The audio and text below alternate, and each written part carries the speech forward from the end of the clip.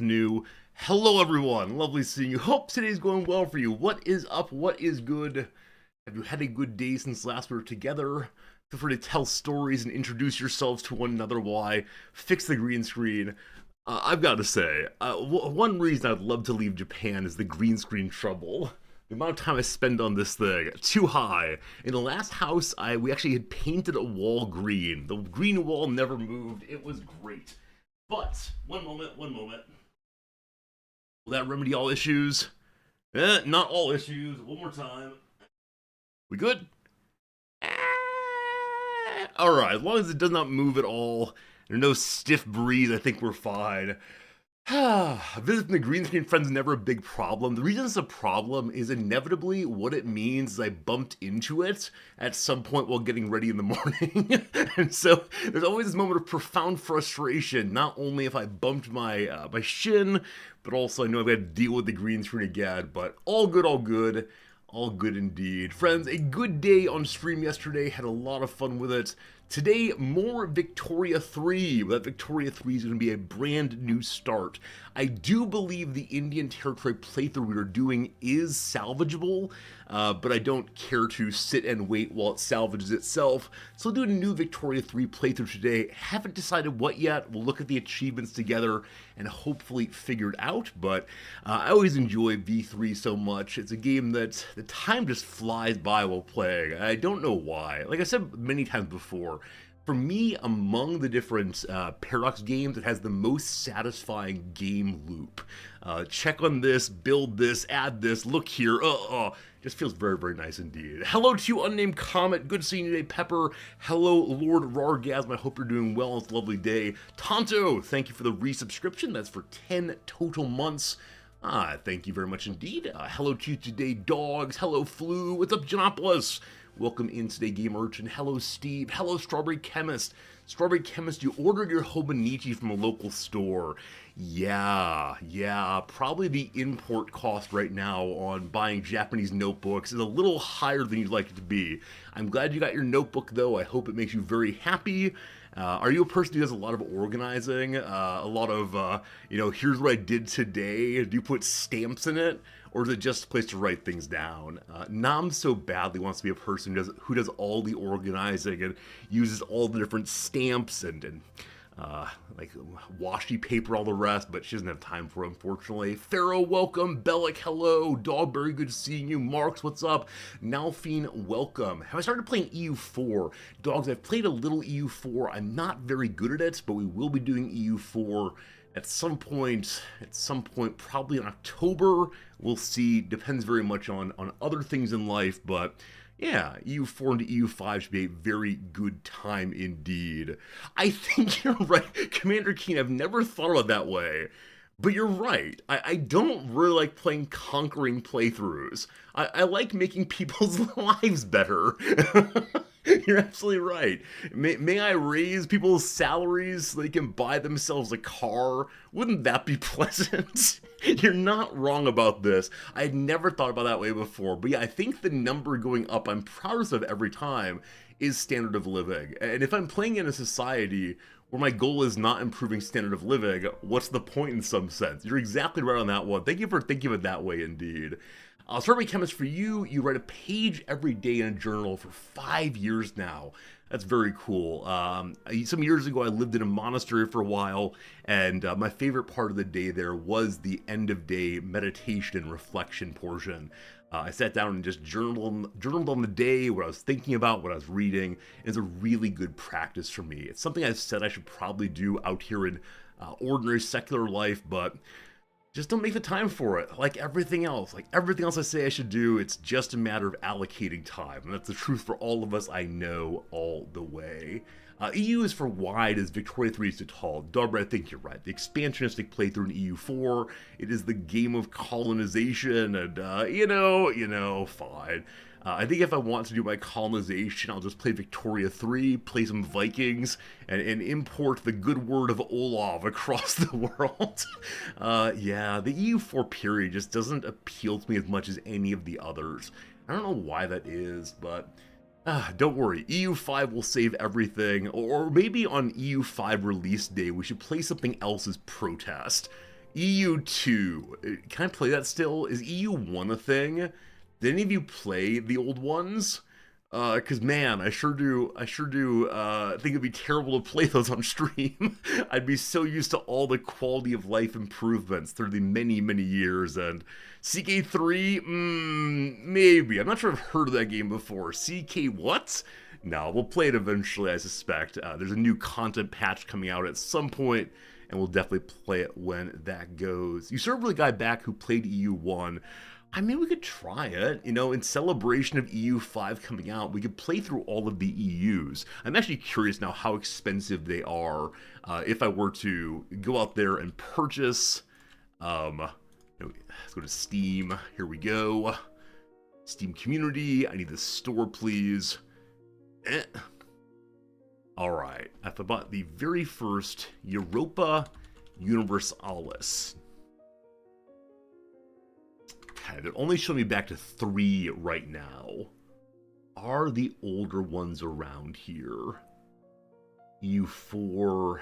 Because I don't know how to look for just EU1, so-called. There's a demo of EU3. I mean, I guess. For the Glory, an EU game. Wait, can I organize by date? That'd probably help quite a bit, wouldn't it?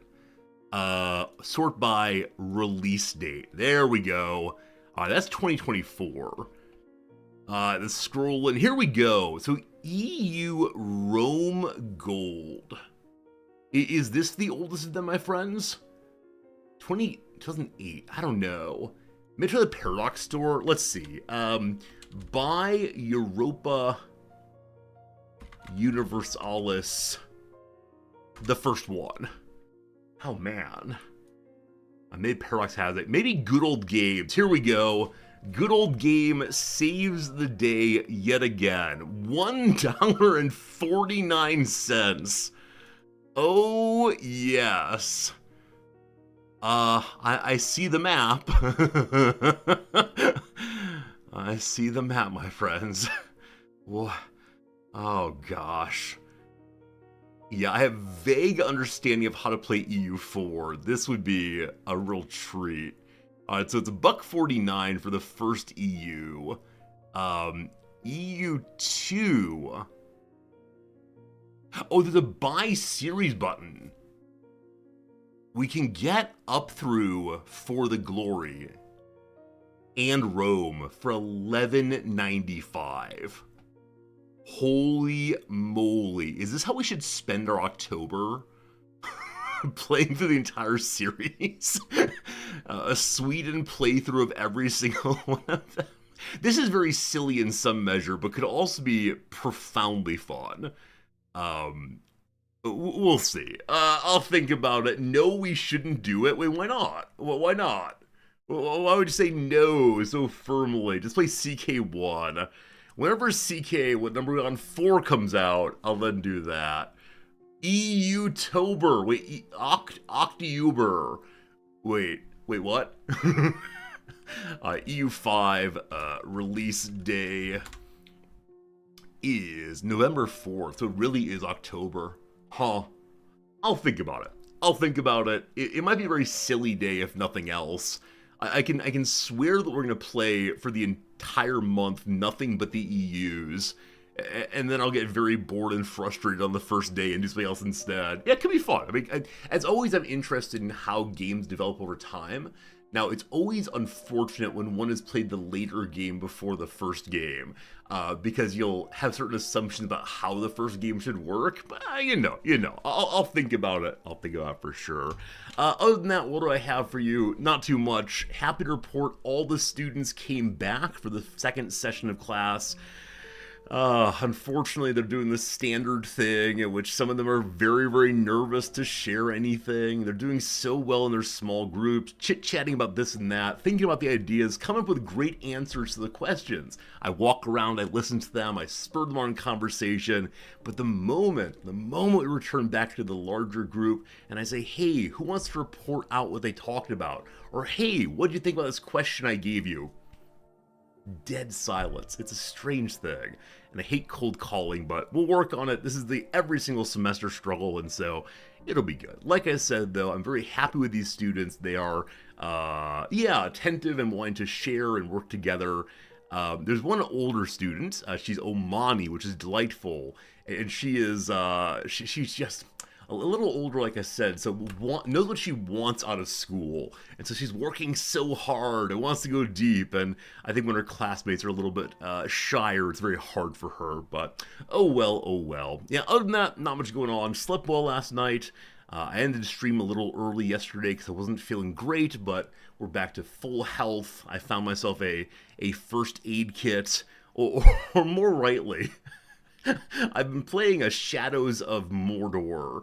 This very silly beat 'em up in some sense, set in the Lord of the Rings universe.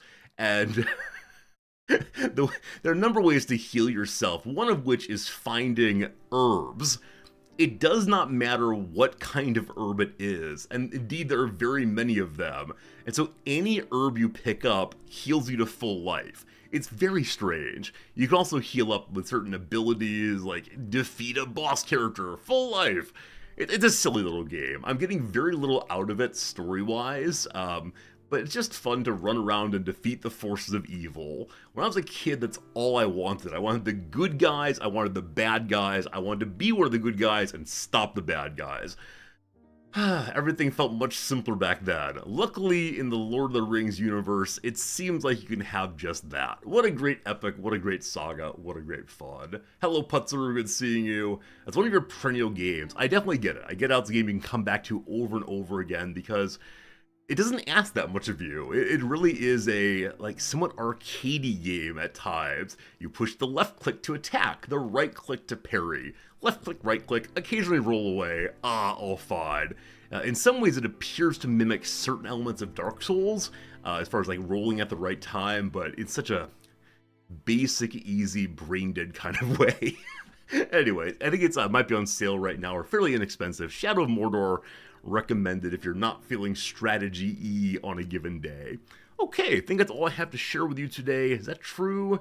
Oh, Killadrix coming in with the raid as we're opening the blah blah blah. We're gonna do some games together in just a moment. Killadrix, thank you for the raid. How was your gaming today? What'd you play? Tell us stories. Chat friends, please greet Killadrix and their community who are coming on in on a raid straight away. With nothing more to share with you, I'd like to go over to this screen right away, and do our word of the day. Yesterday's word of the day was something. Today is trivial.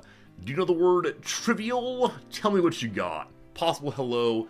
Killadrix, you're playing Age of Wonders 4. Lost miserably but having so much fun. What kind of creatures are you playing, Killadrix? Have you made your own faction? Or what's going on with that? Yeah, our most recent one was Rat People, Rat Mages. The one before that was Giants. The Giants were great.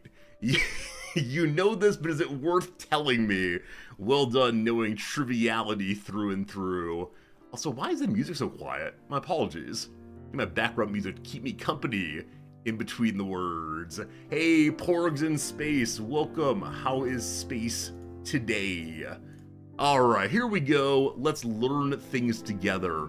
Something described as trivial is of little worth or importance. That's right, all of you who enjoy doing trivia night, not very important.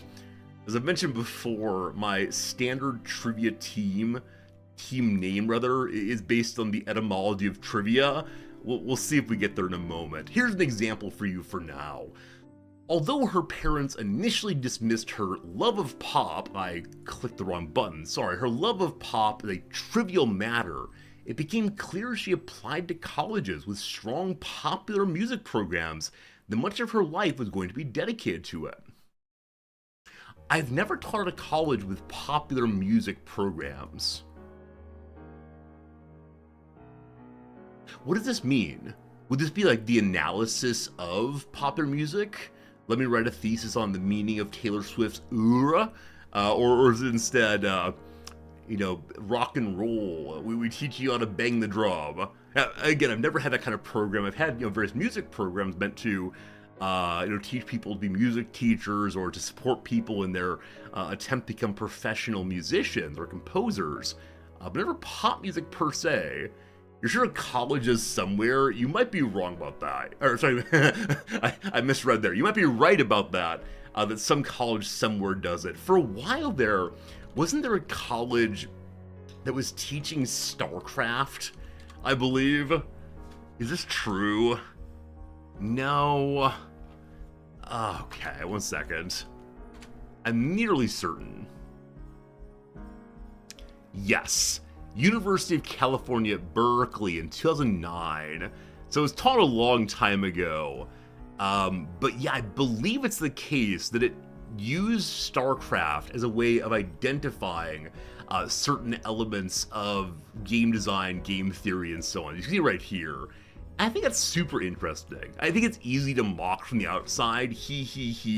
They're just learning to Zerd Rush. But when it comes to recognize that, no, it's being used in the exemplary case of the broader topic. But it's good for a little news coverage and the laughs indeed. Exactly right, Dogberry. Yeah, you can do a class on Madonna's music as a way of thinking about the history of the period in which she operated. Definitely Madonna went through various phases. She had the Evita phase. She had that book called Sex, which is so scandalous that at my local bookstore it was covered in plastic so children couldn't get into it. And so you can use Madonna as a starting place to talk about the bigger issues. And I think that's a grand thing.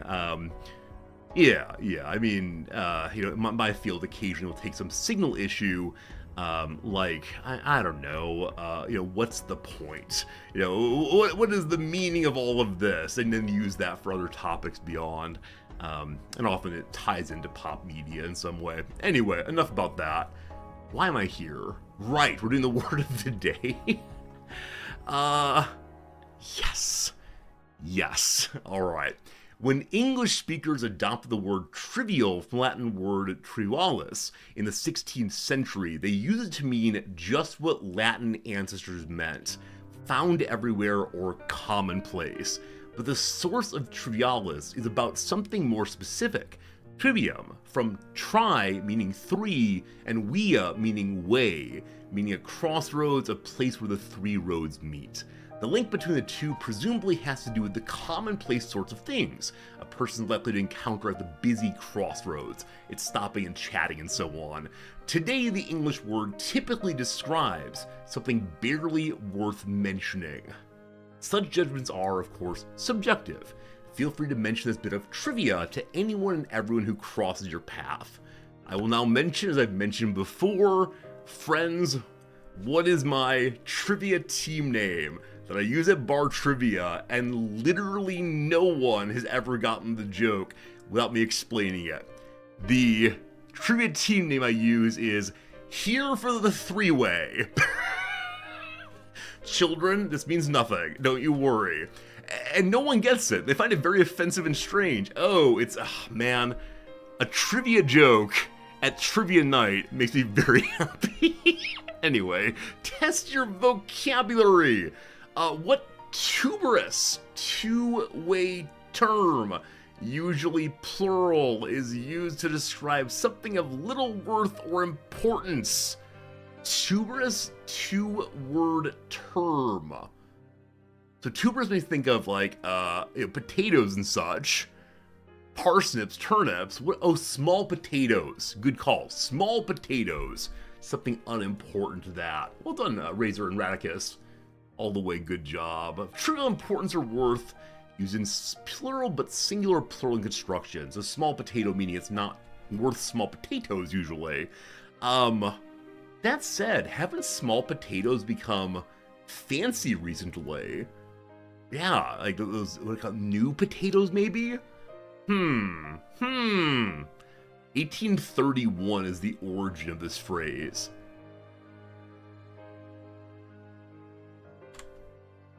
Did they give me the idiom first? Baby potato. I don't like being called baby. Look here, AI overview. Is this a British thing? I've never called a smaller potato a baby potato. Have I? I don't think so. Yeah, but I'm used to being called new potatoes. and they are much, much smaller than one would use for like a large baking potato that you cut open and fill full of all the worst things. They're called horse potatoes. That idea is horse potatoes. That idea is peanuts.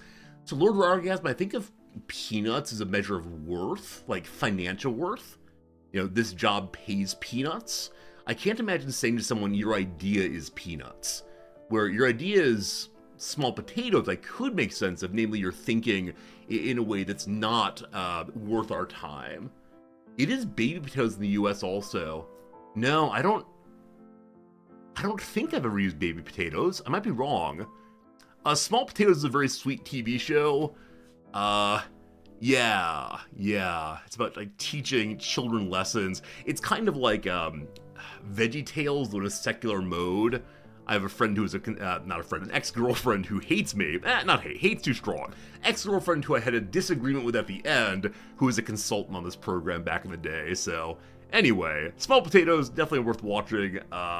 If you're live in 2011. Very good, very good. All right, well done on the various words of the day. Let's go and do the trivia. Friends, time for today's trivia. Now you know the origin of the word trivia. Triwea. Here we go. By whooping would-be suitors in wrestling, Genghis Khan's great-great-granddaughter amassed 10,000 of what critter?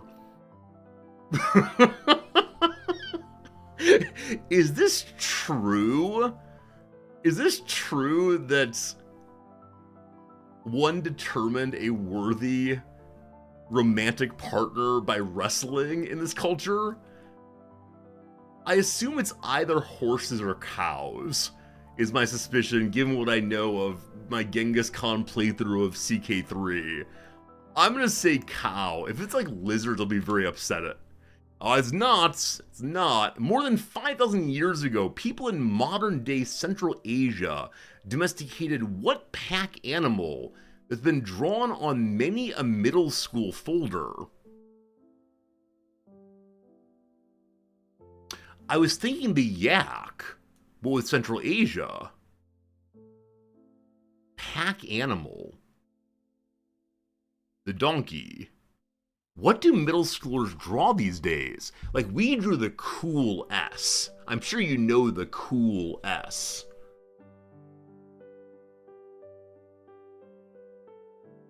I can't imagine a child drawing a yak. Or a donkey. Or a mule. Or... do people draw horses? Okay. Children love drawing the goats.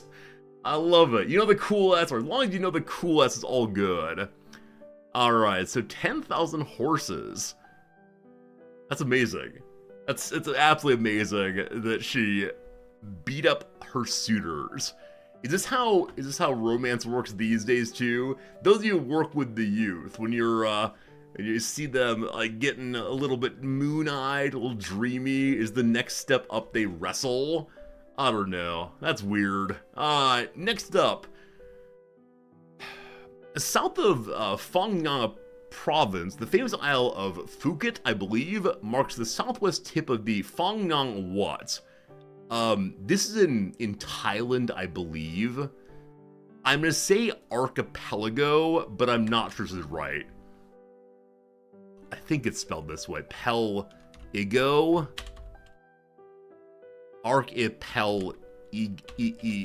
Okay. Well, that's wrong. Rio de Janeiro isn't really on a river, but rather the entrance to the Guanabara what? Is it a delta or a sea? I'm gonna say the delta. The place where the river and the ocean run into each other. Well, that's rough. Since 1974, Oakland and San Francisco have been linked by an underwater route called the Trans-What Tube. I have no idea. Is it a channel? Is it a stream? Yeah, no idea. I'll say channel, because I like the idea of there being multiple channels. It's a bay, you fool! All right, it's San Francisco Bay. Very good, very good, very good. Fengya Bay. Legitimate. Alright, look here, you. The San Francisco Channel. I don't know. I don't know. I don't know. You know, occasionally they're tricky. The maxim, brevity is the soul of wit, comes from what not brief play? I know it's Shakespeare. I do not know its origin by any means. I'm trying to think, like, when did I learn this phrase? And the answer is probably high school. In high school, we read Caesar. In high school, we read Hamlet. In high school, we read one of the Richards, I believe. I have no idea. I've seen Midsummer. This listing is not helping me. I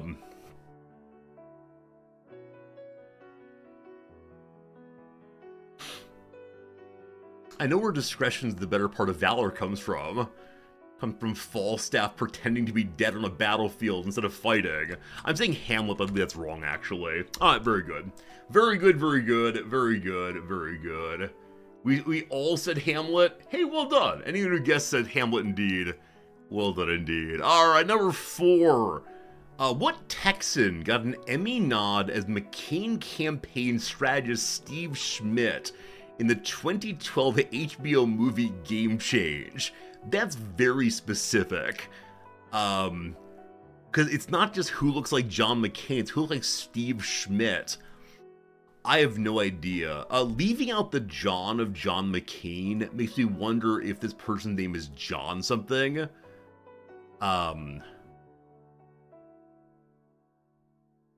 So I wonder if it's actors from Texas or someone who's unexpectedly in this movie, in this role. I have no idea. Truthfully, I will just say words right now. Who's from Texas? I mean, other than all my exes. We have no idea. No idea. We're going to say it is John. We're saying it's Bruce Willis. I saw a little video of Bruce Willis this morning. I think it might be exploitative. But a picture or a TikTok taken by someone in his family that showed he no longer remembers that he was a famous actor. And this is like obviously how dementia goes, but again, it feels exploitative to have these videos existing. Regardless, that's not right. Alright. There's not much overlap between the franchise's casts, but what Hunger Games vet played Beckett in Solo: A Star Wars Story? I'm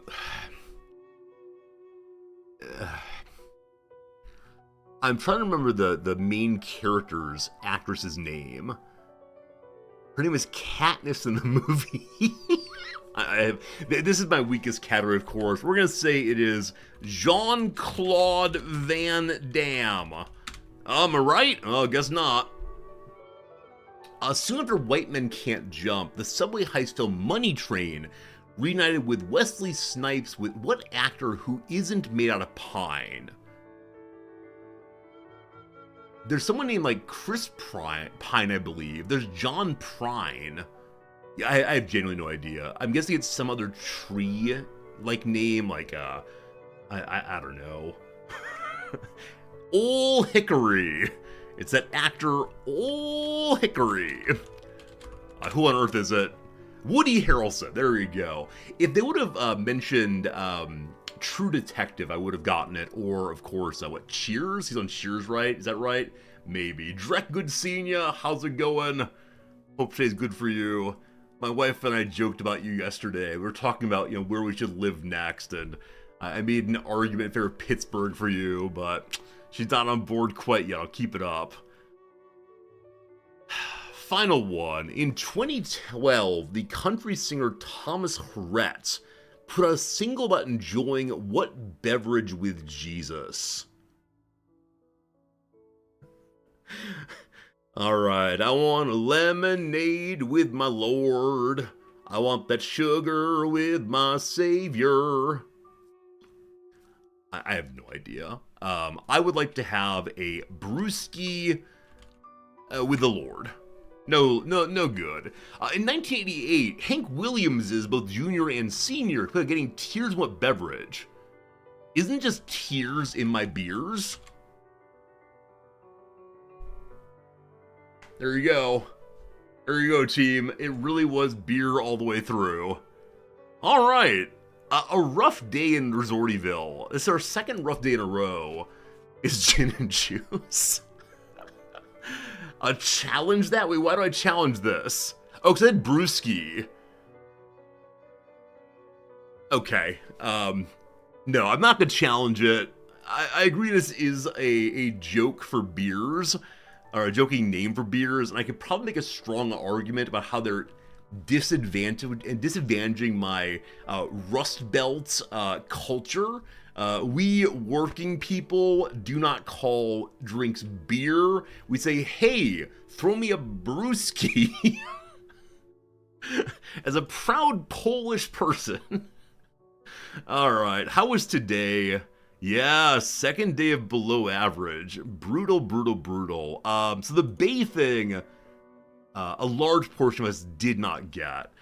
But yeah, San Francisco Bay was definitely a reasonable thing to think of. I just didn't. Woody Harrelson, yeah, most people got it on 2 or just didn't get it. So today it seems that these two that caught me also caught a large number of people. Most people got it in 1. How'd Hamlet go? See, I do wonder if people knew that Brevity of the Soul of Wit comes from Hamlet, or if it's lucky guessing as what long Shakespeare play comes to mind first for people. Anyway, good stuff all the way. Oh, interesting. Painted Desert was the hardest question in August. There was some other hard question earlier that I got right.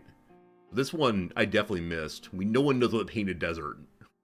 Very good. Fun stuff. Let's go ahead and do a little redactyl. Yesterday was Nagoya, a city in Japan. It took us a long time to get there. I would not have gotten there any faster than you would have, so all fine. Here we go, team. What is the answer to this one? Put any word you want to into either YouTube or into Twitch, and I will type it in, and we will smile, and that will be good. The word modern comes first. There are 3 of those. How about the word French? We see the blank blank is a bunch of blanks. That's how it goes, team. A good start, that. What else? The blank blank is a blank of a lot of blanks. Not much knowledge yet. How about form? 14 forms. How about history? 1 history. How about system? There's 26 of those. Empire, unfortunately, none at all. Is it a state word? 30 state words. A body word? There are 4 bodies. Is it Gotland? Not today, unfortunately. How about a post? There's 1 post. Come on, bassoon. One of these days. Matter, there's 6 of those. How about cardio? No cardio at all. Nebula, unfortunately, nebula remains nebulous through and through. Yeah, so it's a question of states. Are they political states? Are they states of being? What? Is someone like speaking strongly? I state blah, blah, blah. Is it black? 1 of those. Philosophy today? No. How about Mongolia? No again. We're doing all the memes first, aren't we? How about the word mode? No mode. Is it physical, perhaps? So it seems in a state of matter or being. Goldie snapped, good one on physical there. Anti, there's none of those. Plasma, that's lasma, sorry. Plasma, there's none of those. Ice, perhaps. All right, no melting, no condensation, probably. Is involved energy shifts? It does. There are 41 energies. Chemical, we have none, unfortunately. Is physics today? There are 9 physics things somewhere. Good luck on figuring out which one it is. Is it European, perhaps? None of those. There's no dark matter either. Do things approach equilibrium? One of those. An effect, possibly. One of those. A process, 2 of those. A solid, there's 1. Measurements, there are 5. All right, something involving uppercase P physics. That's a little surprising to me. I'll be curious to see how that works out, but uppercase P physics for some reason. Is it a space thing? There are 44 references to space. Now, down here, we notice that these are blank in space and blank space. So, not quite sure what kind of space is in mind here. Follow, there are 4 of those. Is entropy among us? Only 1 time today. How about a theory? There are 10 of those. Is Alfred Nobel here? 1 Nobel somewhere. Something involving the Nobel I'll help prize in physics. Good job, team. Limits, there's 6 of those. Is a jewel involved? No gemstones today, not a single jewel. Is Hilbert here? Hilbert is involved in this somewhere, so one of the Hilbert prizes or Hilbert, long-term problems are called? I'm not sure. Planets, none of those. Gravity, there is no gravity in the situation. Is it a natural thing? 3 of those. A measure, there's 4 of those. Is it quantum-based? All right. What recent discoveries in quantum physics can we find? Mass. 12 concerns about mass. Photoelectric. No photoelectricity at that level. How about things involving coordinate systems? 5 coordinates. Is involving Bueller, no Buells. Mechanics, quantum mechanics is part of it. Good job. Uncertainty, 1 of those. Science. There's 0 scientists? What? It's scientists. There's 0 of those also. How about computing? Good seeing you, Samuel. Computing, there's 1 computing somewhere. Anti did earlier. Bell, there are none. How about Schrödinger? That's spelling. None of those. How about principles? There are 4 principles somewhere. Is it a wave? There are 58 waves. We should get it pretty quickly hereafter, I believe. Does it involve properties? There are 4 of those. How about a particle? There are 41 of those also. Observation? We have 2 of those. How about 2009? Good random guess on the year. Unfortunately, not this time. Is Higgs here? None of those. Is string here? None of those. Is an equation involved? There are 146 equations. Do you know which one it is? I thought I did. I'm not sure I do anymore. We'll see. Ultraviolet things. No ultraviolets. The duality, one of the quadratic equation. Sing it with me. I actually misspelled it. I'm sorry. My bad. Oh, 1 quadratic thing somewhere. How about we do a function, possibly? There are 57 functions. Atoms, there are 12 of those. How about Schrödinger in a different spelling? That's the same thing, actually. I apologize. Is it wavelength? 3 of those. Is light involved? 3 of those. Planck. There's 7 of those. Atomic. All right. We may have hit our limit as a community. In 23 more guesses, you're allowed to go cheat. But something equation. It's a blank equation that... Have we done mathematical yet? That helps with the 4. Have we done math generally? No. What other things do we know? Calculus. 1 of those. Thermodynamic. I like that very much. Though do thermodynamics work at the quantum level? Afraid not. Entanglement. None of those. Radiation. 1. Quark. None. How about quanta? Quanta and quantum are much the same. Kinematic. Wow. Do you have any physicists in the house? I need a physicist today. I actually don't know if we have any physicists in our community of the many groups we have here. Expression there too. Thermodynamic with different spelling? Nope, unfortunately not. Mechanical, I misspelled that. 5 mechanical, something quantum mechanic. Einstein, there's 1. Sadly, you are a physicist. Don't you worry, my friend. I will not refer you to the physicist board for censure. Is Einstein in this thing? 1 Einstein. The word black, I think we had before, unfortunately. All right, can we get 10 more guesses? Energy, did it earlier, unfortunately. How about various wave functions? Those are not helpful at all.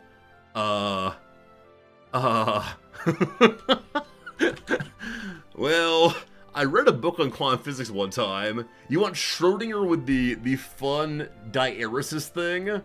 Let's see if this one actually helps a little bit. Let's see. Hey! We in this family do not believe in breaking apart the O into OE. We had this right a very long time ago. It just wanted the exact correct character. Please boo the redactyl today. As always, it's computer generated, and so we did have it a long time ago. So none of you who are physicist people need to feel bad about yourself. It's all good, all good, all good. Yeah, when do we actually have it right? I mean, I think I typoed earlier, but is correct spelling R-O-E? Yeah, so we had it right at 58. Just the OE need to be collapsed. In the future, we'll have to remember that any non-English characters need to be rendered in the correct language.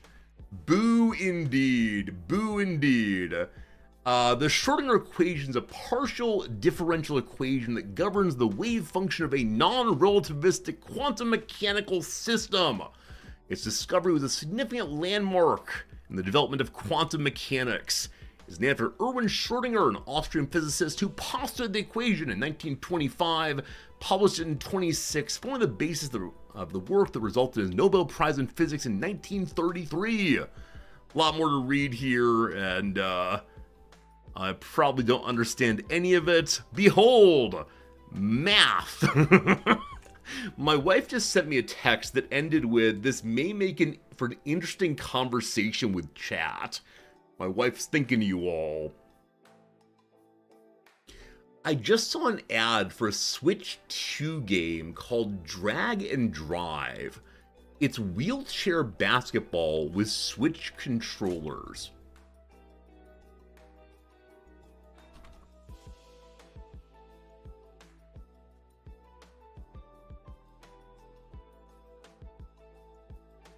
Huh. The game resembles wheelchair basketball.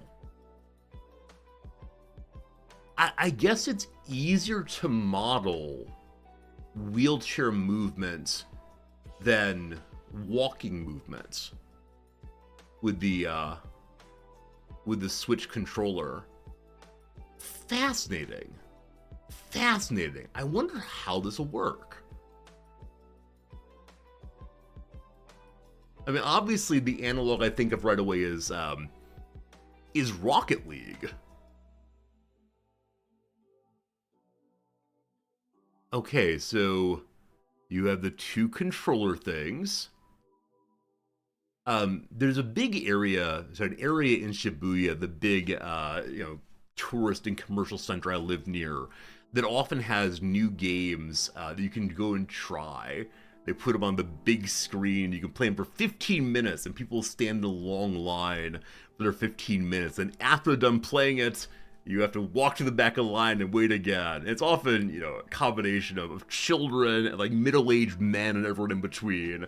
So I've never actually tried one, but I'll try to see when it's presented there and get you some pictures maybe.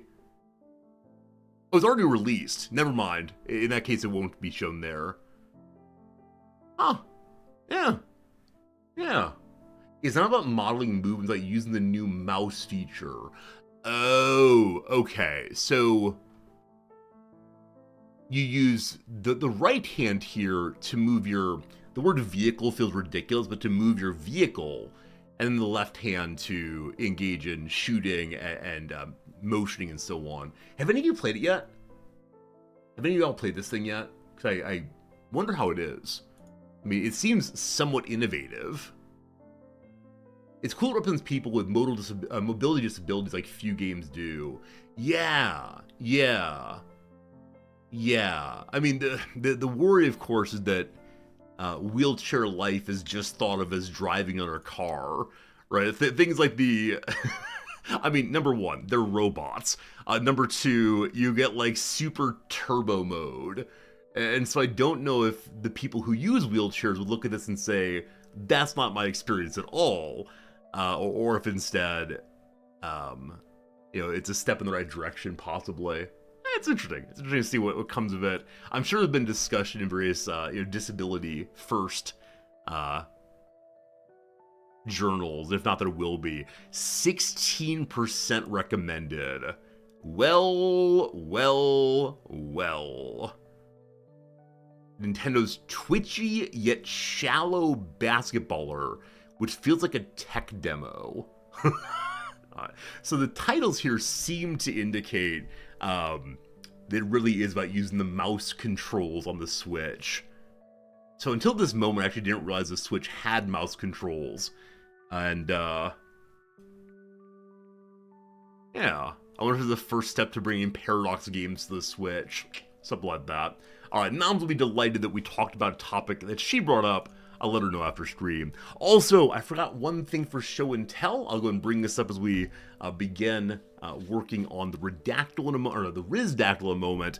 One of my delightful former students went to the U.S. over the break and went to the Pokemon World Championships in Anaheim, California, and he brought us back a pair of exclusive, 100% exclusive Pokemon pens. A collector's edition for sure. Apparently one is for me and one is for my wife, and Noms, I can go and take them out on stream and show you all what they are, but I don't want to be the one who opens it. It's gotta be Noms. Anyway, very nice gift from a former student, and though I'm not into the Pokemon thing, he's hugely into it, and so it's a very meaningful gift from him. What a nice thing. What a nice thing indeed. So, there you go. Bribery, you say. Klaus, thank you for the 100 bits. You want to see one of yours today? I don't mind doing that at all. If I can find the one that you're submitting. Oh, you just submitted it right now. All right, very good.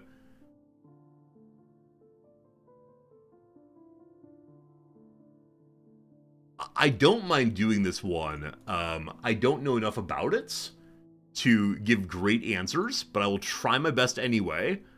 And, yeah. Friends, I see a Wikipedia page in front of me. I love the orange on orange so much. I see a Wikipedia page in front of me. This one's submitted by Klaus.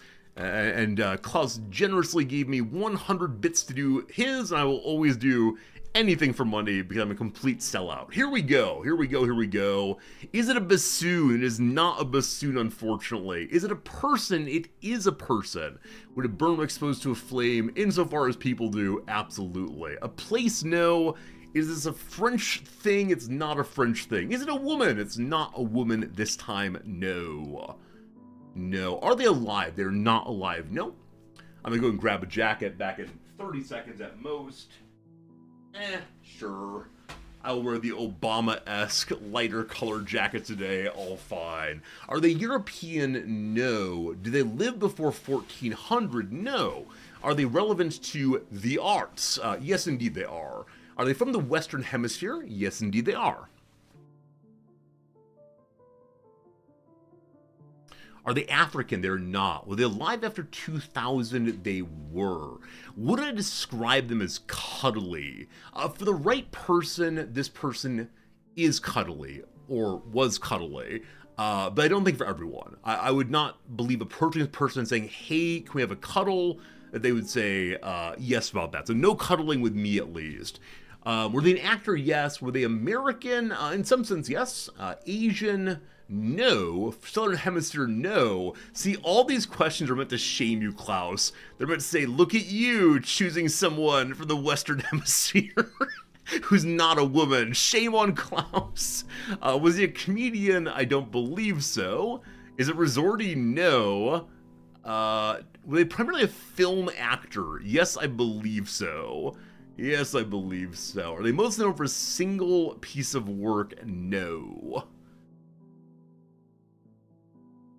I'm scrolling through real quick. Okay, let me go back on this one. They're not exclusively known for movies, possibly movies and other things too. Did they win an Oscar? No. Did they get a New York Times obituary when they died? That's a great question. That's a really, really great question. Let's see here. They did get a New York Times obit when they died. Absolutely. Did this person also direct?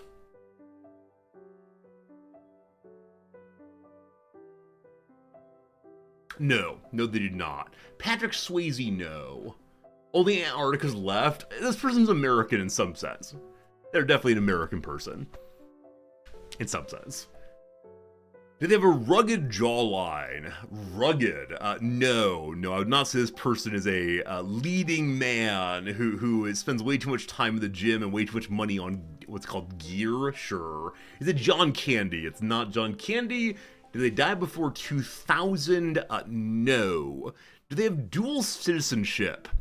That's a fascinating question. I don't know enough about the topic to answer that one. Yes, they had dual citizenship. Yes, they did. Associated with a particular genre. I'm looking at things right now, looking at titles. I would say no, they're not specific to one genre. Paul Walker, no. Do they die recently in the news cycle? Yes. Were they a stage actor at times? Are they Australian? No. Was it John Lennon? No. Paul Walker? No. Originally English? No. No. Did they play Zod? The ding you hear means no, they did not. Are they Native American? Yes. Absolutely. Did they play Lex Luthor? Okay. No. Is it the Black Panther? It is not the Black Panther, no. Is it Graham Greene? Radicus, well done indeed. It's Graham Greene. Hey, we got it. I wasn't sure we would.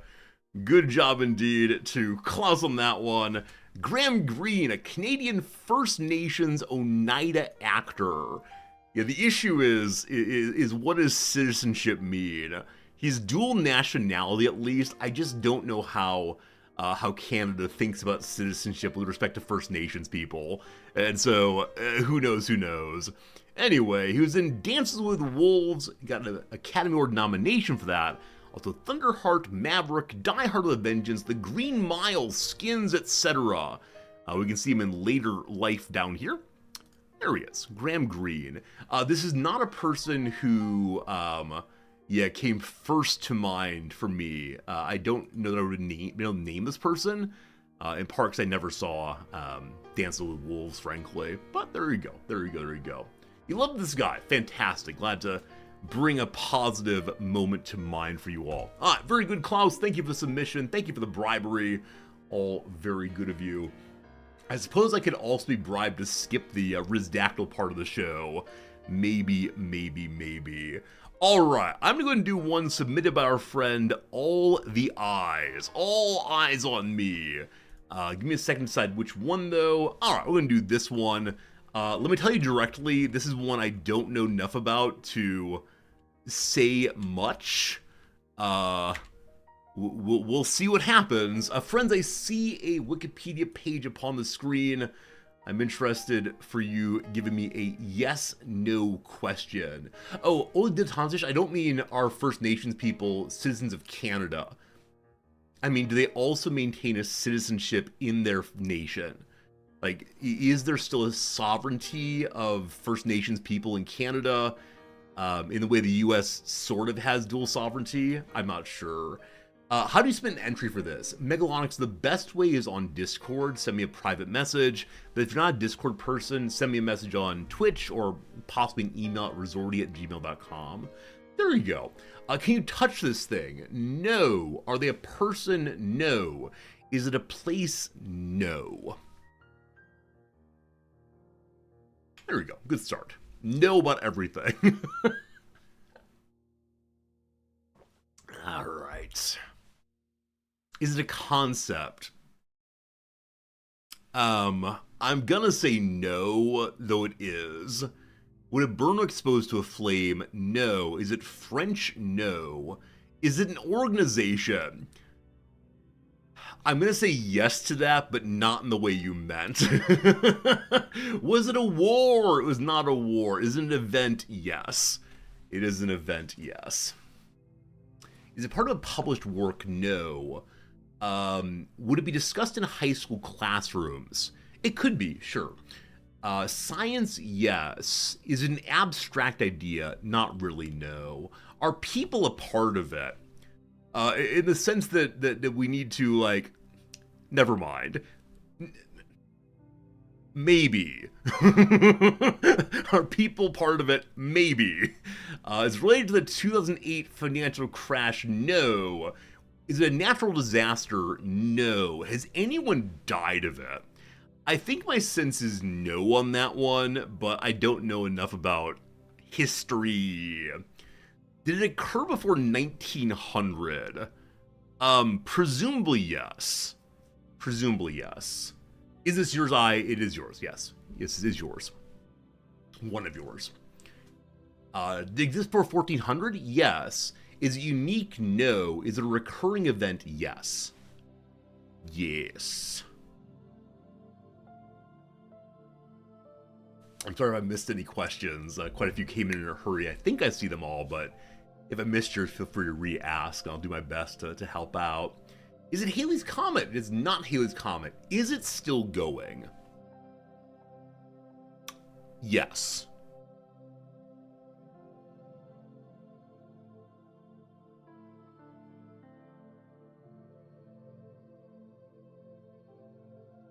Maybe.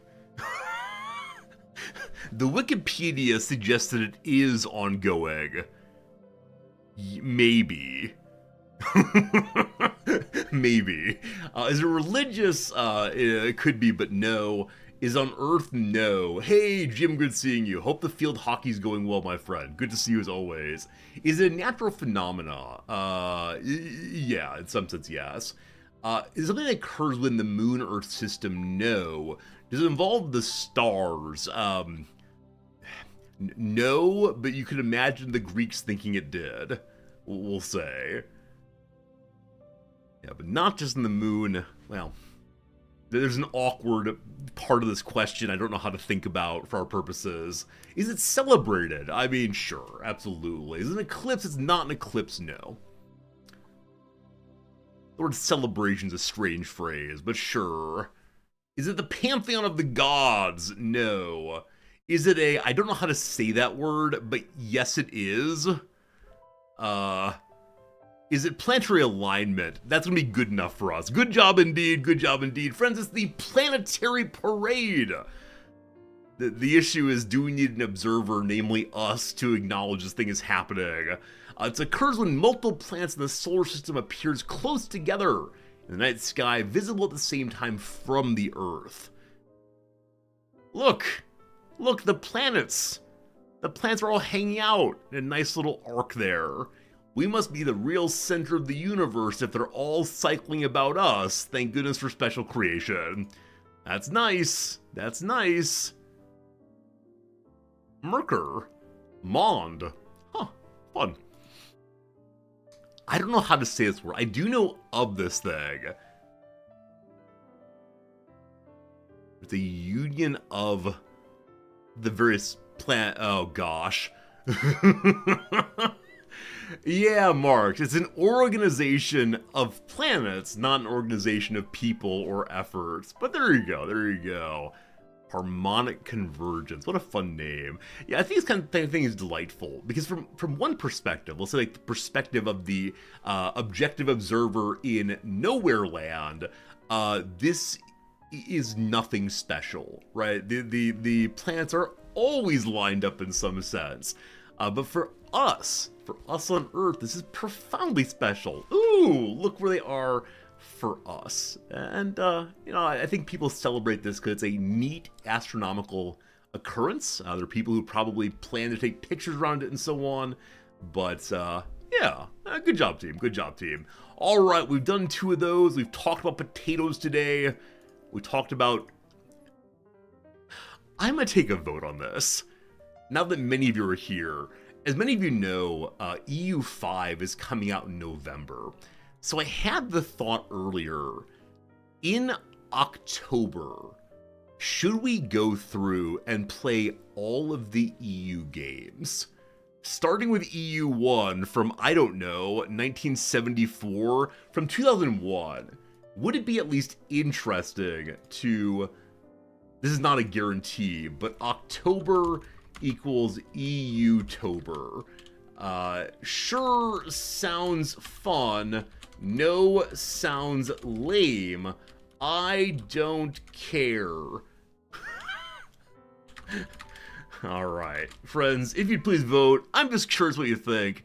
It seems like it could be just a bit, but it could be fun also to learn about the history of a series that I know very little, or know in a very slight way. Also, it's very inexpensive, so no main problem buying all those. EU3 was decent. Going earlier will make me sad, but I don't know how to talk about it, right? I don't know how to talk about what it would be to play EU5. If you don't know where you come from, you don't know where you're going. I don't know. It could be funny. It could be funny if nothing else. Maybe for a few days. And maybe for like a month or two, we should only play Paradox games released before 2005. Something like that. EU totally reverse Brexit. I saw a poll the other day of like the nations that are most and least interested in joining the EU. This was occasioned because apparently a large portion of Canadians want to join the EU, which I think is delightful, can you imagine? But a large portion of British people are interested in doing the same. Again, alright, looks like it's just a split community. The largest vote is for sure sounds fun, but very close behind it seems lame, so we'll see. Maybe we'll do it for a day or two and see what's what. Alright, all very good.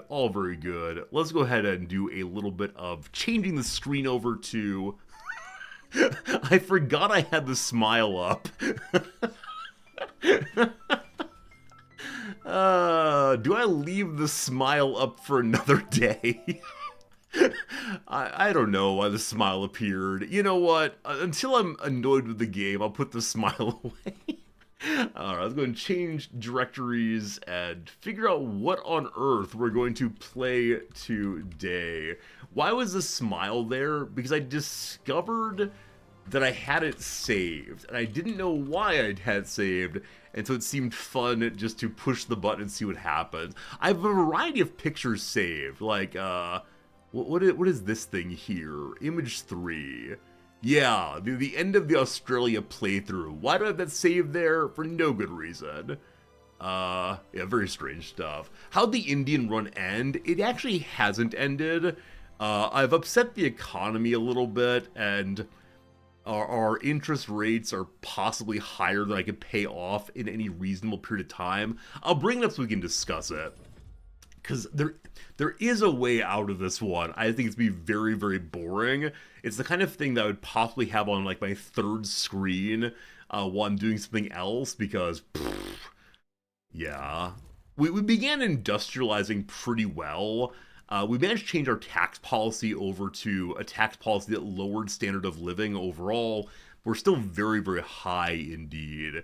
But yeah, with a really high budget and more consumption taxes, we should be gaining money, but we're gaining about 100 money per month, or week rather, when it's set up correctly. And yeah, the big issue is those darn creditors charging 2.5 thousand interest when my economy can't really support that. Now you might say, Resorty, why did you get so in debt?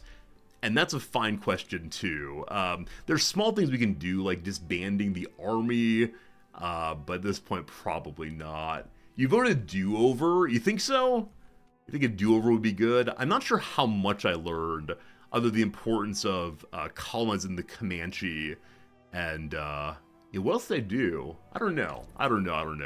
I think it'd be more fun though to start a new one, and you know, to see what on earth of the relatively hard ones might be fun to do. So here we go. What do we got? Manifest Mexico. As Mexico owned the Pacific Coast, Great Plains, and Texas have a higher power rank than the USA. We've played Mexico before. I think this is one of my goals. I didn't quite pull it off. I got bored or something. I can't remember now. Poppy Dock. Have leased a level 8 port and export at least 2,500 units of opium to foreign markets. Do we play the drug dealer playthrough? Bourbon for everyone. So maintain the monarchy of Spain and get high standard of living. I mean, I wouldn't mind doing that. As many of you know, I find standard of living the most interesting part of this whole thing. Can you play as a totally legit and ethical corporation? I've actually never played as a corporation. I don't know enough about how they're played. But what nation is best for? We're going to get, wait, as the Papal States become the Roman Republic and then form Italy. What is the best nation for doing opium? Anyone know for sure? Meiji Restoration. Yeah, I'm holding off on Japan until the next big update, I believe. You like the opium thing? Yeah, I might do the opium thing. It'd be fun. I just don't know. Like, I can gesture at, various things over here. I just don't know quite how it's set up, unfortunately. China or the India company, possibly.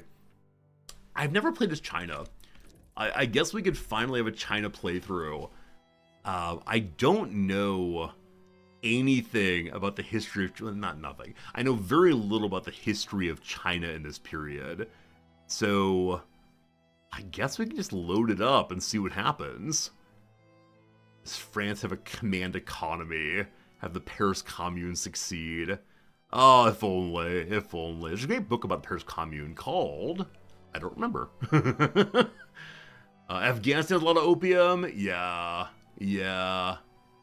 Yeah, we'll see how it goes. Let's go and give it a shot as China. Let's manage to win the opium wars, possibly, and see how it goes. Alright, am I allowed to put the word opium in my Twitch channel title without getting banned? Oh, it's grown in India, sold to China. Okay, we'll have to see if we actually have opium areas in China, or if we need to play as India instead. Let's see here. Chinese opium on sale now. Do let me do this?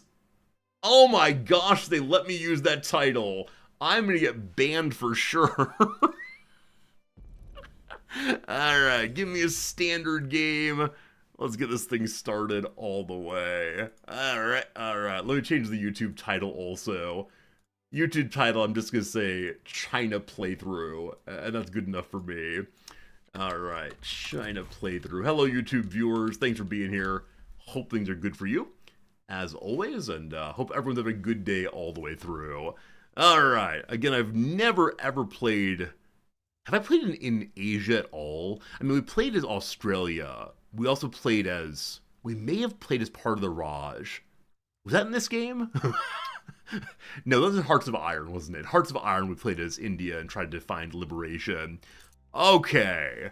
An unrecognized major power. The Qing dynasty, it is Qing, correct? Has ruled in China for almost 200 years and control a third of the world's population after the apex of its power under the, this would be rough, Qinlong Emperor. However, the spread of opium and the interference of European powers threatens the dynasty's period of internal balance. What will the future of China look like? Our intention is to allow the spice to flow. We'll see what happens. We'll see what happens here. All right, in we go. Speaking of controlling a large portion of the world's population, y'all see the handshakes and hand-holding between China and India? That's a lot of people. It's a lot of people. So, we're paused on money as we begin. We have no bureaucrats. Someone call Confucius. I need more of the meritocratic system. We have a whole bundle of armies we get started, all of which have inferior commanders. I shouldn't say inferior, that's rude. But lots and lots of ones, all that probably have, real names from history. The green armies, the yellow armies, etc. Many of them just peasant militias through and through. Okay, glad to see the economy's positive. This is a big old market to start with. So, what do we see we have a lot of? Lots of chairs, lots of glass. Lots of paper. So much tea. We have the Forbidden City. What does this do? Bonus authority, prestige, and legitimacy. So the head of state, it gets into government. The Forbidden City gives it more legitimacy. Got it. Can the Forbidden City be upgraded anyway? Can I make it a tourist location? Logging camps and such. Lots of subsistence farms still. 8,300 subsistence rice paddies.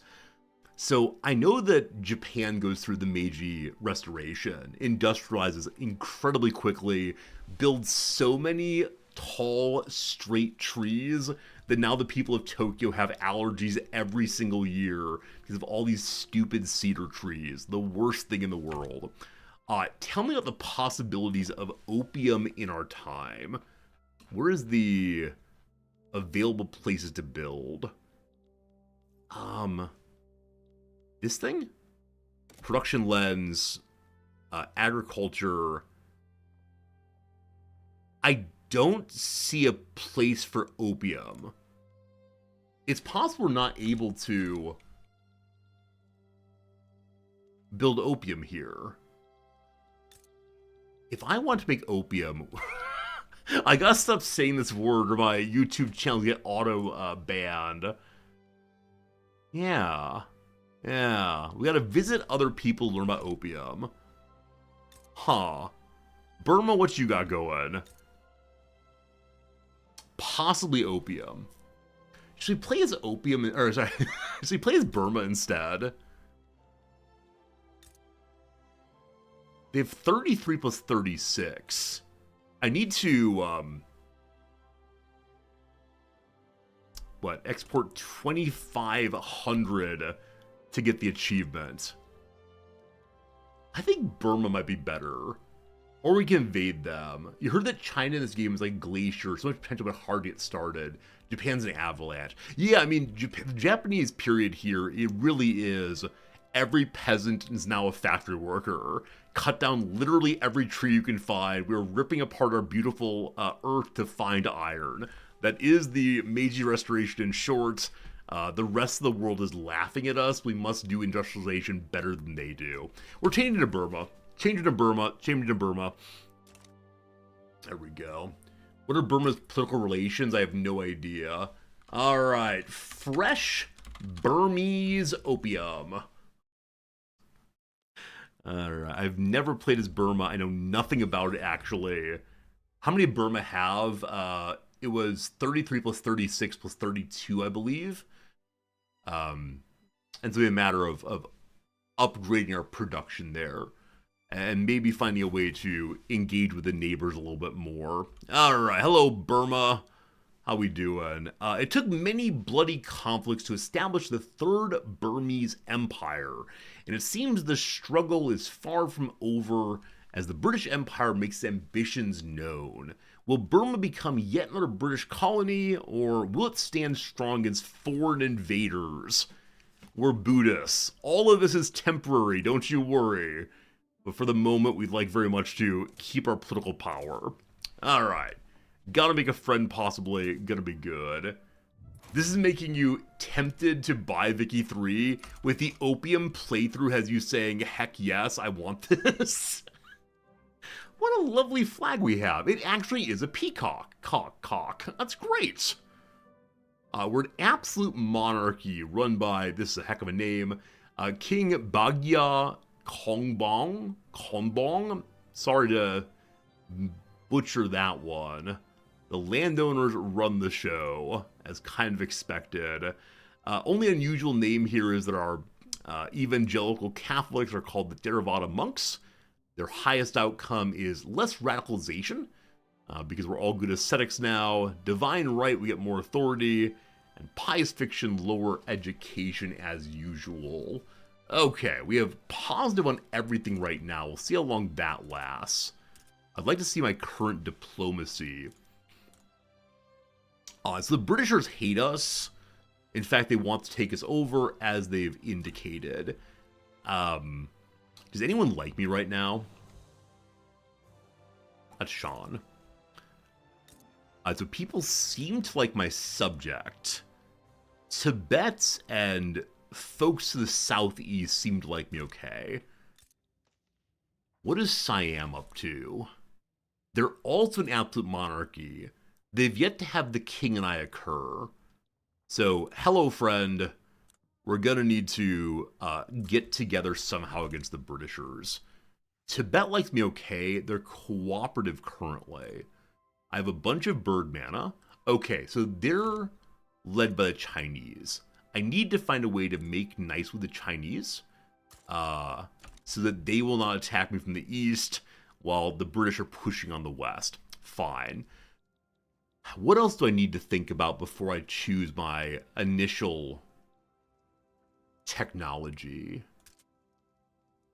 We need weapons. We have to strengthen our military. We can look at more of the world. All good.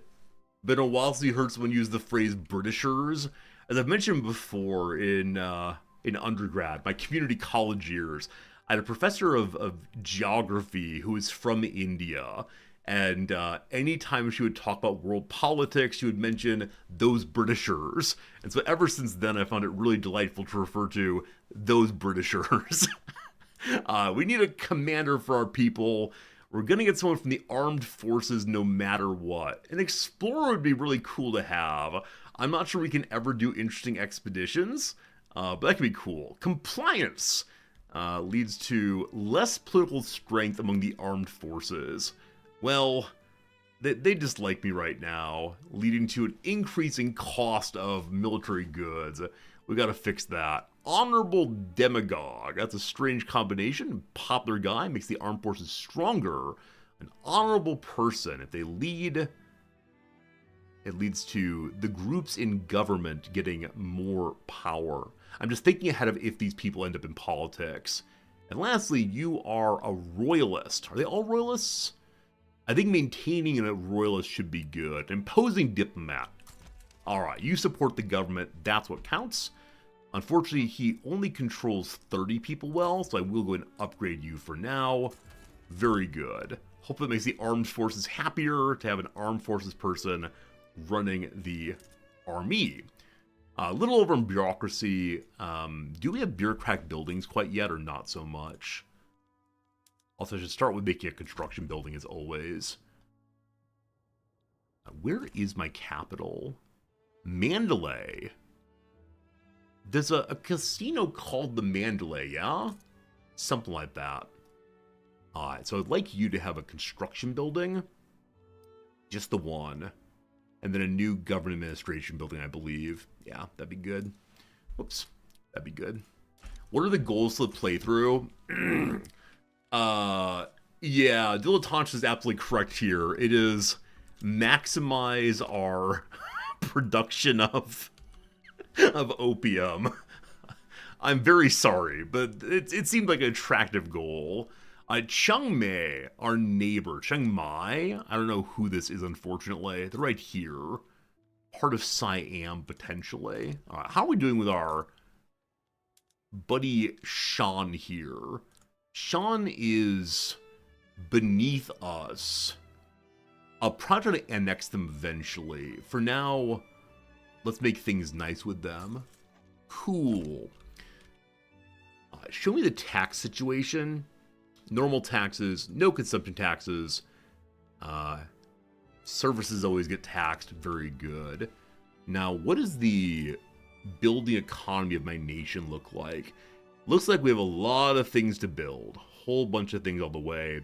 We have a very large military. I know a war just happened here, and so our people are still ready to rock. But I do kind of wonder...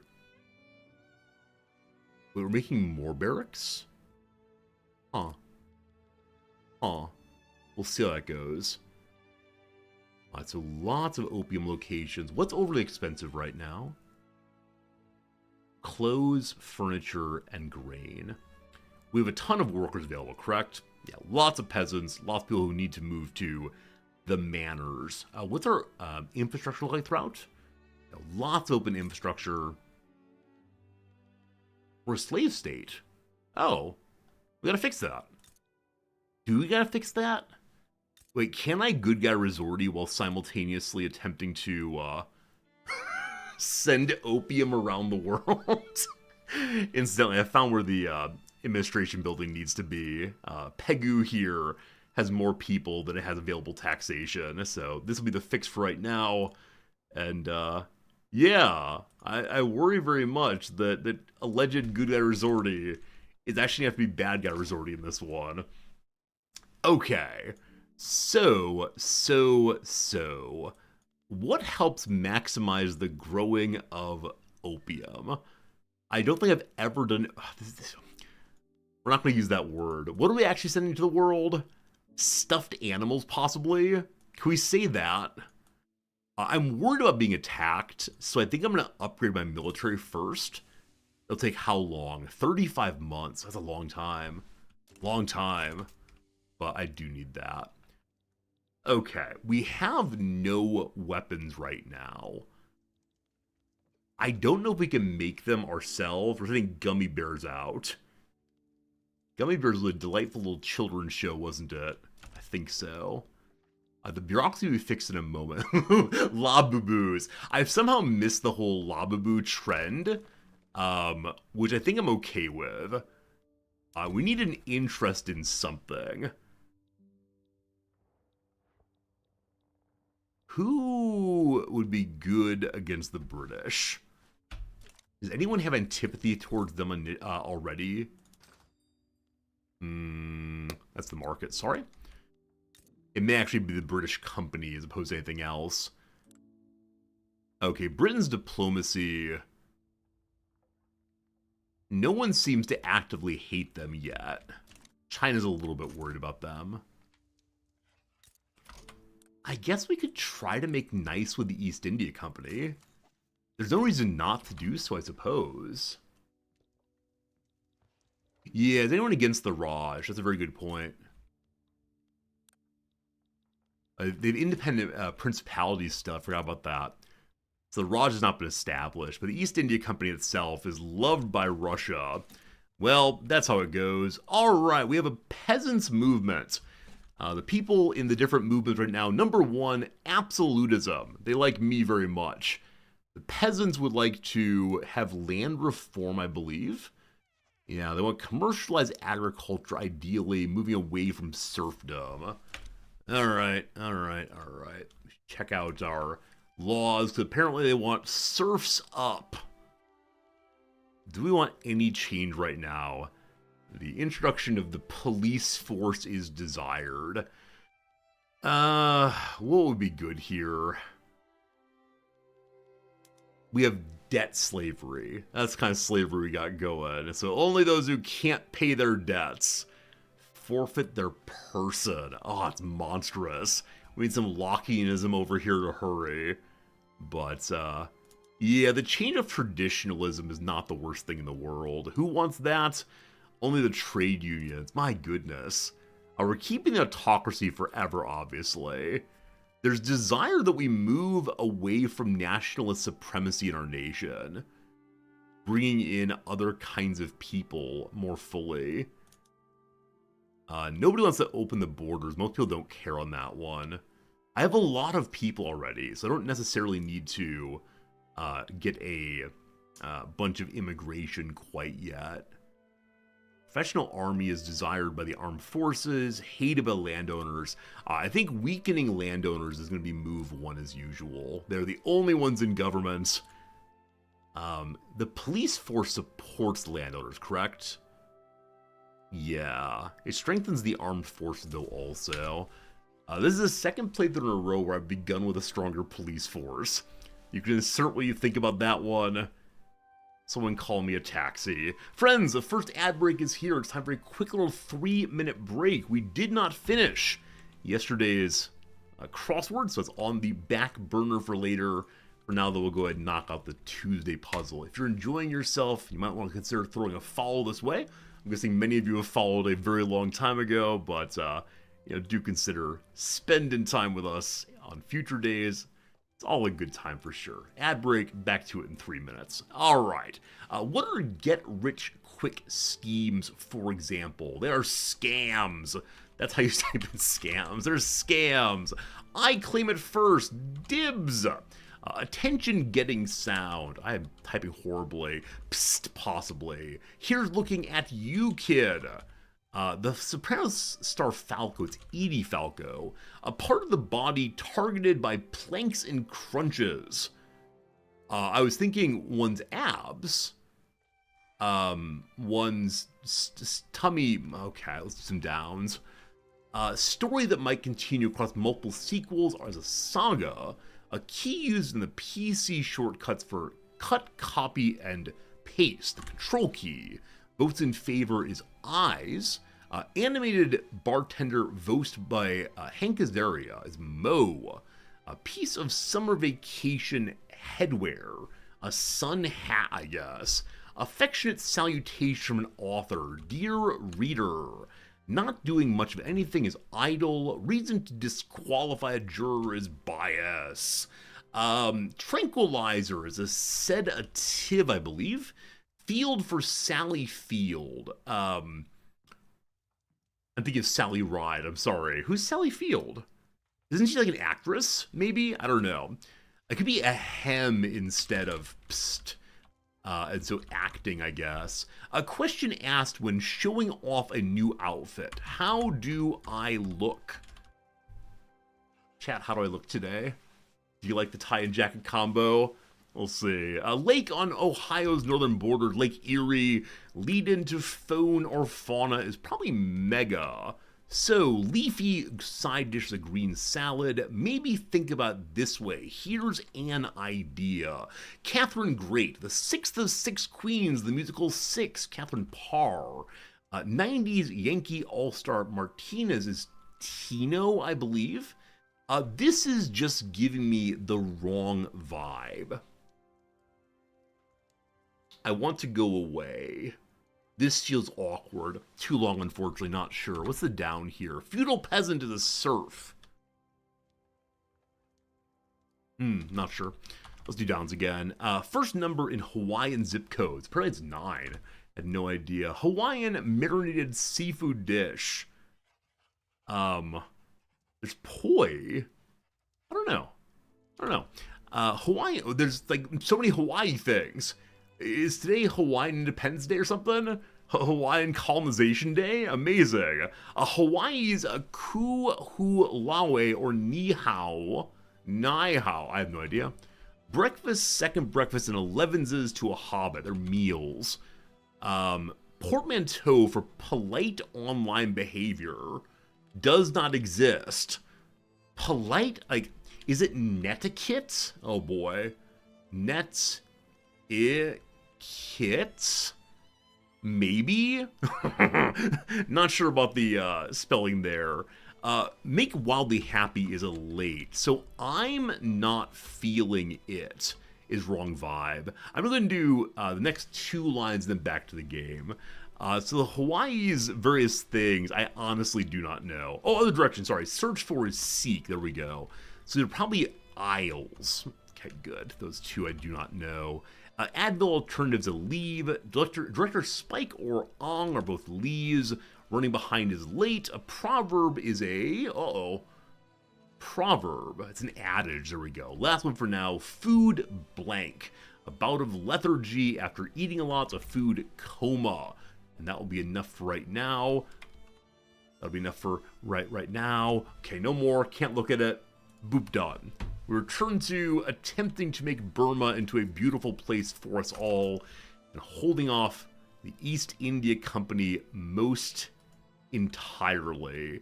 Putting the local police force in has made the landowners very, very happy with me, so more money into the investment pool. Also, the Buddhists are feeling okay. Intelligentsia big angry. The Intelligentsia do not want any of my current laws. Man, am I going to play a police state? Am I going to play a police state with an attempted high amount of,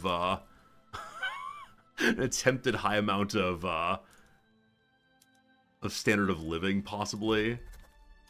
Dynam wants my friends also, so Vietnam wants to be part of this thing. Everybody loves me. You know what? Let's just get involved in Bengal here. And see if we can bring some of the neighbors in line to provide a united front against the East India Company's ongoing expansion. All right, weapons are very expensive here. I have my own market. How great is that? We're playing after the update that made trade far more interesting.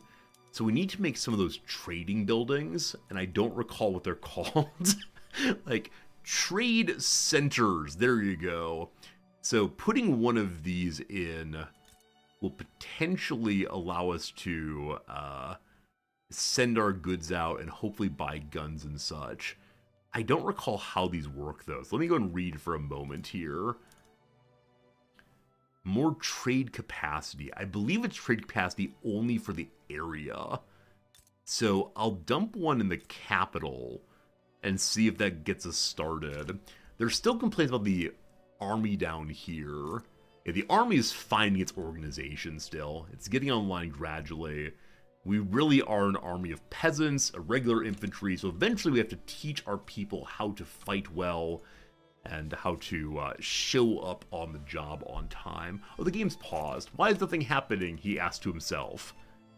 Our construction is very slow right now. There's a negative on construction in Mandalay. What is that? So we had a bunch of Burmese teak hardwood, but things are harder to cut down here. And then also an oil field. We haven't found oil yet, but someday oil.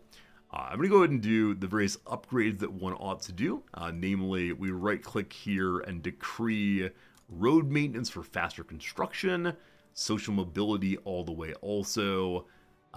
Would be sensible to put road maintenance down here in Pegu, which is currently struggling on infrastructure. That's not true. It's taxation problems. And I don't think I can help that right now.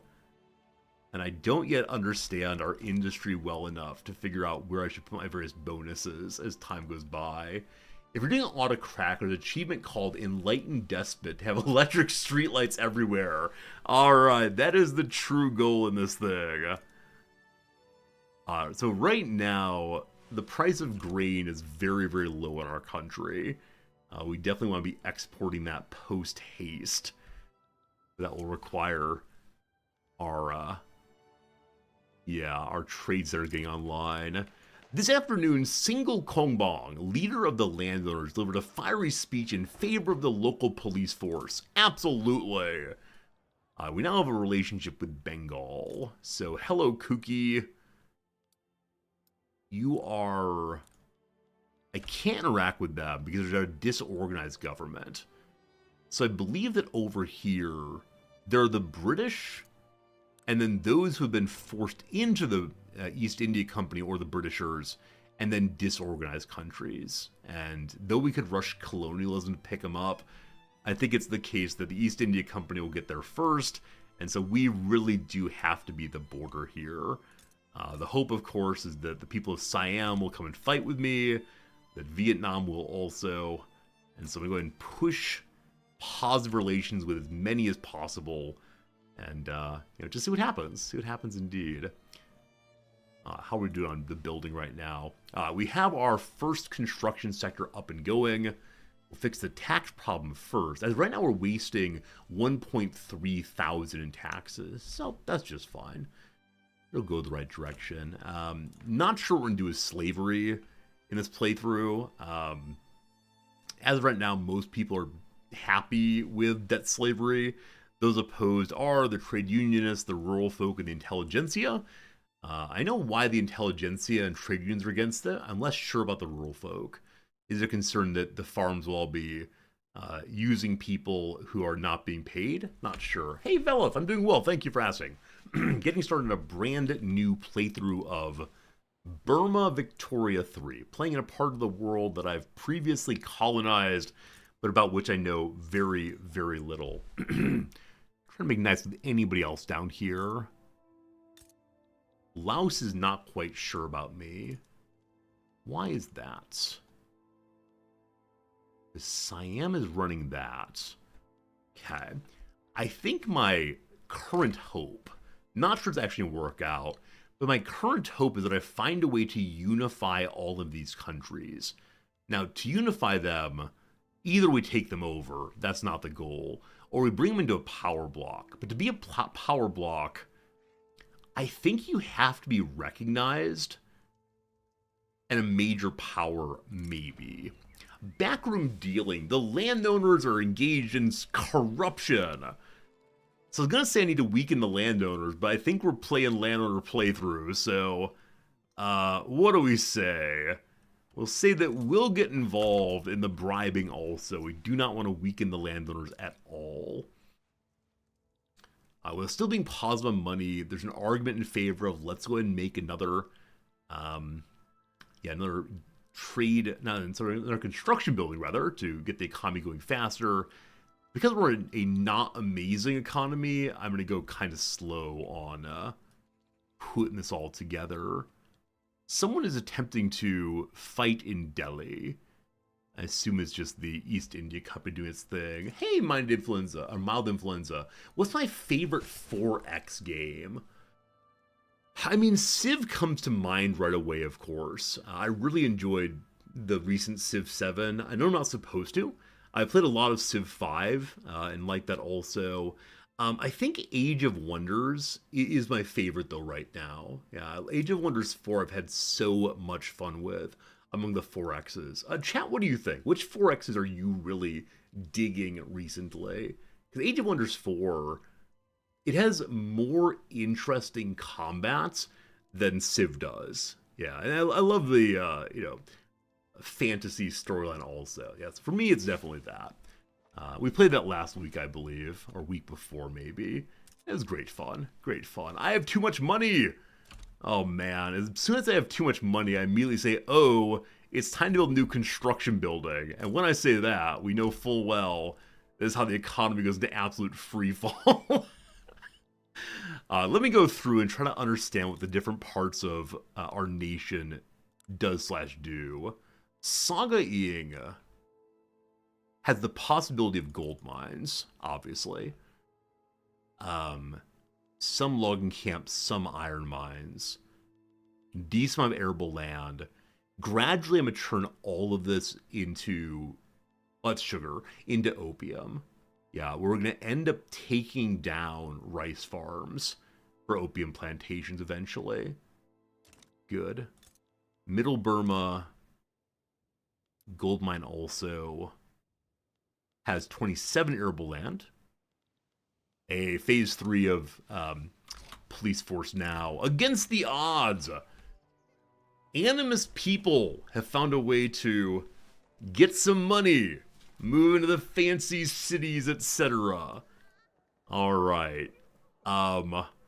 If I'm playing Bad Guy Resorty in this playthrough, the Burmese the primary culture. How many animist folks do we have in the nation right now? Or is that? Okay. I believe it's a religious question. So 355,000 animists compared to the 3.14 million Buddhists. Can we see what the relationship is between culture and religion here? Am I doing achievement? Yes, indeed. I'm working on having all the opium in the world. And maybe becoming an enlightened despot. I'm sorry. We gotta say, oh man. Do I want to deal with a civil war against the animist people? I do. And to try to stop that, I'm going to go ahead and promote national values. Attempt to convert people to our religion. Not sure if state religion, but still. Alright, still working through our various areas, see what's needs to be built. It looks like we're largely an agricultural nation so far. And I think that is just the case. Agricultural through and through. Okay, we have one area with a little coal. We're going to have to import things other than that. Alright, while we're working on it, we'll go ahead and add one more opium plantation. What a good time is that? Oh boy, I need boats. I have my first trade center built, correct? Yes. Is it coming online? It can't find any boats. Alright. As always, the issue is to make the trade center work, You gotta have boats. We don't make boats, though, so we're gonna need to... Are they made by ports? I can't remember how this works. Possible are made by ports. I'm not building this. The private sector is. I'd like you to stop working on that, thank you. Instead, it's mine. Mine gets done first. A police force online. Very, very good. In the south here, I'm looking at other modifiers. So better agriculture because of a delta, as well as harder buildings. So everywhere's harder buildings of all the trees we have. At some point, we'll go and cut them all down. I expect we end up being a hardwood exporter as part of it, but we'll see what happens. Why are you still showing low formation organization here? That's this one, right? Low supply. Why are you getting low? Oh, it's military supply, of course. Okay. Yeah, the farms are just producing too much food right now. It's very cheap. The gold mines will help a whole bundle. Then hopefully getting the ports online. We'll begin having the ships we need for trading, and that'll be a lovely thing. Pegu is going to need a trade center also. We'll get that eventually. Okay, delighted to see that we're fixing our bureaucracy problem by bringing in more bureaucrats to bring in more taxation in Pegu. Will we end up with enough bureaucracy here? I'm not sure. It is partially being spent on our corruption, of course. And then any institution we put online is going to take quite a bit of bureaucracy because we're a big old population. Conquer state in Indonesia. The Kutai people are being attacked by the Dutch East Indies. Alright. How do y'all feel about me? What's your relationship here? You're cooperative. Well, that's very nice. I still have 160 influence points. And because we have no infamy, I'm okay spending absolutely all of it on trying to make things nice with anyone.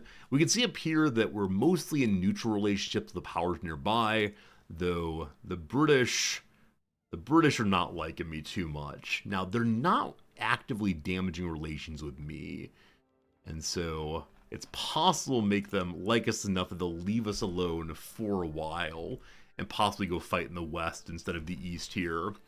For the right now, though, that's right, for the right now, we don't have any guns, and so we have some problems. We're now spending money successfully with the new construction building. We have currently 251,000 gold reserves. Just gotta play it slow, and there'll be no problems at all. I hope. More gold coming in will be awesome. Take it slow, take it slow, take it slow. So as of right now, the majority of people in our nation are politically neutral. They don't really get involved in politics at all.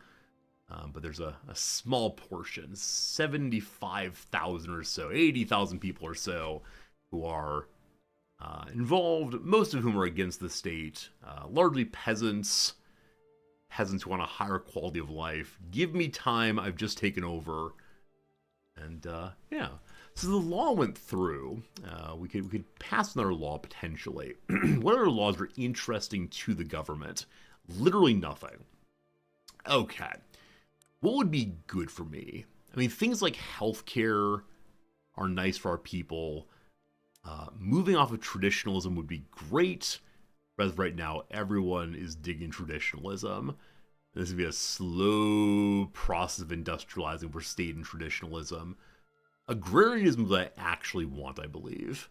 Yeah, agrarianism all the way will help us to build up whatever kind of, what might we call it? Whatever kind of important crops we need will be a good thing. Home affairs. There's a desire to have a National Guard or the secret police. A National Guard would not be the worst thing in the world. So the armed forces and the PB both want it. Do I do the awkward, but truly authoritarian thing and put the military in government? Let's see how this goes. Hello, armed forces. Yeah, a very, very slight loss from 100 to 91 authority. That is still a righteous government through and through, no problem there. As long as the king stays around and stays in government, we're fine. Cool. Armed forces and government, it is now time to further militarize the state. We can go for a professional army if we want to, which, yeah, the landowners really hate right now. We'll have to try to get a leader of the landowners who's cool with the military building up. Or... I thought the army wanted this. Huh. Oh, we haven't invented law enforcement yet. we don't know what it is to have a law mean anything other than words on the page. If I push for professional army, most political power is against it. It will lead to -5 points on the landowners, which means they're still very happy with me. So we do need a better military. We'll see if it passes eventually. Empty pockets. The Burmese supremacist movement has a decrease in its ability to raise money. Wealthy sympathizers have quietly halted their support for the Burmese supremacist movement. We don't wish to appear partisan. Always the same refrain. The organizer paced back and forth within his tiny office, fist clenched until it felt as if his knuckles were about to burst through his skin. Imagine that one meme image from Arthur. Occasionally he stole a glance at the unopened envelopes at his desk, all of which he knew would repeat a variation on just the same. Partisan. What did that mean? That they cared for something? They'd chosen to do something beyond count their money? He had something important to do, something which would improve society itself. They had a chance to do the same. In that light, how could they possibly think of partisanship as bad? I almost read that as parsnip. Maybe we can find alternate kinds of funds. The people of the capital become loyal, though for the moment the Burmese supremacist movement becomes weaker, or it becomes very weak indeed. Okay. I worry about the peasant movement to the point that I'm actually going to suppress them for a while. Yeah, I just don't want any movement getting out of control except for the one that loves the king. Yeah. We may end up going hard etho-nationalist. We have a large enough population to do it, but it might feel a little bit gross. Also, we clearly need to have more wood and fabric. That's just for our construction buildings, but I think gold is most important right now before the private industry gets their mitts on my precious, precious yellow. Okay, it says we're stockpiling gold still. That's just not true. Yeah, we're burning through a tiny bit of money each month, but getting wood would be good, etc. Your issue here is what? What shortfalls do you have? Yeah, the trade center sure does need ships, and they are indeed produced by the ports. So, it's a-coming. Give me 21 more weeks and we'll be good to go. It's being built in Pegu. We'll put road maintenance there also to help with construction speed. It's very, very slow still, but eventually it will all get done. How's our first tech going? And we're about 3/4 of the way to having better military. Like I said, I normally would not rush the military, but I have worries about our friends to the west. Friends, we say. This is probably the only military upgrade I'll take before I switch on over to society. Think of law enforcement, most likely, wherever that is. Hey, currency standard is going on its own also. Allows us to have banking eventually. Karnak, good seeing you. Karnak, I am indeed being paid on this channel. I have monetized this channel, Karnak. Thank you for encouraging YouTube to give me money.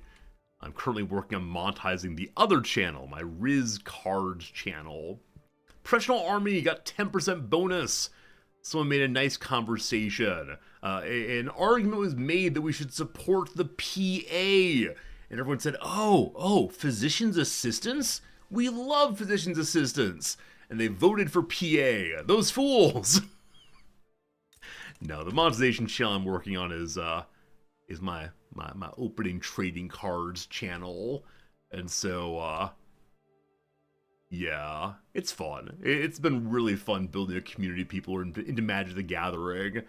Though it's a lot of people who are only into old Magic and are ready to complain about how terrible new Magic cards are. And I don't have any, like, dog in this fight. I just like opening packs and seeing the pretty pictures. But a lot of people are like, ah, Magic was good until, like, 2002, and then they ruined it. This woke nonsense. Like, I don't know. The politics of Magic is not something I really care about that much. We have more important things to worry about than did they make Aragon a black guy in the Lord of the Rings ones. It's just not a big deal. For some people, though, I think the cultural questions of Magic the Gathering matter to them in a way that I just don't get. It was best when it mattered the most to you. Yeah, exactly right. You know, I think a lot of people say, like, you know, life was good back in 1990. You were a child then. It was good because you had no major responsibilities and people hid you from the world, right? This kind of thing. But I don't know. I just can't imagine. I don't know. It feels like it's one of these cultural war issues that I think are largely irrelevant. Insert Mayday rant here, but yeah, I just can't get excited about, you know, what color a character is in my card game. I can't get excited about, oh, have they tried to make my card game more open to other kinds of players? Like, you play it the way you want to play it. It's just no big thing. I mean, perhaps it's a big thing to them, but I wish they would focus their energies instead on, I don't know, labor rights or universal health care or whatever else. The culture war questions are just such a waste of energy all the way. I don't know. The debate went poorly. Someone realized that that PA stood for Professional Army, not for Physician's Assistants, or else could PA stand for? Yeah, they wanted more of those megaphones, those public address announcement systems, but no, they realized it's not that either. Oh, unfortunate. Unfortunate. We're actually not stockpiling gold. This is not true. Please stop saying that's true. Or perhaps... No, we're good. It's not possible to go past your gold reserve cap, I believe. Oh, it is! Our limit's 188, and we have 205. Stockpiling gold depletes your economic engine. Huh, I don't want to deplete my economic engine. Some studies said people usually define times when things are good in society when they're 7 years old. Wait, really? Really? I mean, I'm not surprised by that. I think that, you know, there's a certain kind of childhood ignorance and an ease of meeting certain kinds of needs. Like, I want to have friends. I want to have fun. That possibly falls away as one gets a little older. We have a port, my friends. Our first port exists. I may need to subsidize this. And indeed, I don't mind doing so. Getting the port started is necessary for us to do any trading at all. Hello, Emu Farmer. This is my most clickbait title ever. No. I don't remember what clickbait titles I've done throughout the years. But some of them had to do with games that had released. And so, I don't know, like the Cyberpunk game released. So we had a RimWorld stream where we were making Cyberpunk characters. Ha ha ha, hee hee hee. Alright, the port people are coming online. Yeah, I think our community is one that largely dislikes clickbait things. However, we'll tolerate them infrequently as long as they're goofy, silly, weird enough. Are we still not producing enough bureaucracy? I thought I built in Pengu. Yeah, the bureaucrats are already fully ready to go. And we still need more bureaucracy. Hey, Professional Army went forward. They thought about how cool it would be to see those Busbies, those Epaulets, and all the rest. And so they said, okay, cool, we like the idea of fancy clothing. All good. Need more government administration. More. Are we dead set on maintaining independence? Yes, I want to be independent Burma all the way through. This playthrough would definitely be easier if we were intending to, become part of a major power, or play as the major power, and get lots of economic power that way, and more importantly, military power. But I like to be independent. I think I enjoy independent playthroughs very much. Even as smaller economies, it's a good time to do your best. Like, I think anytime I start as a minor or middle power, I don't say, like, our goal is to become the #1 in the world. That's ridiculous, frankly. Our goal is to survive. Our goal is to be a higher and higher standard of living, if possible. And our goal is to make a tremendous amount of opium. We're not rushing to that by any means. We have other important things to try to get done first. Namely, getting this port online. Thank you very much. We're doing social mobility here. We should do that also. That'll help our people learn how to read and write and wear glasses as fast as they can. Have I played a game called Lanfang? Lanfang? I don't know what that is. No, Boostar, I'm sorry to say. What is Lanfang? I think I've heard the name at some point, but no, it's not anything in my history of game playing. I worry that we need a whole bunch of trade centers, not just the one we have right now. But if it gets me guns, I will be happy. Come on, trade center! It's completely held off by the availability of port things. It's coming online. It's coming online. How many merchant marine ships do you make? Is there a place that lists them? Okay. We need to become a cargo port for that. And that's going to require the input of clippers. Now, we don't make any clippers. I think we'll need to make some to get this thing started. We have the line infantry. All right, we get actual troops in a moment here. Lanfang is a country here.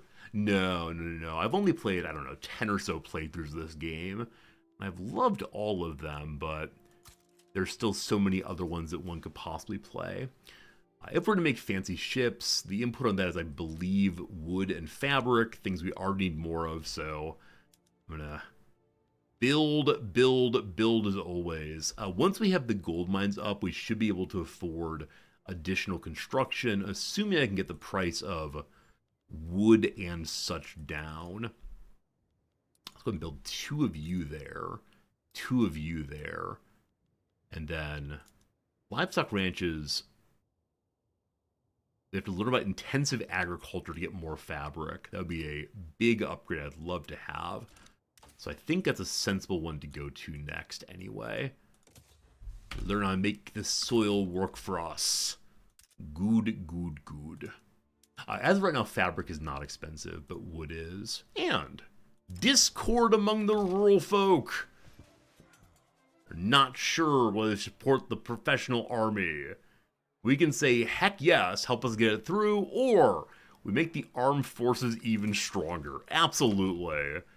A nation of the armed forces and the landowners running the place. What could ever go wrong with that? What is the weirdest pairing we could do as a government? Is it the armed forces and the intelligentsia? That'd be a very strange one. Or the armed forces and the trade unionists. Get some Soviet Union going in a hurry. Oh, what a mess. It's fine. The economy is still fine. We're still struggling in bureaucracy. They are hiring more. I guess we can move to filing cabinets, way of getting more bureaucracy. That increases the price of paper, which is not yet expensive. But if we go to here, we actually don't have any paper around. So I want to hold off on that, I think, until we get the trade system going. For that, though, we need boats. Gotta get the boats.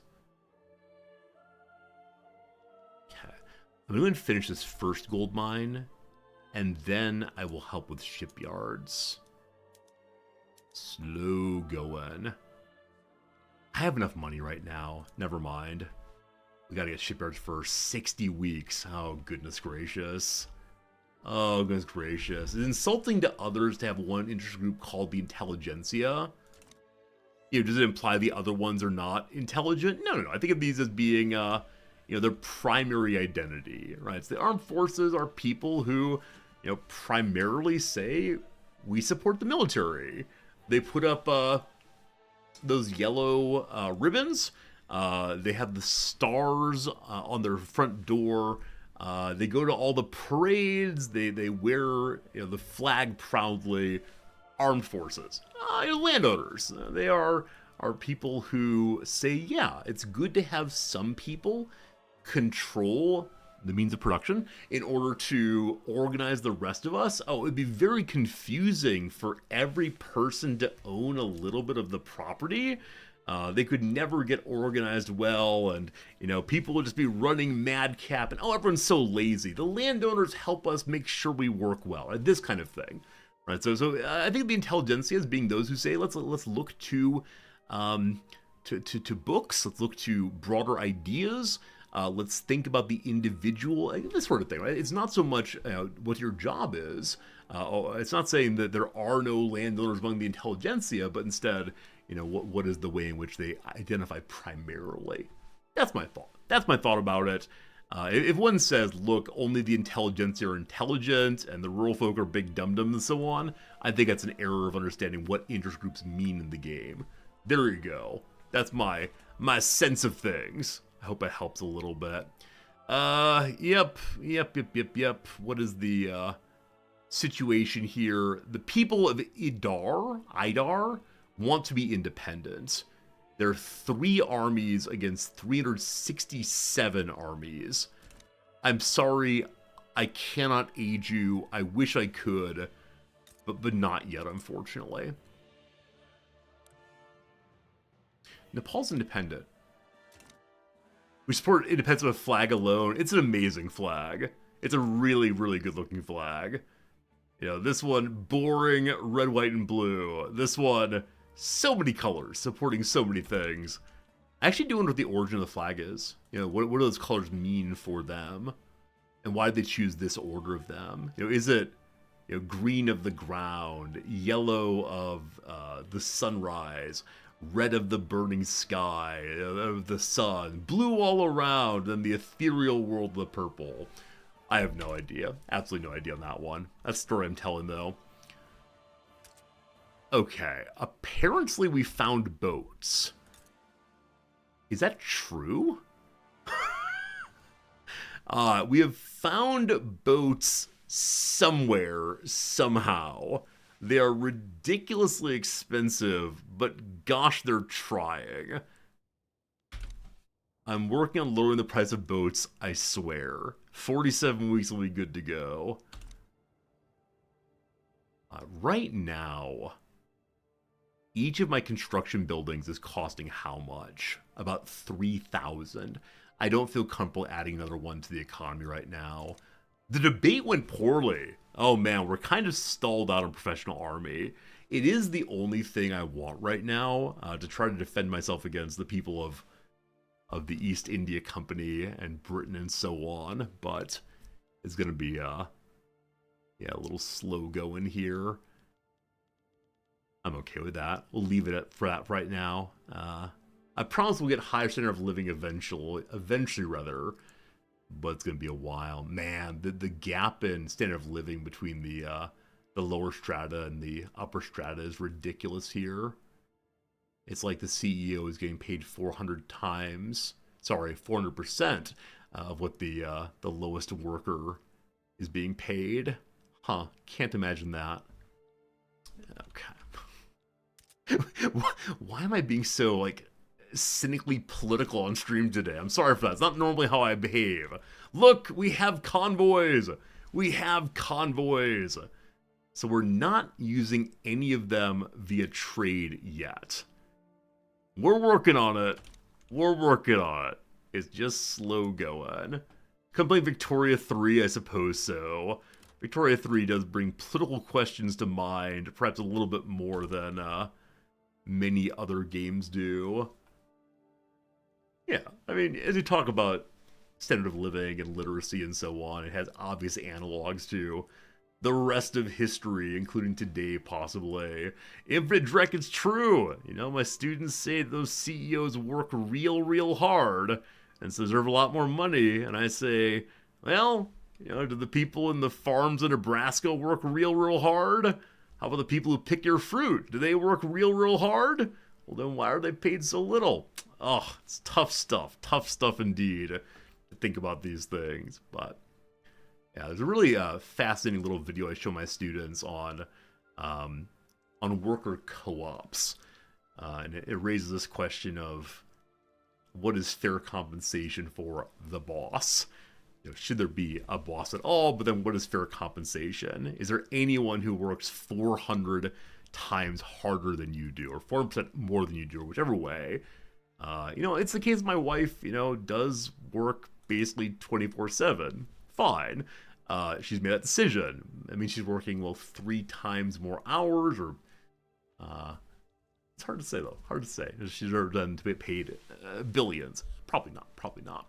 But this is definitely a game that, you know, rewards these kind of conversations, but also reveals very quickly where people are. You do work 4% harder than your colleagues, but one of them's a ding-dong.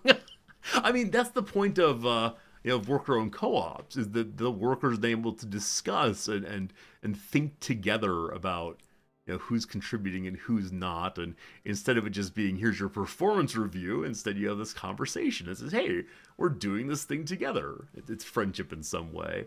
Oh, but yeah, I mean, the co-op says, you know, there's a probationary period in which you're not an owner often, to make sure you fit well with what they're doing there. And eventually you get to have an ownership share as much as anybody else, and make decisions like everyone else. It's kind of a tenure system for people who are in non-academic fields. It's true, though. Okay, the professional army ended up not going through. It ended up dropping to 0% after being at, like, what, 30 for a while. So we're going to try to write the bill again. What's going to happen to it? Fingers crossed for a positive outcome on rewriting it, and hooray, we got a positive outcome. I don't exactly know why, but up to 15% again. Best of luck to you. Also, the rural folk have finally gotten over some of their problems about the police force, and so they're no longer trying to stop the spread of technology. Thanks so very much. And when I talk to my students about, you know, to what degree would you like to have a say in what you do at your job, so often they say, I just want to be told what to do so I get my money so I can get home and buy things I want to. And, you know, I wonder how much of this is students who haven't had jobs yet. You know, 'cause I think, you know, for me at least, the idea of just doing what I'm told day after day, and if I think it's not the right way to do things, not being able to say anything or not wanting to say anything is ridiculous. So I do wonder if my students, you know, become employed, how their thoughts on work will change. It's one of the things that are, I think, different perspectives from different, you know, time of life is important to keep in mind. Our professional army debate has led to a little play in favor of having an army. It's a scene of chaos, despair in artistic dance. People come on and sway about, indicating that they are not doing well all over the place. And then, a la the Nutcracker Ballet, on comes nutcrackers, I suppose, dressed in their army finery, and they dance on stage in the most mechanical of ways. They do the robot over to the people who are writhing and moving, and they help them stand up straight. They use the Alexander method, if you don't know that, look it up, to show how the body could be held, and then those writhing bodies writhe no more, standing up straight and firm. Over the loudspeaker, we hear the national anthem of Burma, and I want to say USA, USA here, but limitations of my experience. All right, so we could say everyone loves this play. We could say everyone loves the armed forces. Or we could say let's send this thing internationally to get more prestige. While prestige is delightful at this point, I need to get this law to pass. So we publicize it and let everyone have free showing of the We Love the Military Day. There you go. There you go. 24 weeks. Oh, early game construction's brutal. Especially in places that have malices to the same. Okay. We have 101 authority left, so we could tax something else. Taxes on tobacco. What does that do for the lower class? As of right now, no one is saying the cost of tobacco is too high. Sin taxes online. It's not a lot of money, but it'll help in this decrease, which should fix itself once we have trading going. Because again, the price of wheat is very, very, very low here, rather. And so if we're able to export some of that wheat, I would be so darn pleased. The United States in 1838 has started a power block called the Wall Street Pact. I'm sorry, what? Andrew Jackson running the Wall Street Pact. Do any of you know why Wall Street's called Wall Street? If you don't know the history of this thing, it's one of these moments where you go, oh, ew. It's called Wall Street because it was a location that had a literal wall on it to keep the Native Americans out. I'm not joking. It's Wall Street because of the wall to keep people out. In the same way that today, Wall Street banking possibly keeps some people out. I don't know what I'm talking about, but possibly. One of my friends' book begins the meditation on exactly that question. Private equity firms buying up houses and so on. The wall in some way. As in the National Treasure movie. Oh, is it really? Yeah, unfortunately, I know these things from reading anarchist literature. But sure, you can get it via movies also, I suppose. Are we still struggling with bureaucracy? Wait, why? I know we have a huge population, but I've already added in... Oh, yeah, it's the paper issue. We're producing so very little of bureaucracy in each building because they don't believe in filing cabinets yet. Gotta fix it. But if I change it over right now, it wouldn't actually be effective. The Dutch and the Spaniards have engaged in a little bit of rivalry. At this point, I'm not rivaling anyone. I can't imagine having rivals here. I need to keep why can't we be friends? And other than the Britishers is going pretty well right now. More people want to be in the army. It's a stable mode of life. It's a way to get yourself some discipline, 3 square meals, etc. Am I a closet anarchist? I've never discussed anarchism on stream ever except as a joke. That's all I care to say about that right now. I'm very good friends with a number of anarchist theorists and activists and so on, but that's enough on that topic for the moment. How's our literacy versus people nearby?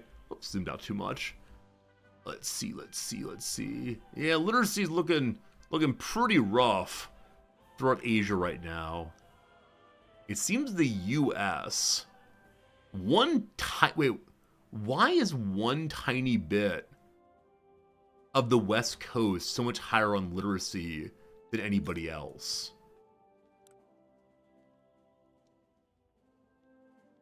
I don't know the history of this.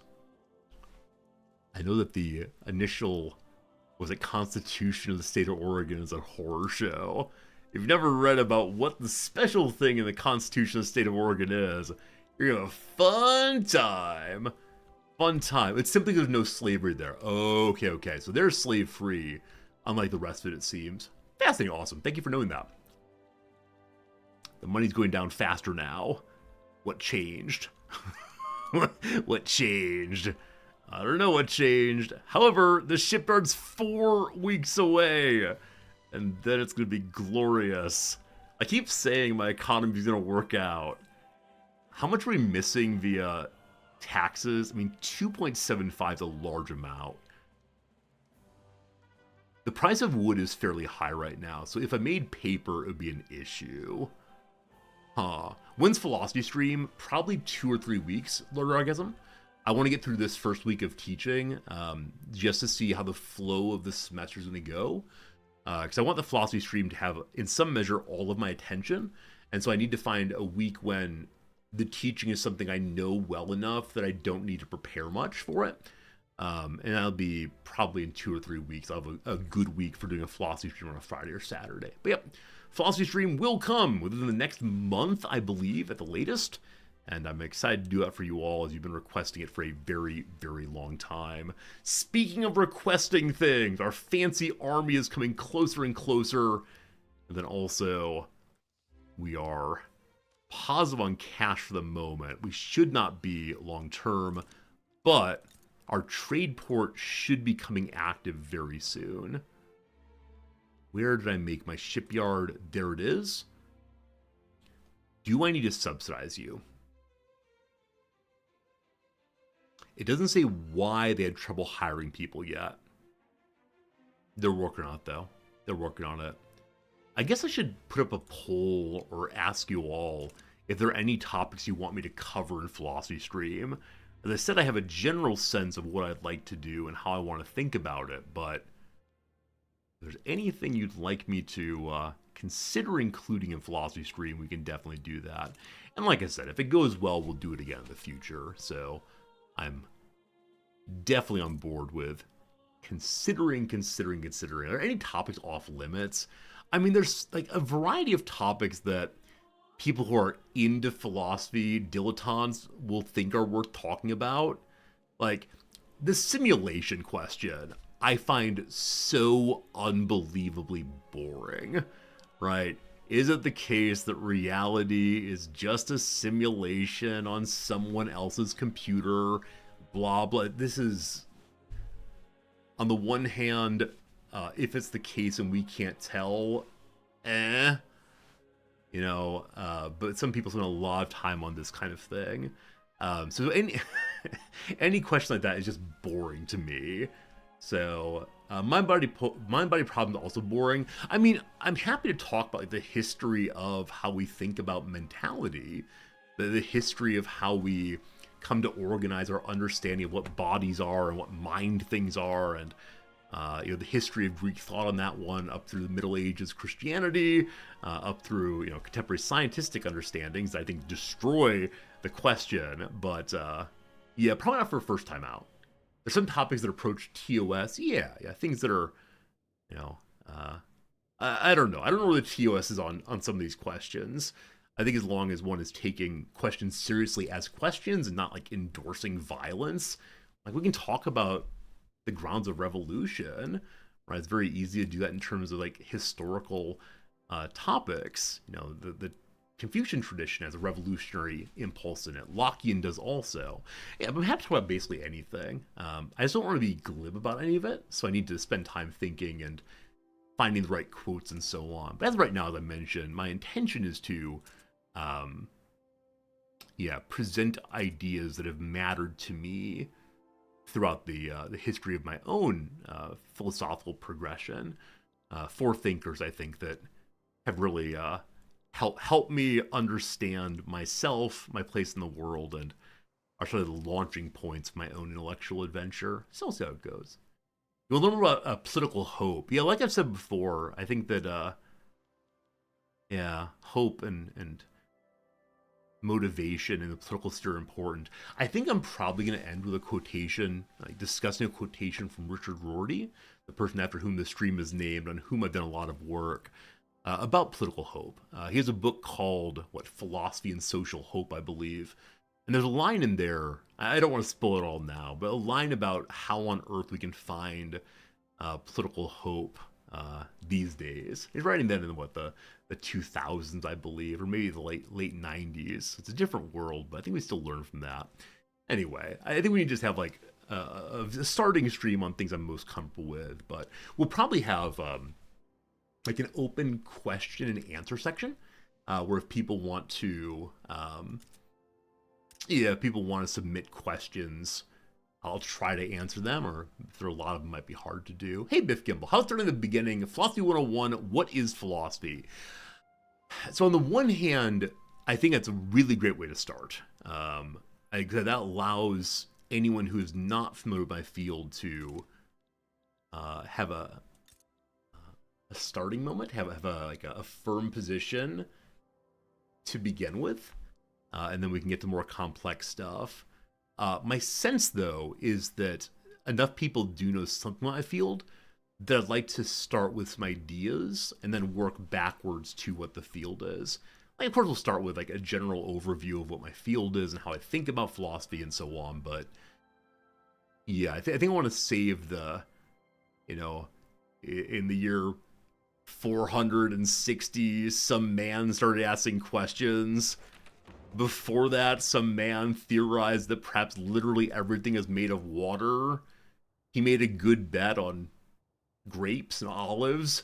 He made a good bet on the olive harvest because he did some generalizing reasoning. This kind of thing is where one often starts these things. But yeah, for me, we started in media res, right? We started where we are, the experience we have, the questions we have, and so on. So if we learn philosophy, start at the beginning and learn what knowing is. Yeah, I mean, the question of how do we know what we know? What is there to know? Is it possible to have certain beliefs, or are we just making stuff up? Yeah, lots of ways to go. Lots of ways to go with this, but as a political philosopher, you'll probably see a bent in that direction more than anything else. But will be primarily a lecture. Yeah, it's got to be more of a lecture than anything else, simply because the way I'm thinking about it is there'll be lots of people who are engaging and responding and thinking. And if I respond to every question, I'll never get anywhere. So we'll see how it goes. My classes usually have 3 phases, which are like, opening, lecture, setting the issue together, and then small group discussions to think about whatever it is, and then moving in the direction of let's all talk about it and think about it together. I don't know how I do small groups discussion on Twitch. It might be hilarious to try, but it'll be a different kind of thing than that. Okay, we have the army now. I mean, professional army, let's just do what again? Have actual battalions, correct? Wait. Fewer battalions. However, barracks can be of a higher level overall, and more conscriptions permitted. Okay. So build up the army once we find a way to bring guns in.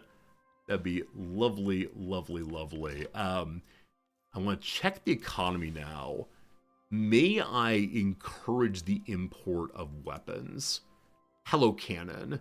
We're currently set up for what? This is tariffing exports. We don't have any exports.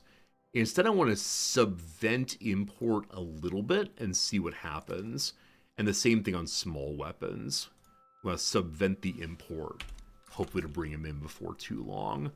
But is trade happening? It's trying. All right. We have Merchant Marine. People are being hired. As of right now, in this location, they're importing fancy people's things. Very well. In the capital, I have a trade center also. It's working on bringing in weapons. All right, it's just getting turned on, but the military will be outfitted in a moment, and that will help us keep on power as best we can. Friends, we have a monument to the king being made, but that said, there are hours past. It's now 11 o'clock a.m. my time. At this point, I usually actually run AFK and get some more coffee and so on, so I'll be doing that. We'll go ahead and do the crossword in an hour or so. For now, though, it's time for the AFK commercials time. And I appreciate seeing you all thinking with me about what Philosophy Stream could possibly be. If you want to have a discussion over on the Discord, I'd love that very much. Especially topics you want to hear about, or thoughts you have about my field would be fine also. So I'm going to put a link to the Discord and chat, and just mention wherever you want to. General chat's fine. And we'll see you again in about 3 minutes. Thank you so much.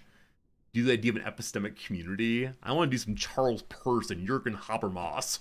We could do these people and talk about what it is to inquire together and the way in which, even if we say, hey, we're figuring all out today, we're part of a long historical process of people figuring things out.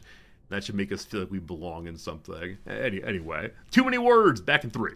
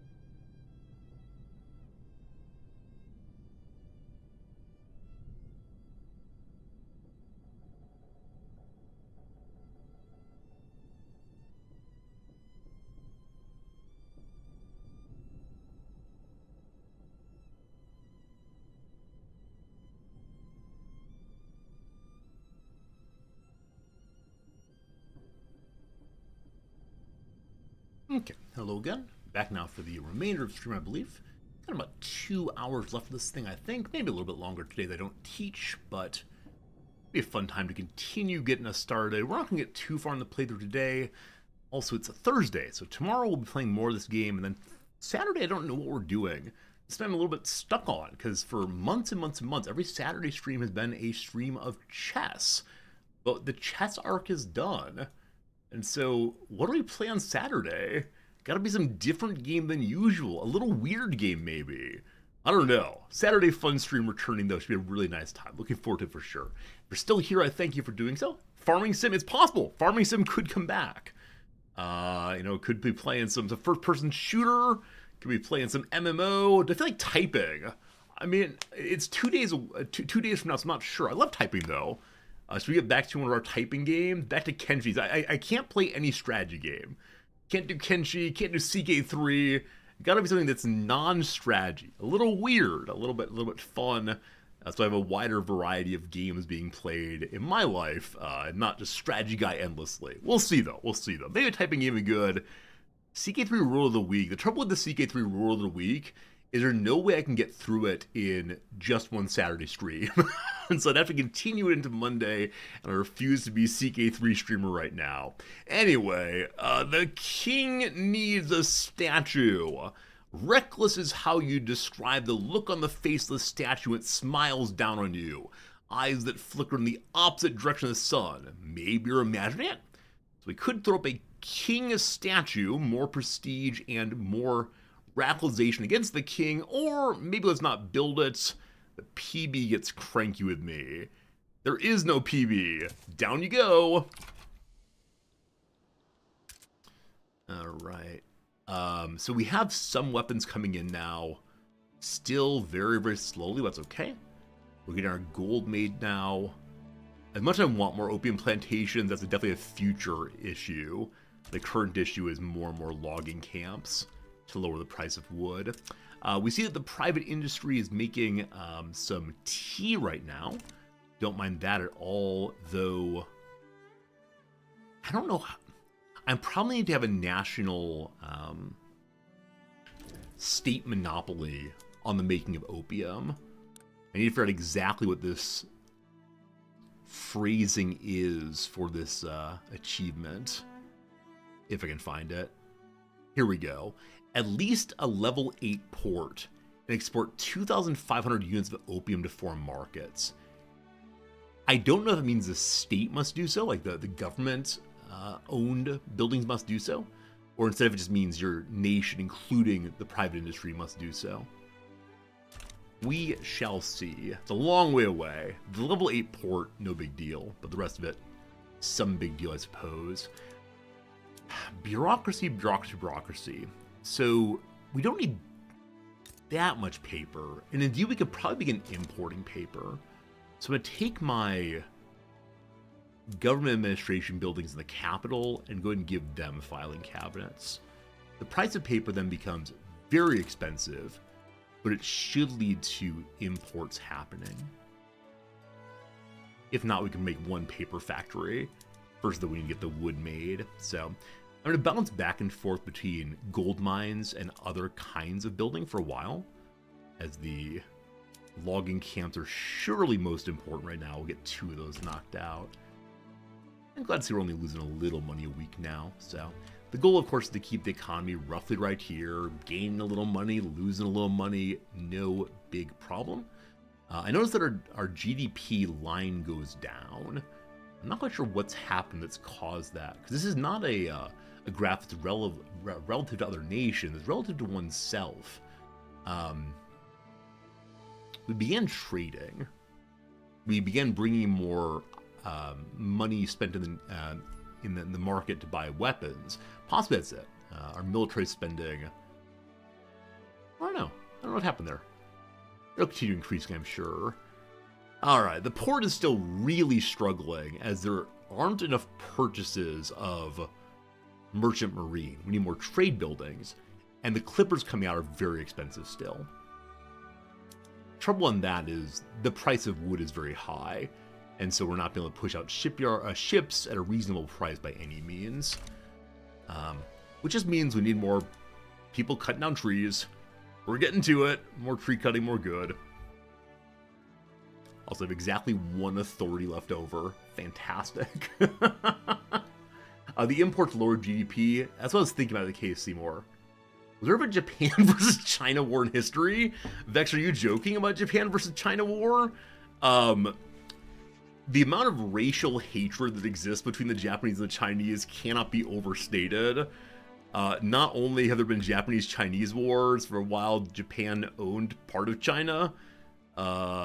Definitely during the Second World War, Japan was not terribly nice to China. But yeah, I assume you're joking, Vet. I assume you're joking because it's not like the most contested area in history. I think Poland gets the win on that one. But yeah, not only there in wars, there have been nasty, brutal, cruel, inhumane behavior by, I want to say both sides, but my country of residence may have been a little over the line. Tiny little bit over the line. Yeah. No, joking seriously. Oh yeah, no, seriously, there have been serious wars between the two. If you play Hearts of Iron 4, one of the early guaranteed events in the game is that Japan marches down into Chinese territory on a sightseeing trip over a bridge. So there you go. Drek, I saw that. I saw it, Drek. Yeah, there's an article in the Times today, I believe, about the lessons that China has learned from Hollywood, the way in which American soft power has been moved around the world via Hollywood. And so China says, oh, we just need to make a lot of movies also, both for our people and for people around the world, that push our values, including, as Drek mentioned, pushing that Japan is not a very nice place. It's hard. It's hard. Japanese education about war crimes is minimal at best. The emperor no longer goes to the place where the war criminals are interred. Their spirits are held. So the emperor at least has taken some responsibility. Not the emperor himself. The imperial power has taken some responsibility for the nastiness of the war, but the conservative parties, so-called, are definitely deniers of the horrors, and think if it's happened, it needs to stay in the past. We've moved past it. China and Korea need to move past it also. And there have been a few apologies by the Japanese prime ministers, but they are the kind of apology that doesn't help anybody, of the form of, we greatly regret that these things have happened and that you feel bad about them. Which is the sort of apology that feels more like a taunt. So, I don't know. In East Asian cultures, a lot of concern about saving face and so on, and it's something I don't fully understand by any means. If we're digging gold out of the ground, we'd have some tool factories. A local trade center will help with that also, of course. So we'll push this trade center up. I want to make sure there's at least one trade center in each of my states, if possible. So Shan states I don't control directly. How's your attitude towards me going? Wait, Shan itself I don't control. The Shan states I do control. As of right now, you have an opium plantation and not much else. I'm sorry, friends. Services are very cheap here. Railroad's very expensive. We don't know the railroad. That's nothing, unfortunately. Well, we need some more wood, thank you. Okay, and the one across the border, Shan proper. What is your attitude towards me? All right, the Liberty Desire has dropped a little bit. So it's possible annexation will be in the future here, but we got to make sure that we're controlling their economy as much as possible. Working on it, working on it. All right, so let me go ahead and run through and make sure everyone has at least one trade center operational or being built at least. All right, the one on the coast is doing very well. There's one here that's building up right now. There is not one in Saigon. It's being built already. Shan states need one also. Cool. And then tools. Making some locally could be good. We're still struggling to get artillery going. So let me go ahead and add additional encouragement, we'll call it, for the things we need. So we definitely want to support the import of paper, support the import of tools if we can. We're not currently trading tools. Easiest way to get this is going to be go to goods, find the most expensive, and then mark as help with the imports. But making tools locally is probably not the worst of ideas. It's one of these very basic items that if we get cut off from other markets, it's going to cause major, major problems. For example, the British right now have a navy I can't possibly stop, and so they could very easily blockade us in, and there'd be absolutely nothing we could do about it unless we have, I don't know, who else is a good navy? Genuinely no idea. Oh, man. I could try to further subvent the artillery, but looking like, who are we importing from? I don't think we're actually importing it all here. Yeah, we're trying to buy it, but we don't have enough pull, whatever the phrase is, to get it in. More demand and better trade systems will help with that. Clipper's still very expensive, so the wood problem is being dealt with, but unfortunately slower than I'd like. Gold mine's at the bottom. We're going to kick up the logging and trade centers entirely. Good. And now we wait for a bit, I think. How it goes. Please don't tell the Japanese government I was speaking about any war crimes at all. I don't want to get deported. I don't want a permanent record. If ever I apply for permanent residency or Gosh citizenship, I can't have them saying I don't believe in Japanese values. I don't believe I'd ever try to become a citizen of another country. Especially because this one does not allow dual citizenship, and I don't know what it means to be an American per se, or any nation per se, or any citizenship per se, but I guess it's ultimately kind of important to me that I am in fact an American. You don't think about it too much in the US, though. Those of you who live in places where other countries are nearby, we'll say Europe, for example, I know many of you are Europeans. Does your national identity mean something to you? Like, you're a Dutch person. You know the Belgians are nearby. Does it mean something to be a Dutch person then? Like, I realize that the EU is in some measure trying to encourage a kind of European identity as opposed to the limited states. I think as an American, growing up in the Midwest especially, we weren't close to Mexico, we weren't close to Canada, and so it's one of these like ideas that just meant basically nothing. Like, sure, it meant we had certain rules and we had a president and so on, but as far as being an American, it was just one of these words I'd use like, hey, I have blue eyes. Do I care about my eye color? Not really, it's just a thing about me. Yeah. As I've lived in Japan, it means something else, of course, and as I've gotten older, of course, thinking about taxes and warfare and healthcare and so on, it means something else, but as a youngster, I meant very little. For British and English, not so much. Oh yeah, the Scots, the Welsh, and the Irish do. Yeah, the attempt to hold on to a certain kind of national or ethnic identity after colonizations happened. I've mentioned before, I'm friends with a really fine linguist, and what he works on is how languages respond to colonization. And he's a British person, an English person who has learned various Irish languages and dialects because he wants to help keep Irish around, Gaelic around, as an English person. He's really wonderful, really, really wonderful, and he... Oh man, Japan's a weird place. He took part in the creation of a manga about Noam Chomsky. Yeah. Yeah.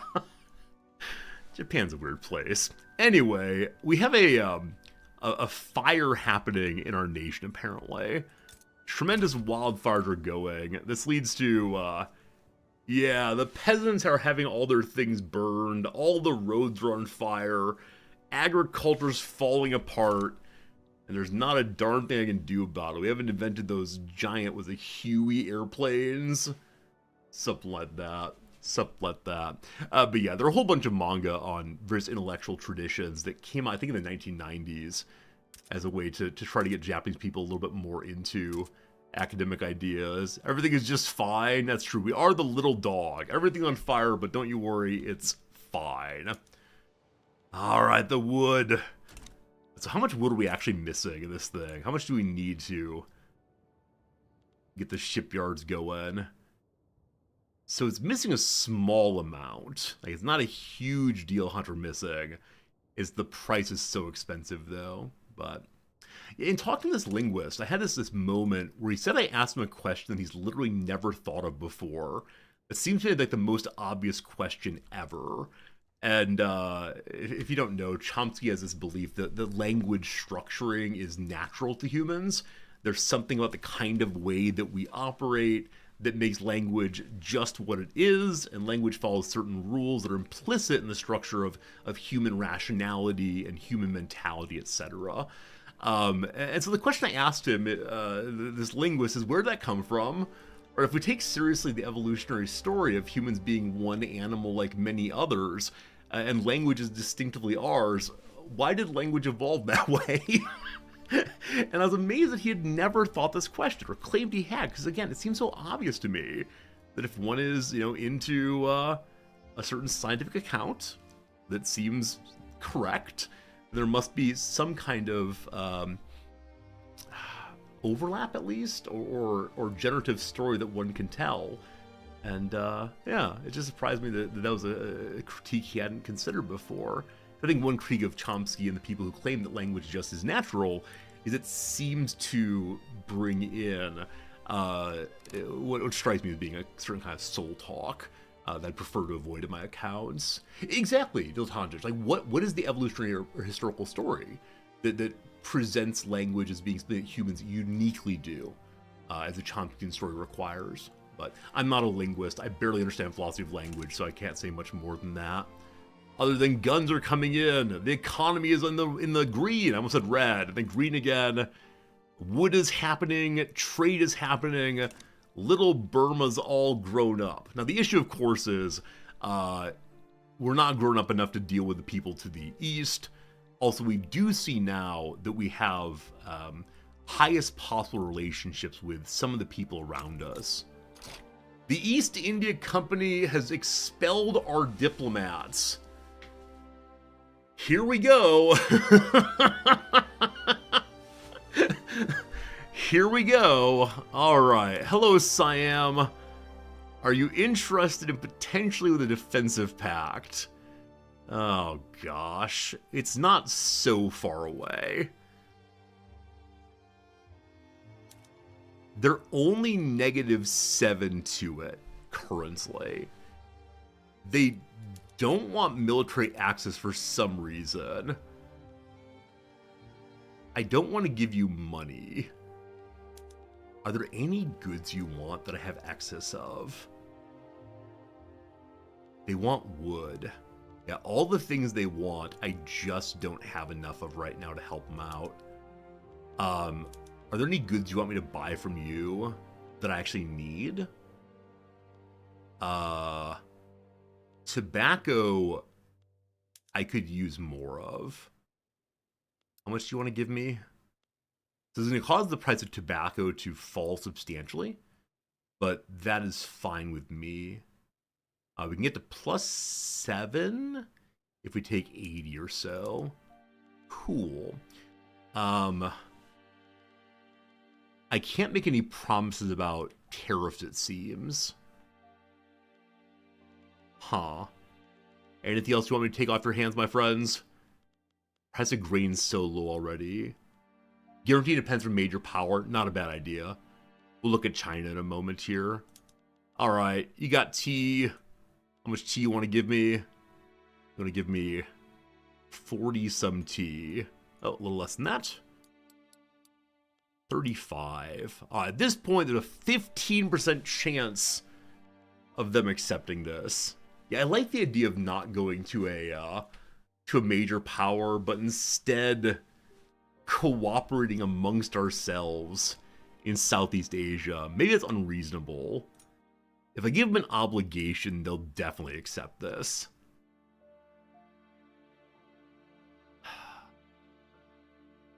Fine. Fine. Siam, we're in this thing together.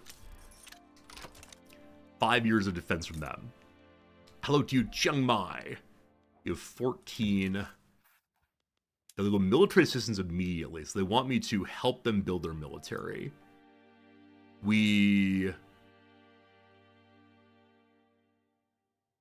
Wait, are you ruled by someone? Chiang Mai is ruled by Siam. Okay. So they'll come along too on their own. Luang Prabang here. Kind of tiny. They'll take my military assistance. If I do that, I give them additional training and so on. It makes them like me more eventually. Who else is big down here? Vietnam is huge. Vietnam, is there any way that you'll accept the defensive pact with me? Negative 78. Yeah. They're just not into it at all, unfortunately. All right, they'll take the subvention or tariff question. They don't care about my subvention. They don't care about tariffs. I'm too small to matter, unfortunately. All right. Yeah, it's not going to work out. Okay, who's a big power that dislikes the British? Hello, China. All right, China. What do you say? Can I get you to guarantee my independence? We're not that far away from it, but I don't see myself pulling it off, unfortunately. They're negative 97 currently. We have a pretty good relationship, yeah? Is there any way I can improve that more? Let's see. I can give them a state. No, I think we can't do much else. Alright, who else is not feeling the British right now? Yeah, everyone else is basically neutral. The East India Company. That's true. Oh, Russia's against them also. Hello, Russia. How protective are you feeling towards little old me? Any? A little bit? Nope, nobody cares. So, yeah, I don't see myself making friends here. It's gonna come down to whether China gets upset in the moment rather than anything else. At least Siam is with us. They got more troops than I do. I'd love to strengthen my military, but until I get the port thing figured out, it's a little bit tough. So we're getting trade centers up in a couple of locations. Where does my military live?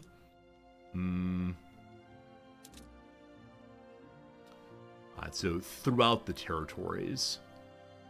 And so as we get additional trade centers, we'll be able to pick up more there. Check France. I don't think France cares at this point in history. I'm surprised by that, but yeah, I mean, they dislike Britain. Does that mean they dislike the East India Company also? I guess so. Hello, France. I refuse to become your colony. They're negative 115 immediately. Yeah, I don't think so, unfortunately. I think they just don't care. Now, if I put my diplomatic focus here, it might have been a good idea. Let's change it over and send my diplomats to France. No more Bengal. Hello, France. Let's be friends. I can't have the French taking over Burma. Too much like history. Oh, man. Yeah, once we have our relationship up and going there, I'll then go try to improve relations with them. They'll be there in just a moment. We tried to improve relations with the East India Company. And, yeah, we've done all that we can do on it. So, they're still neutral. They threw my diplomats out. That's what it was. So I can't improve relations anymore because my diplomats don't exist there. I could throw theirs out also, but no reason to do that. Champasak. Siam's... One second. Champasak trying to make nice with me. Did I just read that Siam is trying to harm our relations? No. Thought someone did. Okay, spending time with France now led to the Ottomans disliking me, but that's okay. Let's be friends. They're currently involved in a bunch of treaties. They're currently fighting in North Africa. No great surprise there. Okay, hopefully France comes on board before too long. Russia and Belgium like me more. Alright, so the Europeans have finally noticed that I exist down here. That's good. That's good. Glad to have some friends. When I try to get the economy going. Plus 122. GDP over 1 million. Line went up. Got up to 1.3 million for a while. The line is trying its best. Alright, show me my successfully made boats, please. My boats are... Wood is still very expensive. I'm working on it, I swear. I need to make sure that our wood is not being exported. That is essential. So go to the markets.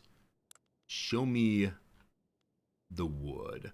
As of right now, we're exporting grain. I could raise the price on that. We're still well below market price, even with higher tariffs. We're very cheap on tobacco and merchant marine. You can't export... Well, you can't export merchant marine. I didn't realize that. You'll have a little bit of a tariff on that. And tobacco just the same for now. Okay. Imports, I need to keep subventing. Luxury clothes are only for the wealthy. I'll put a little tariff on that. Porcelain the same. Luxury furniture the same. Okay, there's not enough imports those for me to get much money. Every little bit counts. We're ready for economic policy. We're really struggling to get artillery in. Small weapons, no problem. Artillery, some problems. But are we actually using artillery? We have one artillery unit. Oh, I need to upgrade my infantry, incidentally. We learned a new way of fighting, so I make them a little better. Probably recruit some more if I can. But I'm a little focused on the butter side of guns and butter. Also, holy moly! Huge radicalization has happened. Standard of living has dropped substantially in the working class. Furniture prices have exploded. I haven't made any furniture yet. All of our wood is currently going to making boats. Gotta keep that going, my friends. That's a small arms problem again. We're working on it. Need more trade capacity. Working on it. Am I standing? Yes, Bob. I stand every single day. Standing desk is a key portion of the stream. Good world market access on everybody, I believe. I'm actually slouching slightly today. I apologize. I'll go to my full height all the way. Yep, we're going to infrastructure everywhere, so over a long enough period of time, all of these will work out. As of right now, though, probably everyone wants artillery, probably everyone wants tools, and so no huge surprise that we are so much farther down the list than other folks on these things. They're primarily European and American, I believe. We've only recently invented gunpowder down these ways, I think. The traditionalist Buddhist movement has gained a bunch of people. They're desperately interested in women having no rights and in having a state religion. Both things that I currently support. I'm a monster.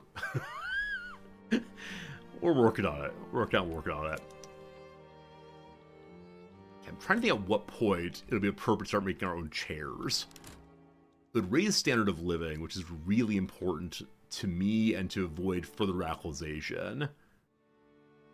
Radical numbers have gone down by a little bit, but they're still much higher than I'd like them to be. We'll see.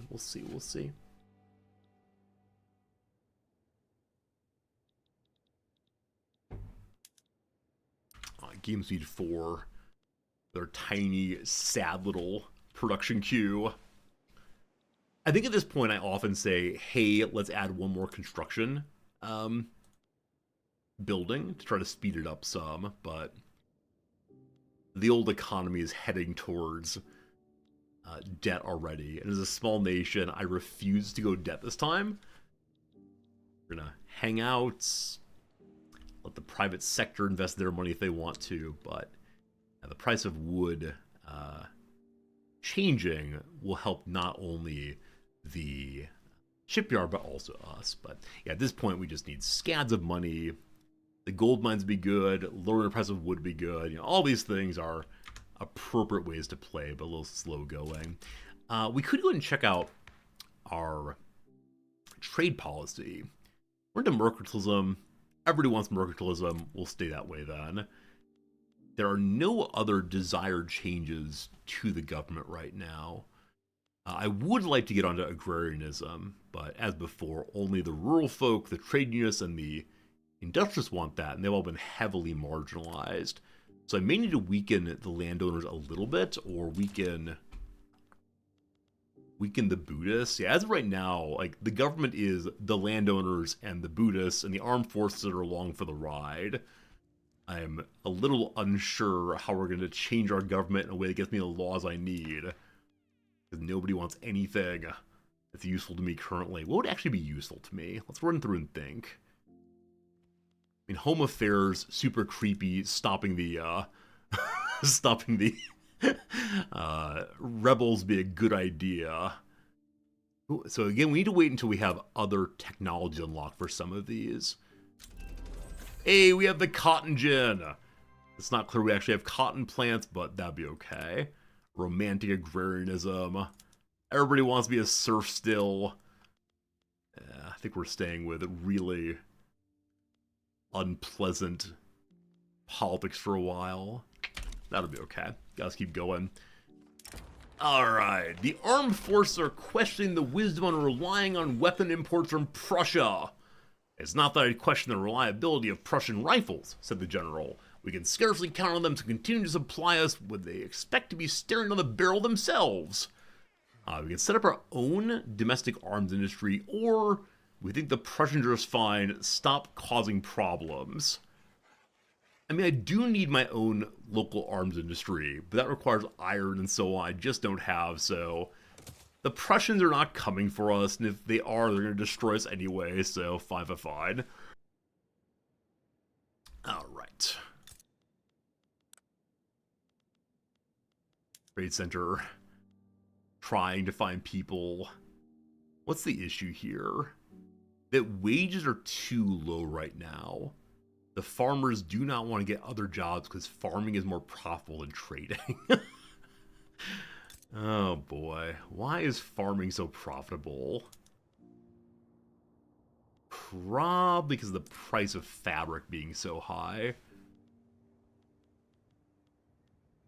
Just need these traders. May I stop subsidizing our port here? We need more trade to work, so I'm going to stop subsidizing. We'll see what happens. Clippers are still very expensive, but that's a wood-related issue, I believe. We don't need to subsidize here. Yeah, the economy just needs time to figure itself out as usual. One difficulty in this game, as many of you know, is figuring out when to let the economy just take some time to figure things out, when to build a build, etc. The subjugation of the East India Company by Great Britain has raised fears among the landowners that their nation will fall victim to a similar fate. Their concerns have led them to begin lobbying against British interests. Uh-oh. All is well to be filled with dread. There's no shame in it. Their reach extends across the world like a sea monster, devouring whatever lies vulnerable before it. They achieve without fail and menace us from seemingly every direction. We've not fallen yet, however, and there's reason for this. A frail hope indeed. Comblanc could only think of a single blade of grass left after a wildfire. We must look to those reasons and wield them as a weapon. We require time to do so. You must buy it for us. So we should be right to be wary of the British threat, or hostility might provoke a response that they fear. So, we're going to have an anti-country lobby about Great Britain. But do we want to make it really bad with Great Britain, or instead try to keep it cool for a while? We'll end up radicalizing more of the landowners. I'm sorry. I need to chill for a moment. Need time. Probably need to build our own arms industry. How are things with France now? What's happening here? Oh. Oh. HBC. Wait, why is this showing Hudson Bay's company? Are they at war? Team? What's going on here? There's a war in the Ottoman Empire. What am I missing? That's not the normal flag of the Russian-American company by any means. Huh. I don't know why this flag is showing here. Currency standards. We can go to per capita taxation if we want to, but for right now, no, no, no. All right, back to our little neck of the woods. The anti-British lobby is currently appeased, as all of the landowners worry in a big way. You can click the war and see who's involved. Oh, is the thought that this is not part of, like, the open war front?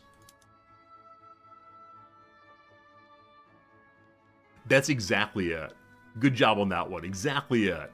There's a war between the Ottomans and Egypt, and somehow Alaska got involved in the story. Thank you for catching that. What a ridiculous, ridiculous moment that is. Drid, thank you for the raid host. Friends, please say hello to Drid's community. I'd appreciate you giving a little greeting. Odd Blue Turnip, welcome in. Other Drid viewers, welcome. We decided to start a new playthrough today. We're playing as Burma. Our goal is to export as much opium as we possibly can. But first, we need to defend ourselves against the East India Company, who the landowners believe is coming. Are coming. The company is coming. Fair enough.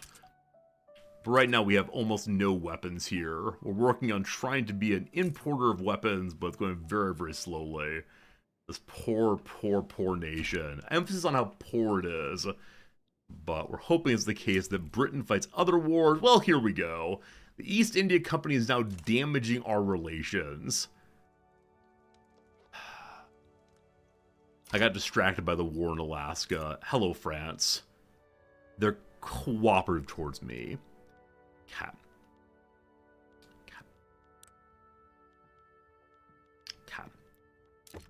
Do you have any interest in defending me? It's already here, Independence Guarantee. They're negative 110 on this still. Because they just don't care about me enough. Come on. Please care about me. Is there anyone who's currently protective of me? Russia is protective. Southeast Asia likes me. Russia? How far away are you from guaranteeing independence? Negative 42. If I let them have a power block embassy and take over my country, they'll probably be on board with that. Are there any goods you want to flood my nation with? Oil? That's weird. Wood I actually do need right now. It maxes at plus 10. So this is for 5 years. If I go for a longer period, are they more on board with it? No, they actually don't like a longer binding period at all. They worry about having to guarantee my independence forever. They want opium. The problem, they don't have much opium yet. They want clothes. I don't have enough clothes. They want tea. I have extra tea right now. So that's more tea than I have, actually. So I can't do that. I don't want to give them an obligation. I already given an obligation to Siam. Are there any things you don't want me subventing or tariffing? Again, my economy is so small, they just don't care. I'm not going to give you a company monopoly. Yeah. I don't see this working out, unfortunately. Give them trade privileges. Give them investment rights. They don't want these things. They don't want anything right now other than to give me wood. Alright. Well, hopefully in their being protective, they'll come to save me, even if I myself can't get a good relationship with them currently. They are likely to intervene on my side. Hopefully they do. Hope they do. We'll see how it goes. Gotta keep building the old economy here. Go would go.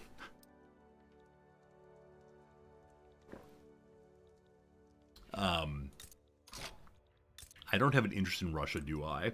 I'm close enough to try to make relations even better with them. Cool.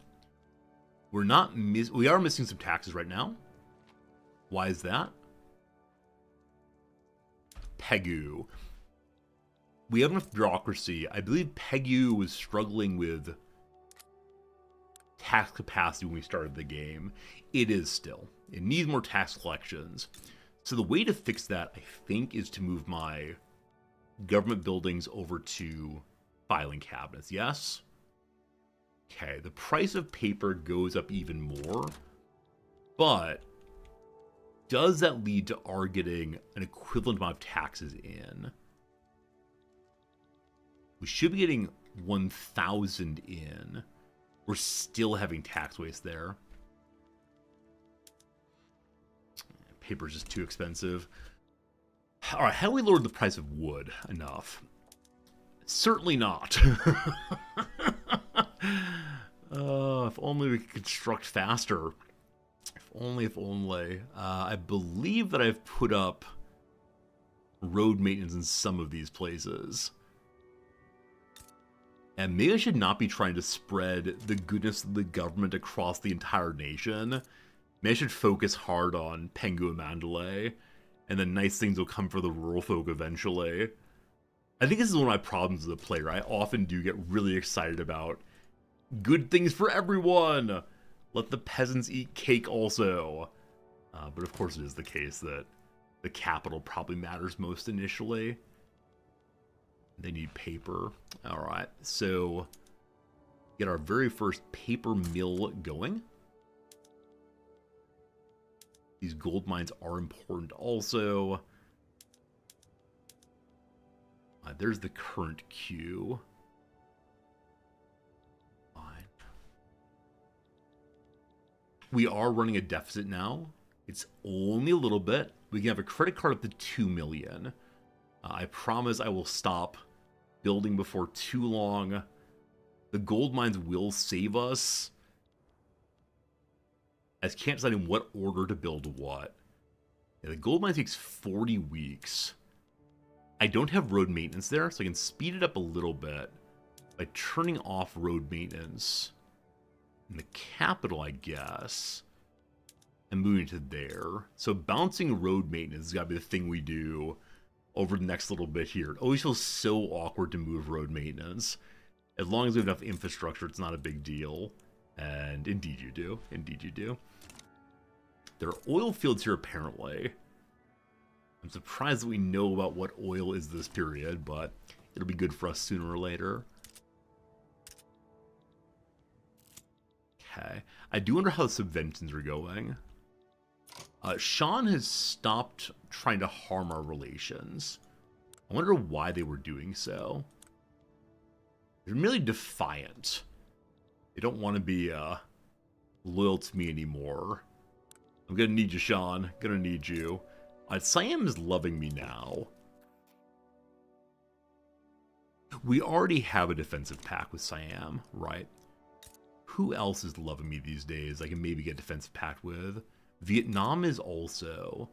We do not have defensive pact yet. Are you close? Only negative 14. Okay. Are there things that you want to send me? A lot of things. A lot of things. Okay. Of these, I think tea is most bestest. It's only +2 though. Yeah, there's nothing they really want to get rid of, I'm afraid. Oh, I have no silk. Silk would be nice. Thank you. Now, this is increasing our dependence on them for economic concerns, and that does lead to leverage against me, etc. But you want opium. I don't have enough opium to help you. Alright, not yet, not yet. Hopefully by the time we get invaded, we can have Vietnam with us as well, but close but not quite there. Is there anything else I can do to be positive with you? Yeah.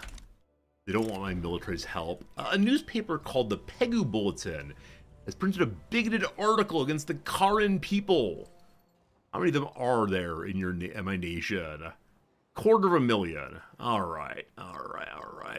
We can suppress the article or let it be released. If we suppress it, we lose 5% authority. If we ignore it, the Pegu have a worse life. We believe in censorship in this nation. 'Tis necessary occasionally. Intensive agriculture online. Why did I want this? I believe this was to lower the price of fabric. That was the goal here. What do I really need, though? I mean, the lathe will help with tools and such. Do I go back to military? I mean, until I get my own weapons production, it's me rough going. We can go for the steam donkey for better mining. Not that we have any mines yet, but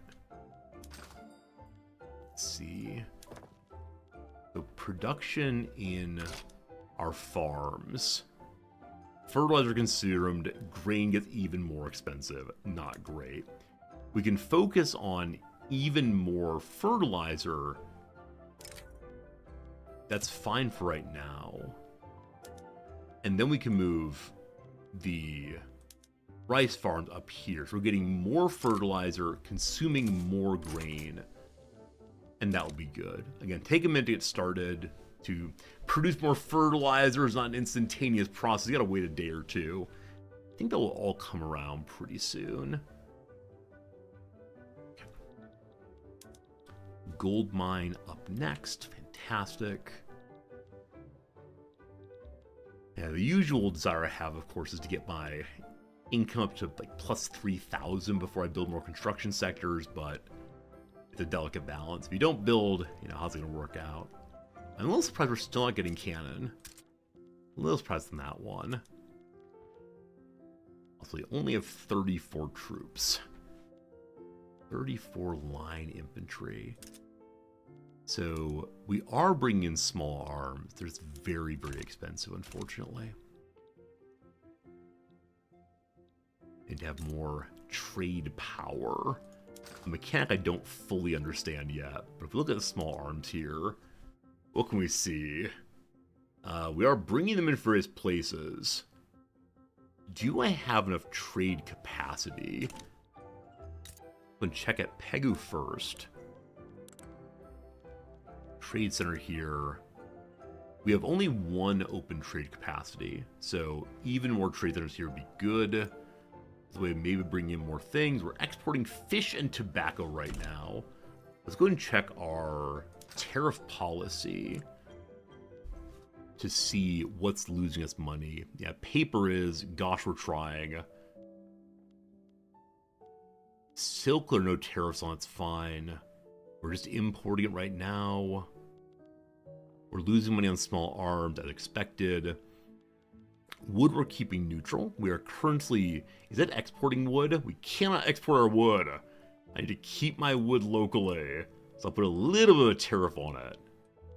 USA, stop taking my wood. I need that. Fish is fine. Opium will be gained to export to the US and such. Tariff that a little bit. Tea is going out also. Okay. Tiny little changes, gives a tiny bit more money, delaying our descent into absolute poverty. Don't worry though, the gold mine will save us. How's the gold mine going already? I have one built, correct? They need some tools. Tools needed. I did not yet make a tool factory. I'm working on a paper factory. We do need both of those. Initially here, tool workshops are just and only wood. So again, we need more wood, but is wood availability on the market at least. Yeah, I need to make sure we stop exporting wood. It's essential we don't export it. So I'm actually, if I can... Oh, I think this is a change in the game. You can only change your tariff subventions infrequently. I think previously I've clicked my way through each one to see how the economy responds. Yeah. Okay. When can do this? End of February. I can highly, highly tax the wood to keep it local. The wood prices continue. Wood prices have dropped. Wood is finally good, which means we're consuming more wood with paper, with the paper factory and the tooling factory. I need to move my road maintenance back over to the capital. There we go. Faster building then. Still 61 weeks. Rough. 61 weeks. That means we're making one building a year, doesn't it? Is that how a year works? Wait. It's like 52 weeks a year. Oh my goodness. If we're making only one building a week. Wowie wee wow. Sorry, when I say a week, I mean a year. Oh no. I realize this is a complex building, but please, for the love of all that's good. This is the part where one builds more construction sectors and aptly crashes the economy. This is why one needs the gold mines to avoid that. Oh gosh. Yeah, I mean, there is indeed a technology. Hey, the US wants to be our friends. The US is protective towards me. Thanks, US. Alright, so two things. Number one, Mexico won the Texas War. Wow. Number two, the Indian Territory has already been fully incorporated. Striking that. But good job, Mexico. That's one of these things that happens less frequently than one might expect. Especially without the player controlling it. Anyway, hello, US. Thanks for reaching out. How protective are you? They're pretty darn protective, actually. Yeah, only negative 29. So I could give them an obligation. They definitely come running. Thank you, major states. We appreciate it. Yeah, definitely the public works technology would help us build more, better, faster. Modern sewage and so on, but... urban planning first. Ugh. All these buildings. Yeah, Mexico winning the Texas War is actually very good for allowing Indian Territory to maybe survive. Maybe a lot of foreign investment. I'm so hesitant on foreign investment because I don't want to get forced into a power block. You're not wrong, though. Like, in this measure, like, this is the history of Southeast Asia. We have trouble building things on our own, so we let investment from outside. And then gradually we lose stability, and oops, time for a Cold War, going a little bit warmer than you'd like. Oops, all capitalism. But yeah, we could let someone else invest in us to get the economy going. I can do it myself, man. Battles in... what do we call this? Like Western Asia, I guess. Multiple nations, yeah, we could let the Chinese, we can let the Americans in, and the French in, and so on. America, do you want in? Do you want to start building things for me? They actually don't. And they're not really into it right now. Total value of our mutual trade. Nothing, nothing, nothing. Hello, France. We're pretty cool, right? Hello, diplomacy? There we go. What do you say? They want investment rights. Will you give me independence for it? No. They love the idea of building in my nation. Plus 1,000. But they will not keep me safe. Oh my goodness. You get nothing then. Friends, another hour's been gone. It's now noon o'clock my time. Time for a quick 3-minute ad break, during which we'll do some crossword puzzle again. See if we can get this one done on this break. I think we probably can. We'll see how it goes. For now, though, thanks for being here. As always, it's a nice time hanging out with you. I was just thinking how many times I said thank you for being here over the course of my career as a streamer. The answer is a very, very large number of times, but I mean every one of them. Here we go. A long-tailed primate named after a long-tailed rodent. Is there a squirrel monkey? I had no idea. The squirrel monkey. What what supermarket scanner, UPCs? Many millennia are eons. Imprecise approximation cutely. I mean, I know the phrase guesstimate, but that's not going to fit here, so probably not. Let's do some downs to help us along. No frills runway, an airstrip. Shots posted on Insta are picks. Underdog victories are upsets. You may have seen that Grimsby Town defeated Manchester United in a match a couple of weeks back. Grimsby Town with their entire team value worth less than one Manchester United player. Pure insanity. Good for them, though. Insects that damage wool, moth certainly, and sea. I want to say on edge. That fits indeed. Scrabble or Boggle are both games, I guess. Okay, so it seems that guesstimate is correct, which means that I didn't spell netiquette correctly. Guesstimate. I was going back to crosses. Well, that was awkward. Poker binds an ante. Early version of an essay is a rough draft. Baseball gloves and mitts. Come on, it'll be fun. Horror or rom-com, both genres. The other day, Noms and I had disagreements, and I need your help on this one. So Noms likes talking about genre fiction, sci-fi, or romance, or fantasy, or whatever. And Noms said that the writings of J.R.R. Tolkien are genre fiction. And this made me so unbelievably dismayed. She gestured as Tolkien as being, fantasy. Genre fiction. I don't know. Formative significant others are X's, like washed out colors, they're pale.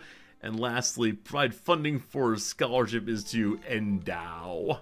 Something is misspelled. Alright, give me a second here. It's probably netiquette. Yeah, Giants quarterback Manning is Eli Manning. There you go. Exactly, it's genre-defining fiction.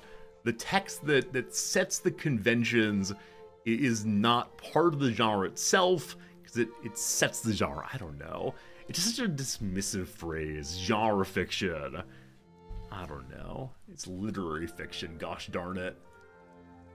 I'm protective of this one in a way I'm not sure. Maybe it is just genre fiction. Next time my wife's here, we can hash this one out in front of you all and see how that goes.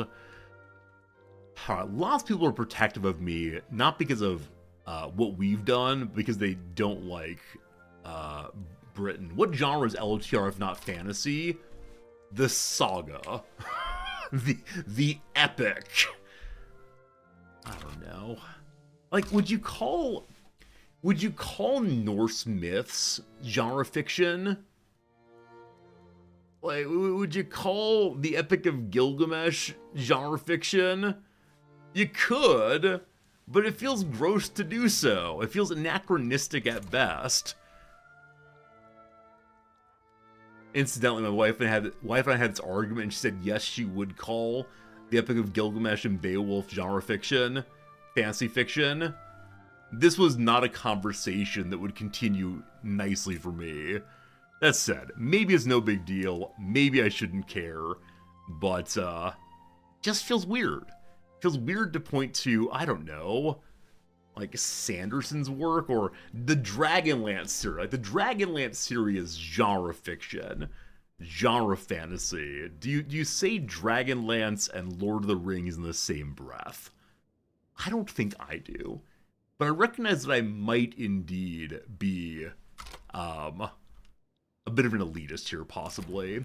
Dangerous gunsmiths. Once again, we're not sure if we trust the Prussians. I can't build my own arms industry, but I don't want to keep upsetting the armed forces, so sure, I will try to get my own arms industry going. 1 year and 12 months to build one of these. Alright, get into it.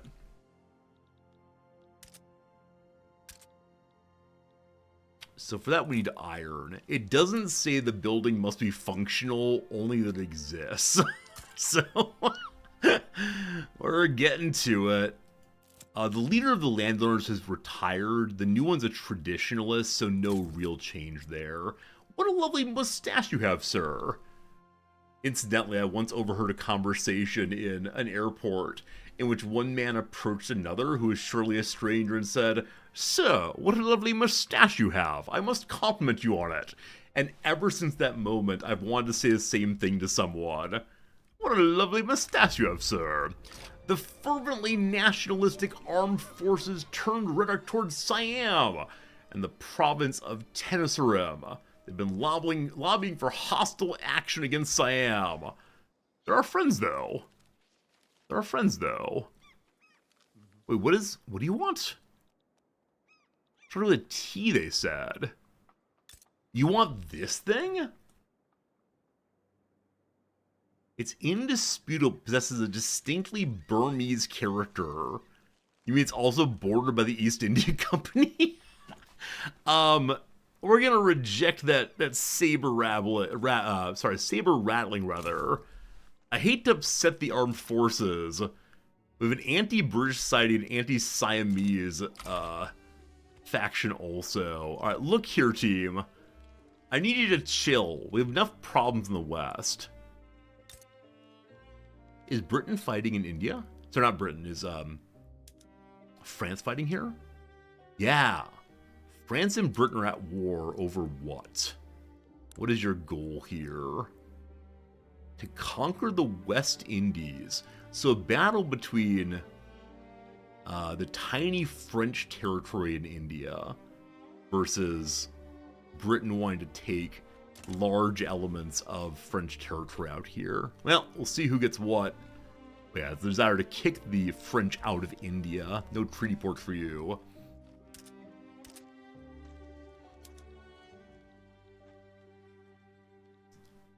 These tools are going to help so much. A really wonderful build for us. Will it give enough tools to cover all the gold mines? Probably not, but it'll be a step in the right direction. What are we spending big money on? The interest rate's increasing. Approximately half of what we're losing is on interest now. It's not good. It's not good. Our subventions are a small amount of money. The military is basically everything right now. I could lower the money going to the military. Small arms is the big concern. So I guess making our own arms industry is not the worst idea in the world if it will lower prices on guns for our tiny baby little army. So usually I wouldn't militarize this fast, right? Usually I'd focus on just basic resources, wood all the way. But yeah, in this case, I need to militarize to keep the British out, and that's really raising different concerns than usual rather, which is strange to me. Yeah, it's a fun start though. I'm enjoying this one very much. We still have some infrastructure here. Great. So hopefully the arms industry can get going. I'll go top speed for this one. How many weeks will it be? How many months until arms industry are made? One more week on tools. That should be a very, very nice increase in a moment here. We've got a full year to make anything. Boy, howdy. I have 1 year and 5 months to build it. It will take me 1 year to get it done. Alright, we have tools. So with tools, our gold mine should start producing in a way they haven't previously. Tools very, very pricey, but they should be turning on the factory still. Okay. I'm going to subvent for right now, just to get this thing going. After a while, we'll turn it off. The gold mines are functioning.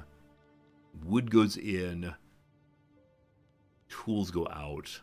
Love seeing the process. Love this little map here. I know ideally we want all the resources inside of just one state, but this is fine anyway. All right, tools are very, very cheap now. Fantastic. I'm going to keep the subvention on until that's really functioning well.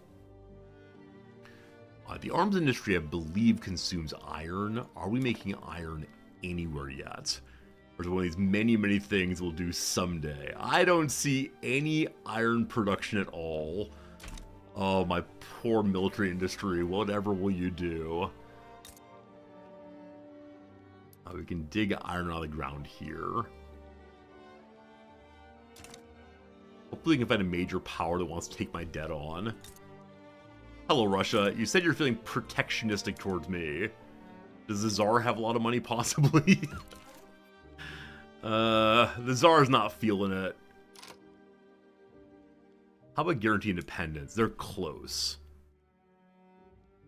The balance of investment rights versus independence. I mean, if I give them investment rights, will they go to war to defend their own buildings? I don't know how the AI thinks about these things, unfortunately. We'll keep our debt for now. Alright, so with tools being made locally now, I can stop the subvention on bringing them in. Hopefully. We have a lot of imports going right now. Opium exports continue. If I kick the price all the way on them, we only get another 500 money. We'll do it anyway. Tea. I'm looking for things being exported in a big way. Exporting tools. Absolutely not. You stop that. No exporting my tools. Goodness gracious, who are these people? What are they doing? Ruining my economy. Maybe I should believe in the quote-unquote free market on this thing. I'm not sure. Hulu, good night, my friend. Sleep well. Yes. The gold mines. The gold mines are producing. Glorious, glorious, glorious. Now, how gold actually works, I'm never quite sure. Each level gives me 500 money. That's pretty cool. They're working now. Fantastic. It's not going to heal the debt. It's a nice little bonus anyway. Are there other gold mines to create?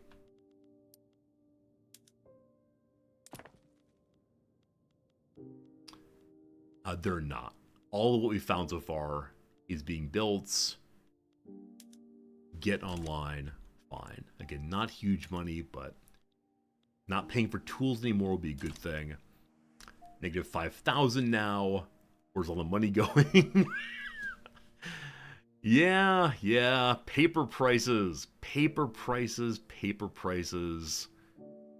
Military wages are very high.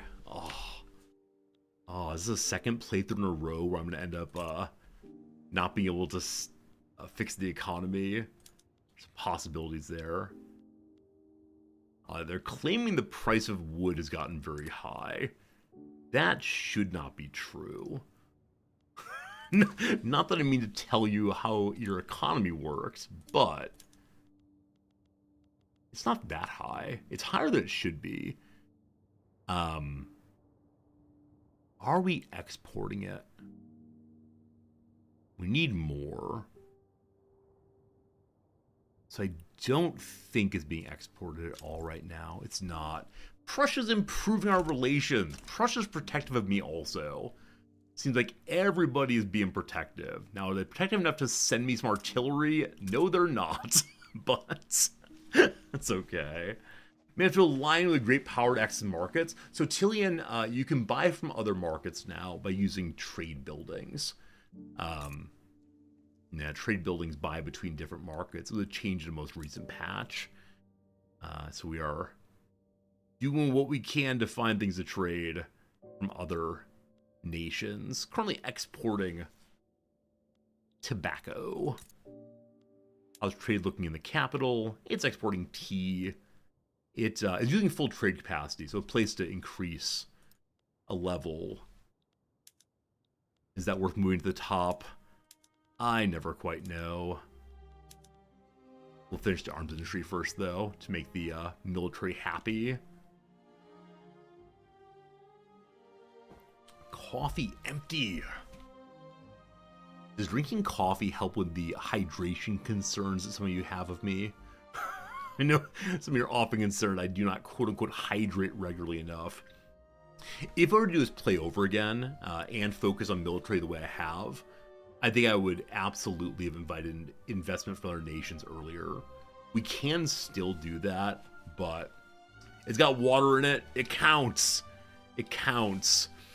This morning I was looking at one of the financial subreddits, like, you know, one of these, how to invest and so on. And someone put up a post about, I realized that buying my favorite coffee every morning before work adds up to X amount of money over the course of the year. I think like $1,800 a year in coffee consumed. And there was a discussion underneath, like, oh, you can make it at home for this amount, or you can buy caffeine pills for, what is it, for 6 cents each. So you should just take a caffeine pill in the morning as a way to save big money. Arms industry online, fantastic. The price of small guns should come down. Yeah, you don't need to buy your daily coffee. You can instead buy your caffeine pills. Alright, we really are struggling with the price of wood. I don't think we should be. It's just in this area they are. But the logging camps are getting turned on, so that'll help a little bit. More logging camps, more good. Some of the right part of Reddit, yeah. Reddit occasionally does not focus on structural problems or structural solutions. It's all, what can you personally do? Just take caffeine pills. You have a friend, who's sort of like the standard geek who cares about nothing but money. And so for a while there, he was having that like nerd protein powder all-in-one food for every single meal. And it tasted terrible and bland. And he said, it's okay, I'll just keep having it. I think like for a year or so, he would have this meal replacement powder at every single meal. Alright. We need hardwood to make guns. I believe that all of the states have bonuses to hardwood, so this small area with only one logging camp will move to hardwood instead. That lowers the price of hardwood tremendously. That's fine. Hey, Silver, good seeing you. Board game night done. Glad you had a good time with it. We're playing a board game also. Yesterday, one of my students asked me what kind of games I play, and the minute I said stare at map games, she said, oh, I like horror games. I said, we're very, very different people indeed, and that's okay. But just understand, we're very different people indeed. Oh man, the interest rate, friends. Oh, the interest rate. How do I fix this? Have we... Oh, man. 4,000 in interest. I'm going to finish this trade center.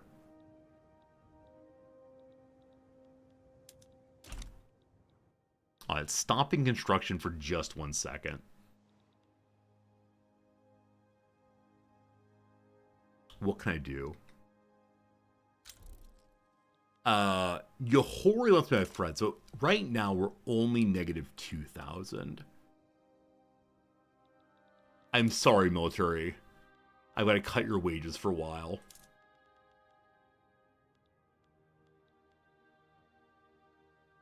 Subventions are 610. Taxes go up, we're okay. Okay, that crashed quality of life for the poor folks. The price of fruit's very expensive. It's very sweet. I mean, I need clothing, obviously. So time for another first building somewhere. Textile mills. There we go.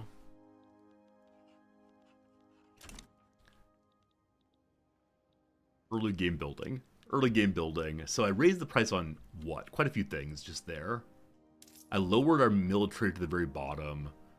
And I raised taxes higher. How are our consumption taxes being used? You know, I know we don't tax grain ever. But grain is so cheap. 500 points for 800 monies. We're currently spending 100 for 500 and 200 for 600. No, it doesn't add up, unfortunately. Rough. Making money, though. Making money. Sorry, poor people. Making money. Alright, empty pockets. The Burmese supremacist movement is having trouble bringing money in. Don't you worry, Burma. You are indeed supreme. Just don't look to the west too far, thank you. It's the private industry is doing the building thing now. How long do I stay in let's not build mode? I've got to invite someone to build. France or the US, or possibly both. Real quick, though, a little-born man has risen to the intelligentsia. Good job, boss. Good job, boss. God. Hello, US. Hello, US. The US still does not want to build in me. Fine. Someday it'll come for me. Hello, France. Let's do the historical thing. If you want to build here, you do. Do I allow that even if they will not protect me? Is there anything that would help us right now? The price of fruit is really bad. So will you bring me any fruit? No, because they have none. What do you have a lot? They have coal? I need iron. Iron's what I actually need.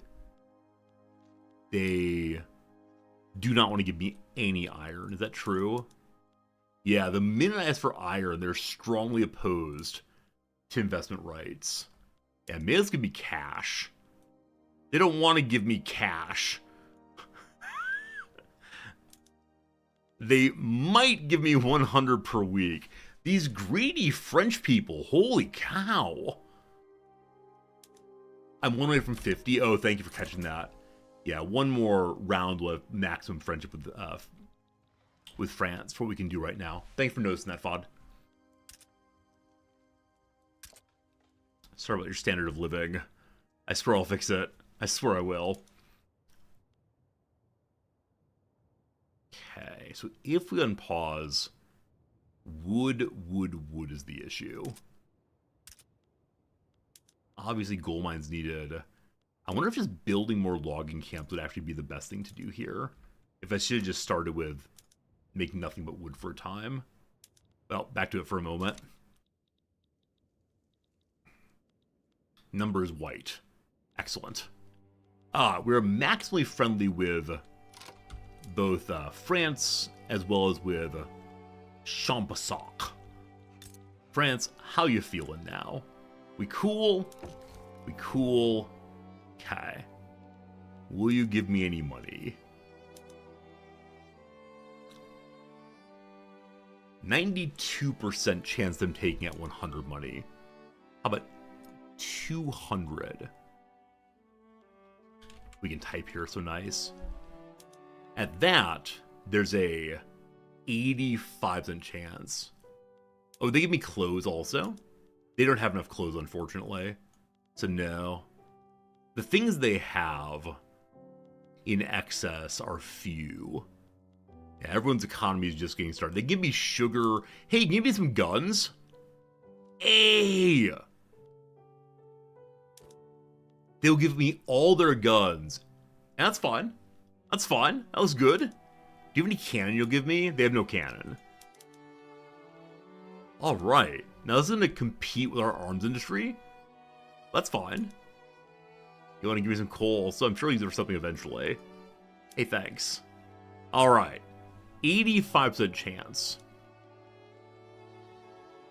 What do they want that I actually have?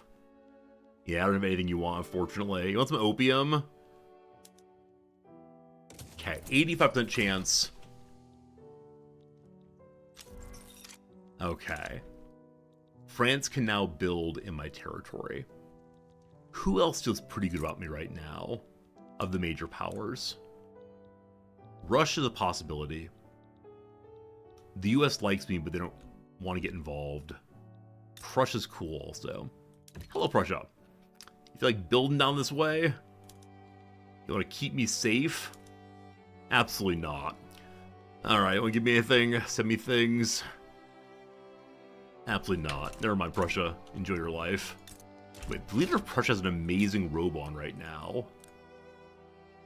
It is still the king. That green robe looks really nice. I wish I could wear a green on stream. Unfortunately, with the green screen, it's just not possible. Alright, Russia will build. But like everyone else, they don't want to guarantee me independence. They're less opposed to it than many are, though. They want to send me fabric. They want to send me wood. Okay. This will potentially cause problems with our own wood industry and our own fabric industry. But if we get to stay alive, wouldn't that be neat? Only -8. My board giving people free investment rights. This is the only thing of value I have. So I'm going to trade for anything I possibly can.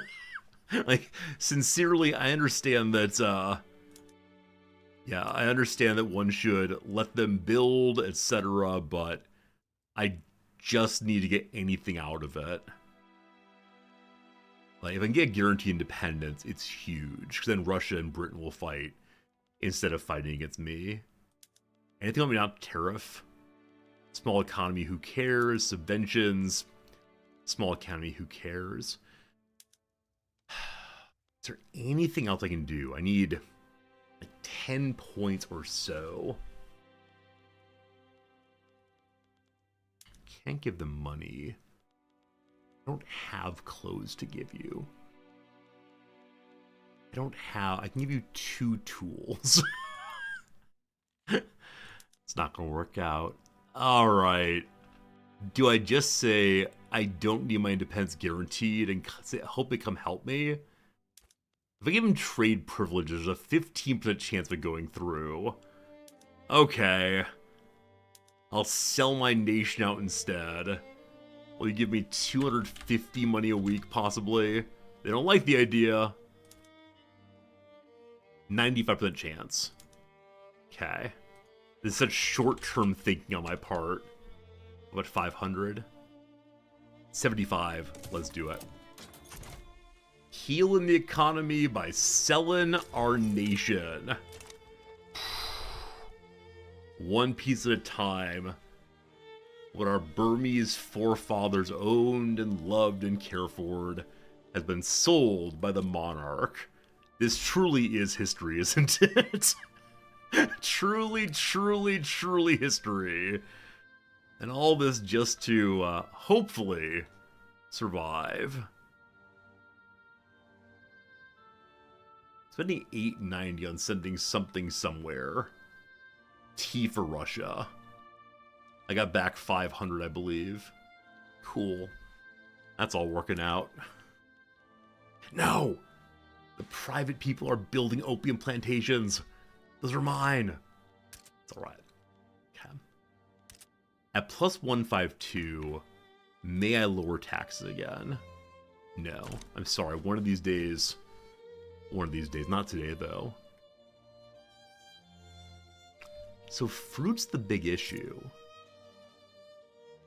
I guess we can make more banana plantations.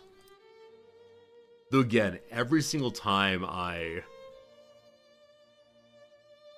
build a non-opium farm, I am wasting possible land for opium farms. What's the point? Where are the current subventions and do they still need them? Not subsidies, sorry, subsidies rather. Just my tooling workshop. To the capital. Oops. Do you still need this? I don't think you do. You really shouldn't. Just need more wood. Now, as we get more wood,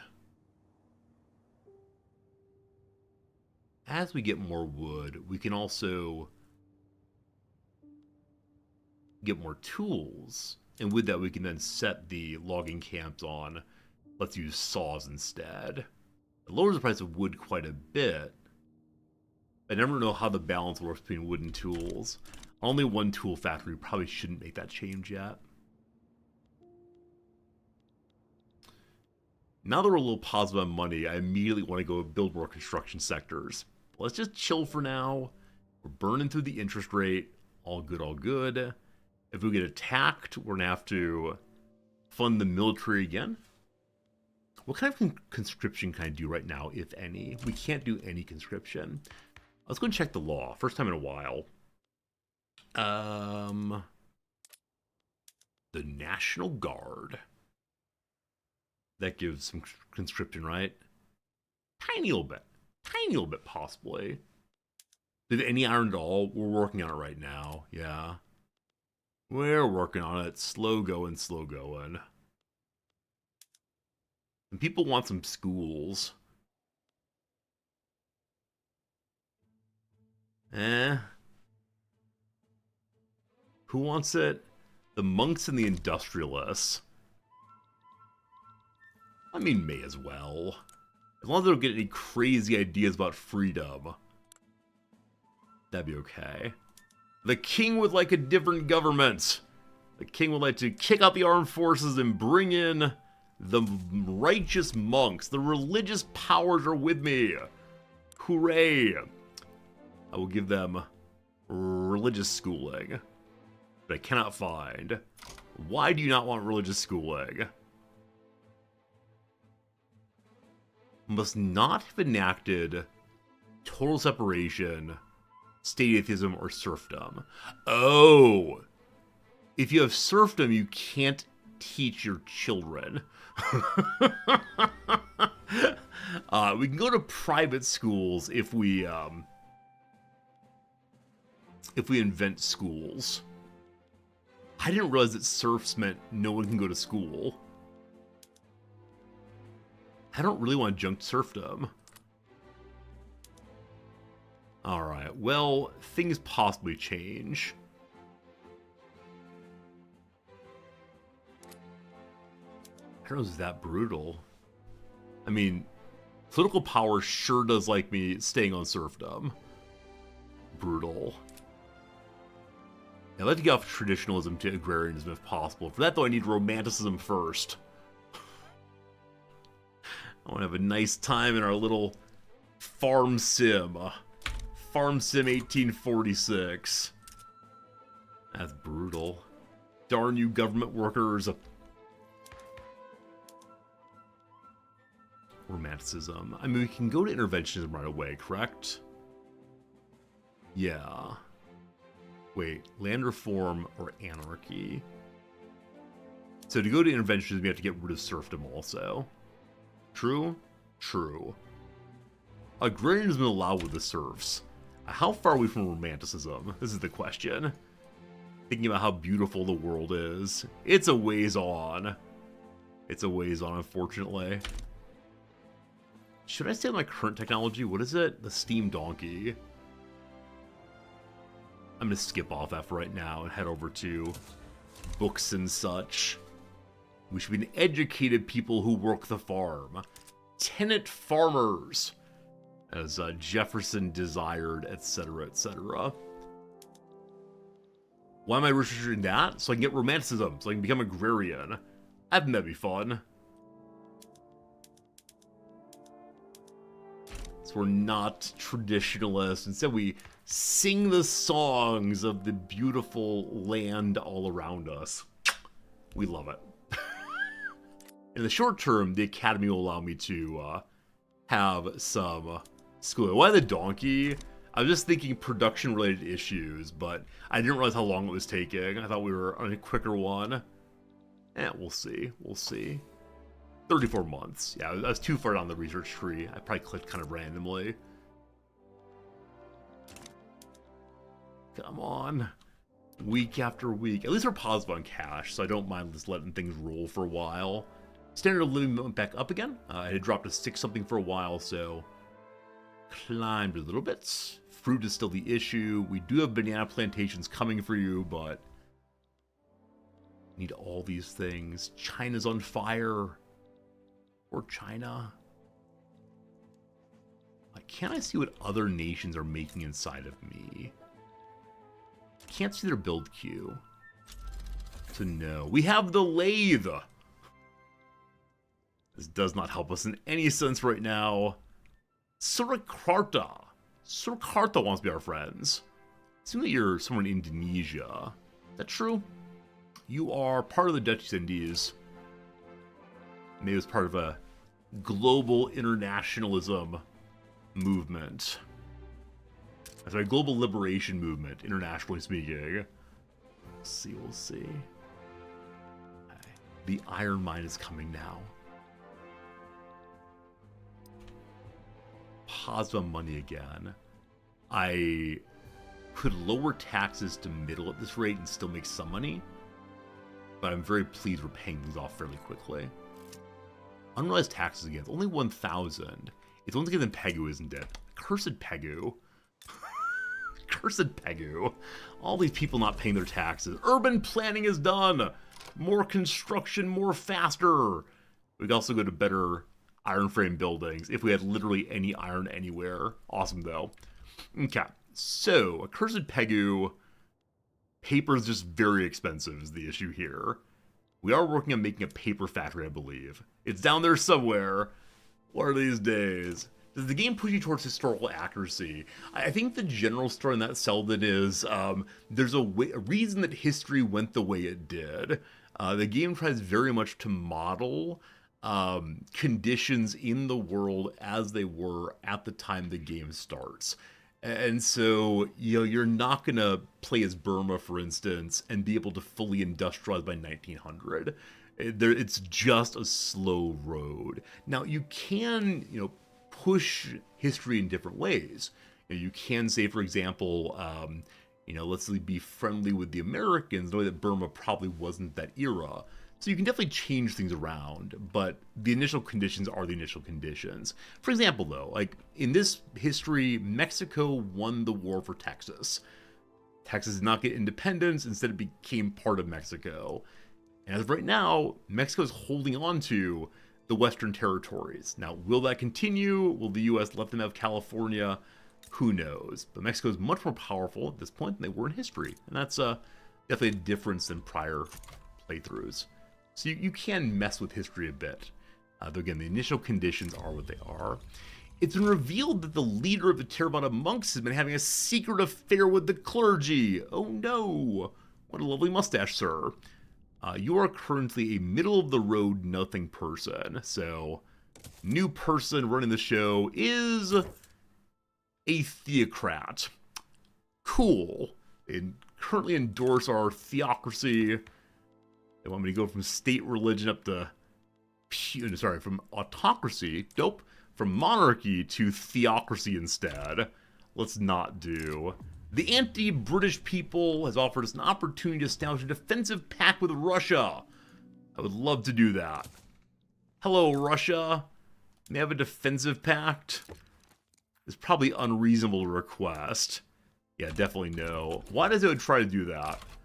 Yeah, I shouldn't have said I was trying to do that. It's just not going to happen, unfortunately. But like I said, I think often when there's discussions on Reddit about, oh, how can I, you know, make Papua New Guinea a superpower?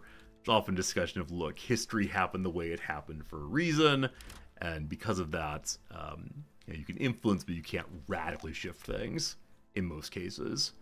Brits are coming at some point. Yeah, I've got a defensive pact with somebody. I think France?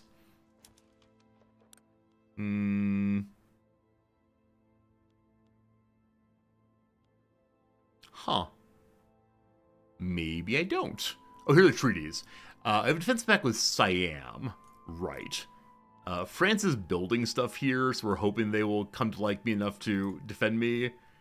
And same with Russia. So, you know, we're working on it. We're working on it as we can. If our relationship improves enough, then I can probably, yeah. France sees me as a desirable ally. That's not true. They didn't believe it when they said that. Just diplomatic niceties, I believe.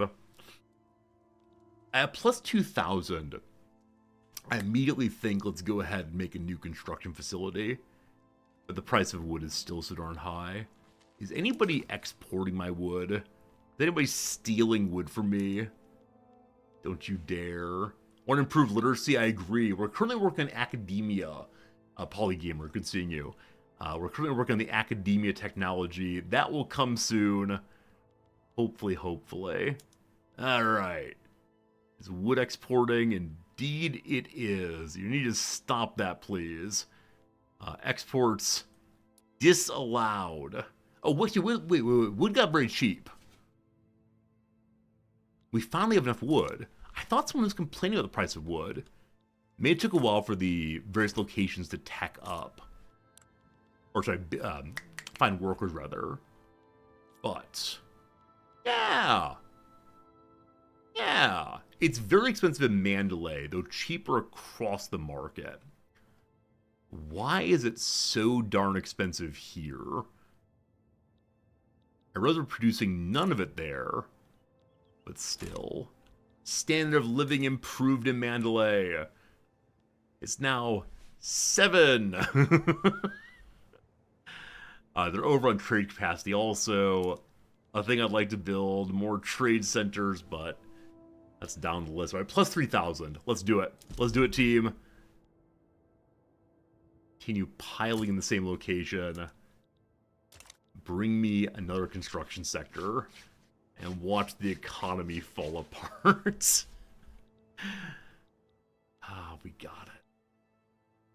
I do love the early part of Victoria. I mean, I love the whole game, but the early part of, oh no, will my economy survive?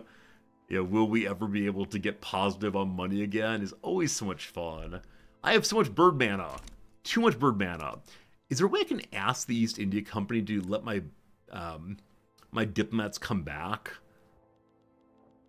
Here, let's be friends, East India. I guess the diplomats went back, if I can engage with them that way. I didn't see a pop-up on that, but still. Okay, how are people feeling about me these days? I'm such a gossip. Do you like me? Do you really like me? It's a all these people want to protect me. I worry that means they want to make me their subject. Most people are cool with old Resorty. China, how you doing? Yeah, already positive relationship. I'm not sure if there's anyone else with whom I should try to improve my relationship. We're kind of just hanging out. That's okay. That's okay. Top speed again. I think today more than any playthrough before I've been swinging my speed up to 5 regularly. Because there's just not much to do here, unfortunately. Except I'd like to get off of serfdom, if possible. Cursed landowners. Maybe we'll stay as serf forever, so I can repeatedly make jokes about surfing. It's still positive on cash despite the new building. That's fantastic. We're consuming even more wood.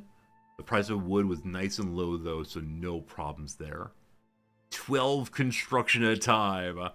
Yes, climb, my pretty, climb. Probably with both of these new gold mines made and then teching up with tools, we should be able to build another construction location. Fantastic. Fantastic.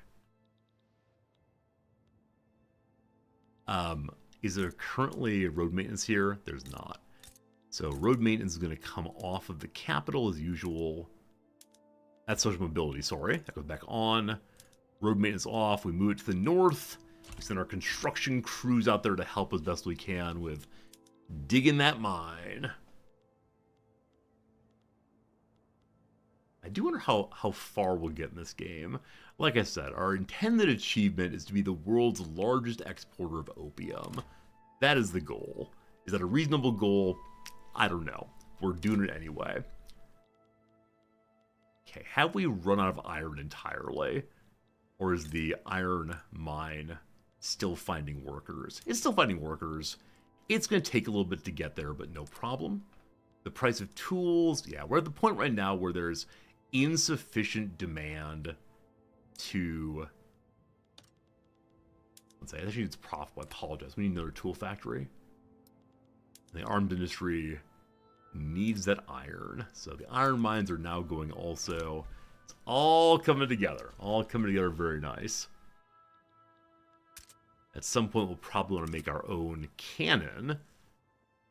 But not right away. Are we missing any taxes? We're still missing 1,000 taxes in Pegu. Did I talk about making a new government building there? I must have, and I must just not have gotten to it.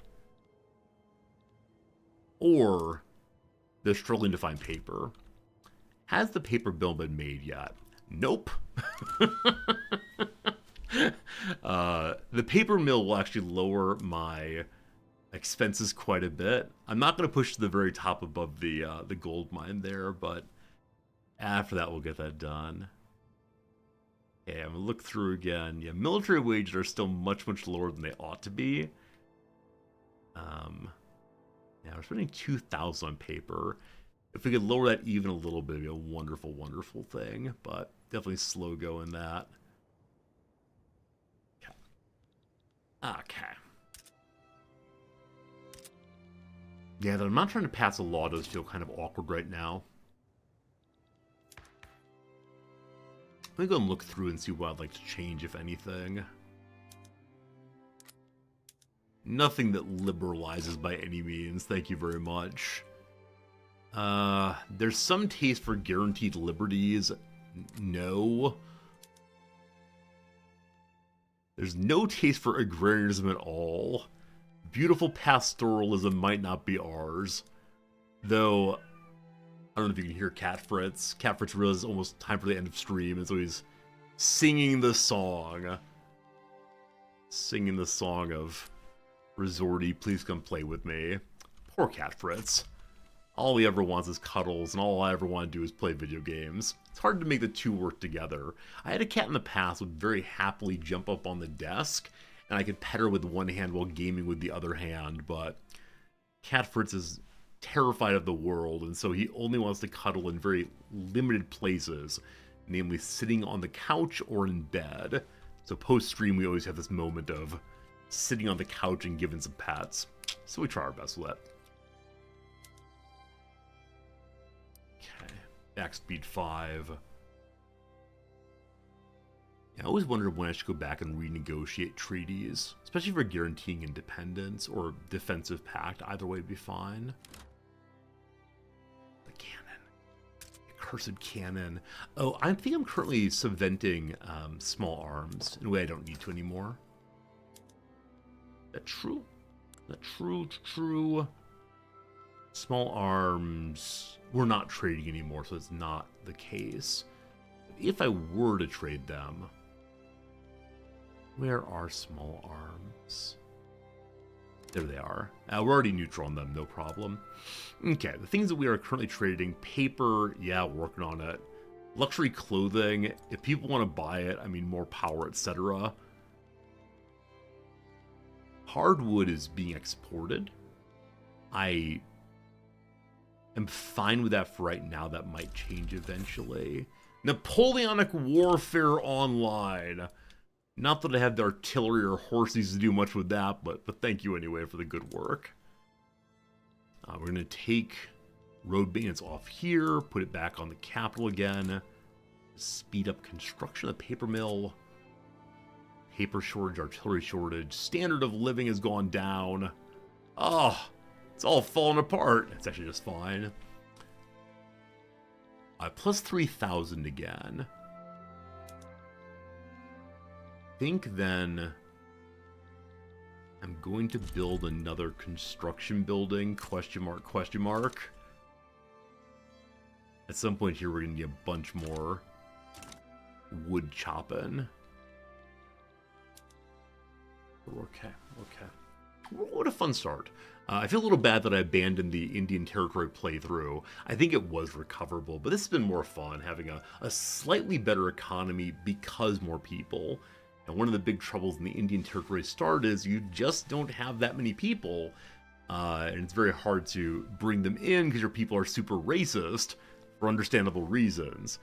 And so there's probably a way to do better with it if you, I don't know, ally yourself with Mexico or become a subject to Mexico for a while to find freedom that way. But I think any start with limited people is a real challenging one to do much other than survive. Tibet wants to be our friends. Thanks, Tibet. Just feels nice to have everyone like us right now. I don't want to say good guy Burma, because certainly we're an autocrat with a state religion who does not believe in any freedoms at all. And so in no measure can we say, we're a good guy resorty. That's it. Okay, I was gonna say I built a new construction building and number went up. We're making more money, but this is definitely not true. It's still fine though. Pegu is really struggling with quality of life right now. What on earth has happened that's causing the big problems? Clothing prices have gone up quite a bit.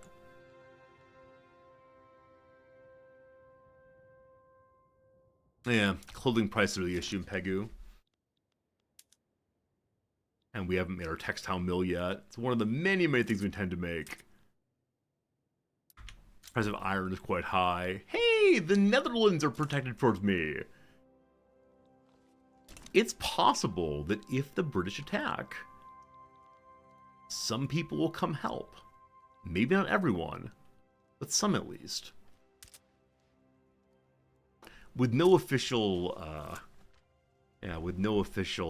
guarantees of liberty, I'm not sure, but we'll see.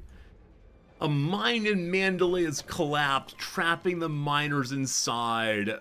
They dug me out, but I left my friend behind. I'm sorry, lower class people. This is just how it goes to keep industry going.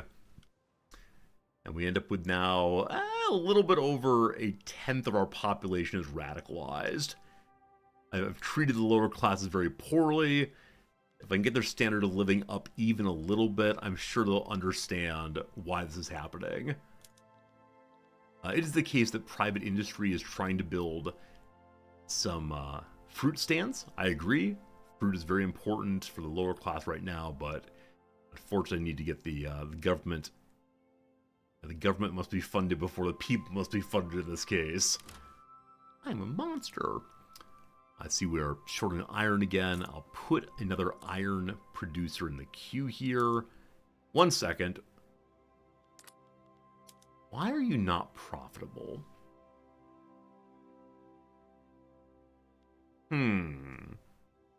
They don't have all their employees. They're having trouble finding slaves. Huh. They finished that out, but yeah, we do need more iron here. Okay. Oh, does employees get buried? You're right, Selden. Where do those employees go? They're being turned into coal, right? A little bit of compression for them. Where'd the workers go? Oh, yeah, they're dead. We just told this. I'm sorry. Your general has so many other things to concern himself with. Am I a general? What's my title? I'm a king. King is what we're going on right now. As usual, we are the spirit of the nation. Through us, the spirit, through us, the nation expresses itself in its true desires, not the desires of any one person. Rabble, rabble, rabble. We're still a righteous government. Everyone believes in the king. Our heir is a traditionalist, ambitious, experienced political operator who's also a popular commander. Okay, our heir's a good guy. That said, the East India Company is being very cruel right now. Huh. So the East India Company is thinking they would like my lovely arable land. It's terrible of you to want my land as arable. Alright, academia is ready. Fantastic. From there, we go romanticism. 35 months, good luck. We can now build universities, but more notably for my purposes, we can now start private schools. Is that not true? Oh, you can't have a state religion. Wait. So the only schools that we're allowed to have are religious schools, but you can't have that if you have serfdom. Oh, that's brutal. We don't believe in literacy, do we? We're finally out on convoys, by the way. Convoys are produced at the ports. The ports have no workers. Where'd y'all go? Some of them were fired. Why were you fired? You're fired because you're illiterates. Yeah, we have to go off of serfdom. Like, genuinely, we cannot continue this way. Because the educational issue is just a problem.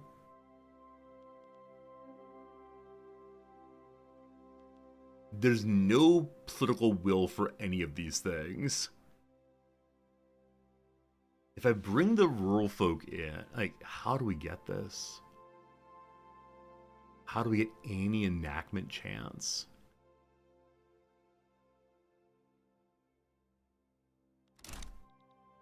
If I bring the rural folk into government, oh gosh, it's all falling apart. 1 second. Hello. Okay. No one believes the king should be anywhere near the rural folk. Nor the intelligentsia. I'm currently contravening my relationship with Russia. So I ran out of things to import with because the port just stopped due to illiteracy. Well, hopefully they find some people who are literate. Number is going up, just kind of slowly. We're working on it. So I don't actually need to have another port. I just need that port to be functioning possibly. I thought the landowners would be with us on this thing. Is it time to boost the rural folk? But how do I best do that? The problem, of course, is the king is a member of the landowners. So the king and the government matching is hugely important to our conception of governance. There's no possible way for me to organize that's fully legitimate without landowners. Do I need a coup? Yeah, it's going to be not exactly zero regardless. If I just put the monks in, we have a little bit of legitimacy, but no. No. This is most distressing. I mean, we could go off of monarchy. We could try to get a presidential republic going instead. That would definitely weaken the government, but huh. What's this? Yeah, we're still violating our we'll send you something, just not doing so. That's fine. I'm fine with the landowners running the show. No education for us. But who needs education when all I need you to do is just keep digging? Thank you. Thank you. Firing people for illiteracy. You're gonna have to accept that.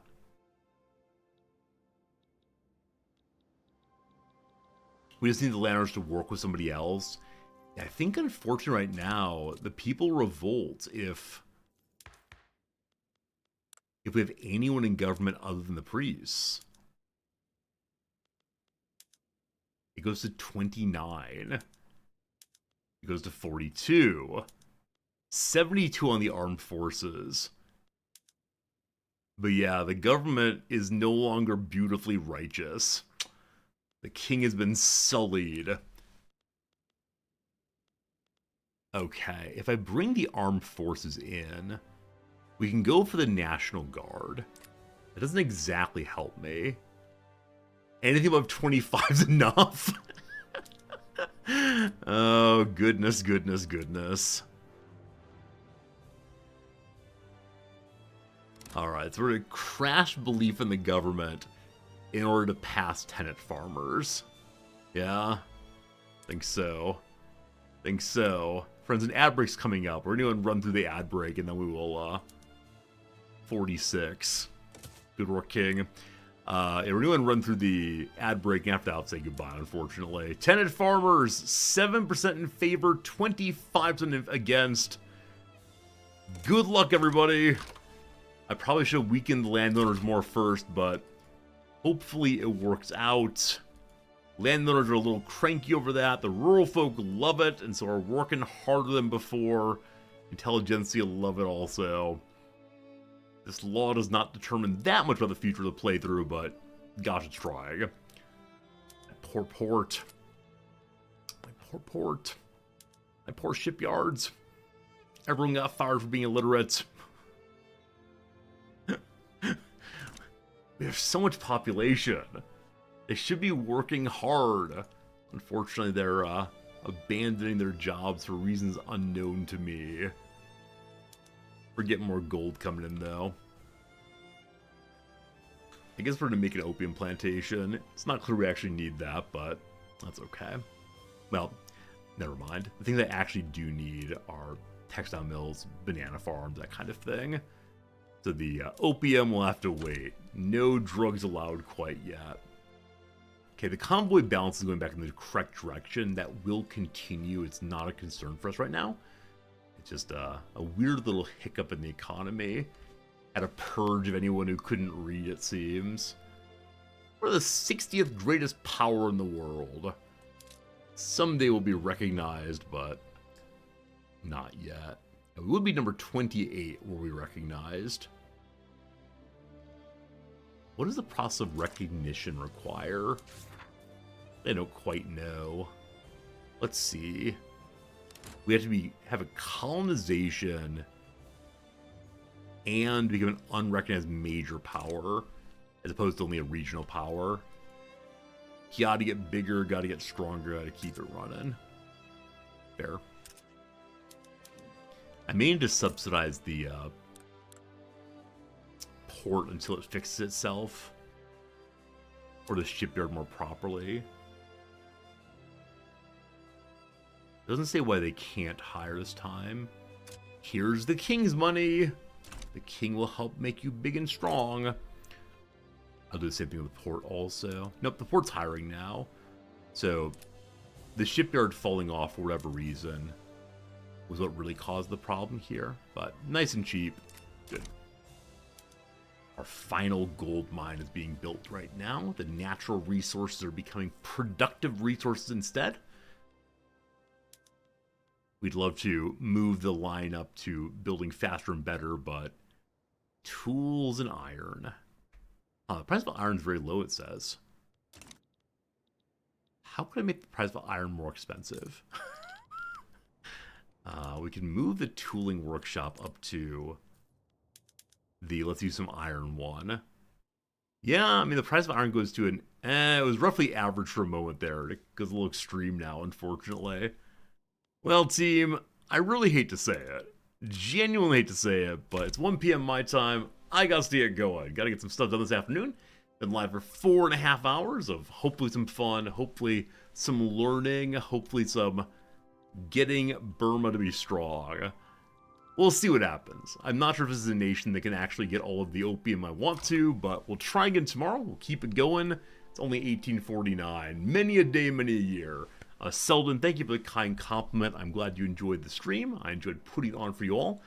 At this point, I should probably find someone to raid host. Gotta do my responsibilities as streamer. Let's go look for a channel that you all might enjoy watching. Hello, Twitch. What are you up to?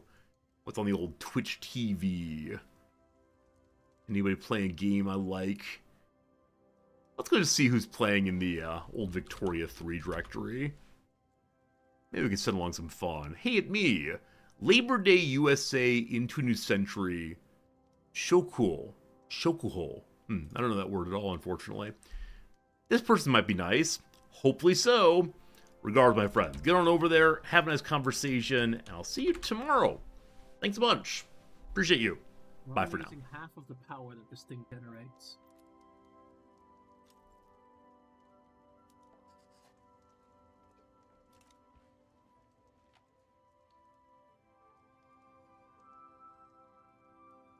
We're also only doing about half the trading that we could be doing.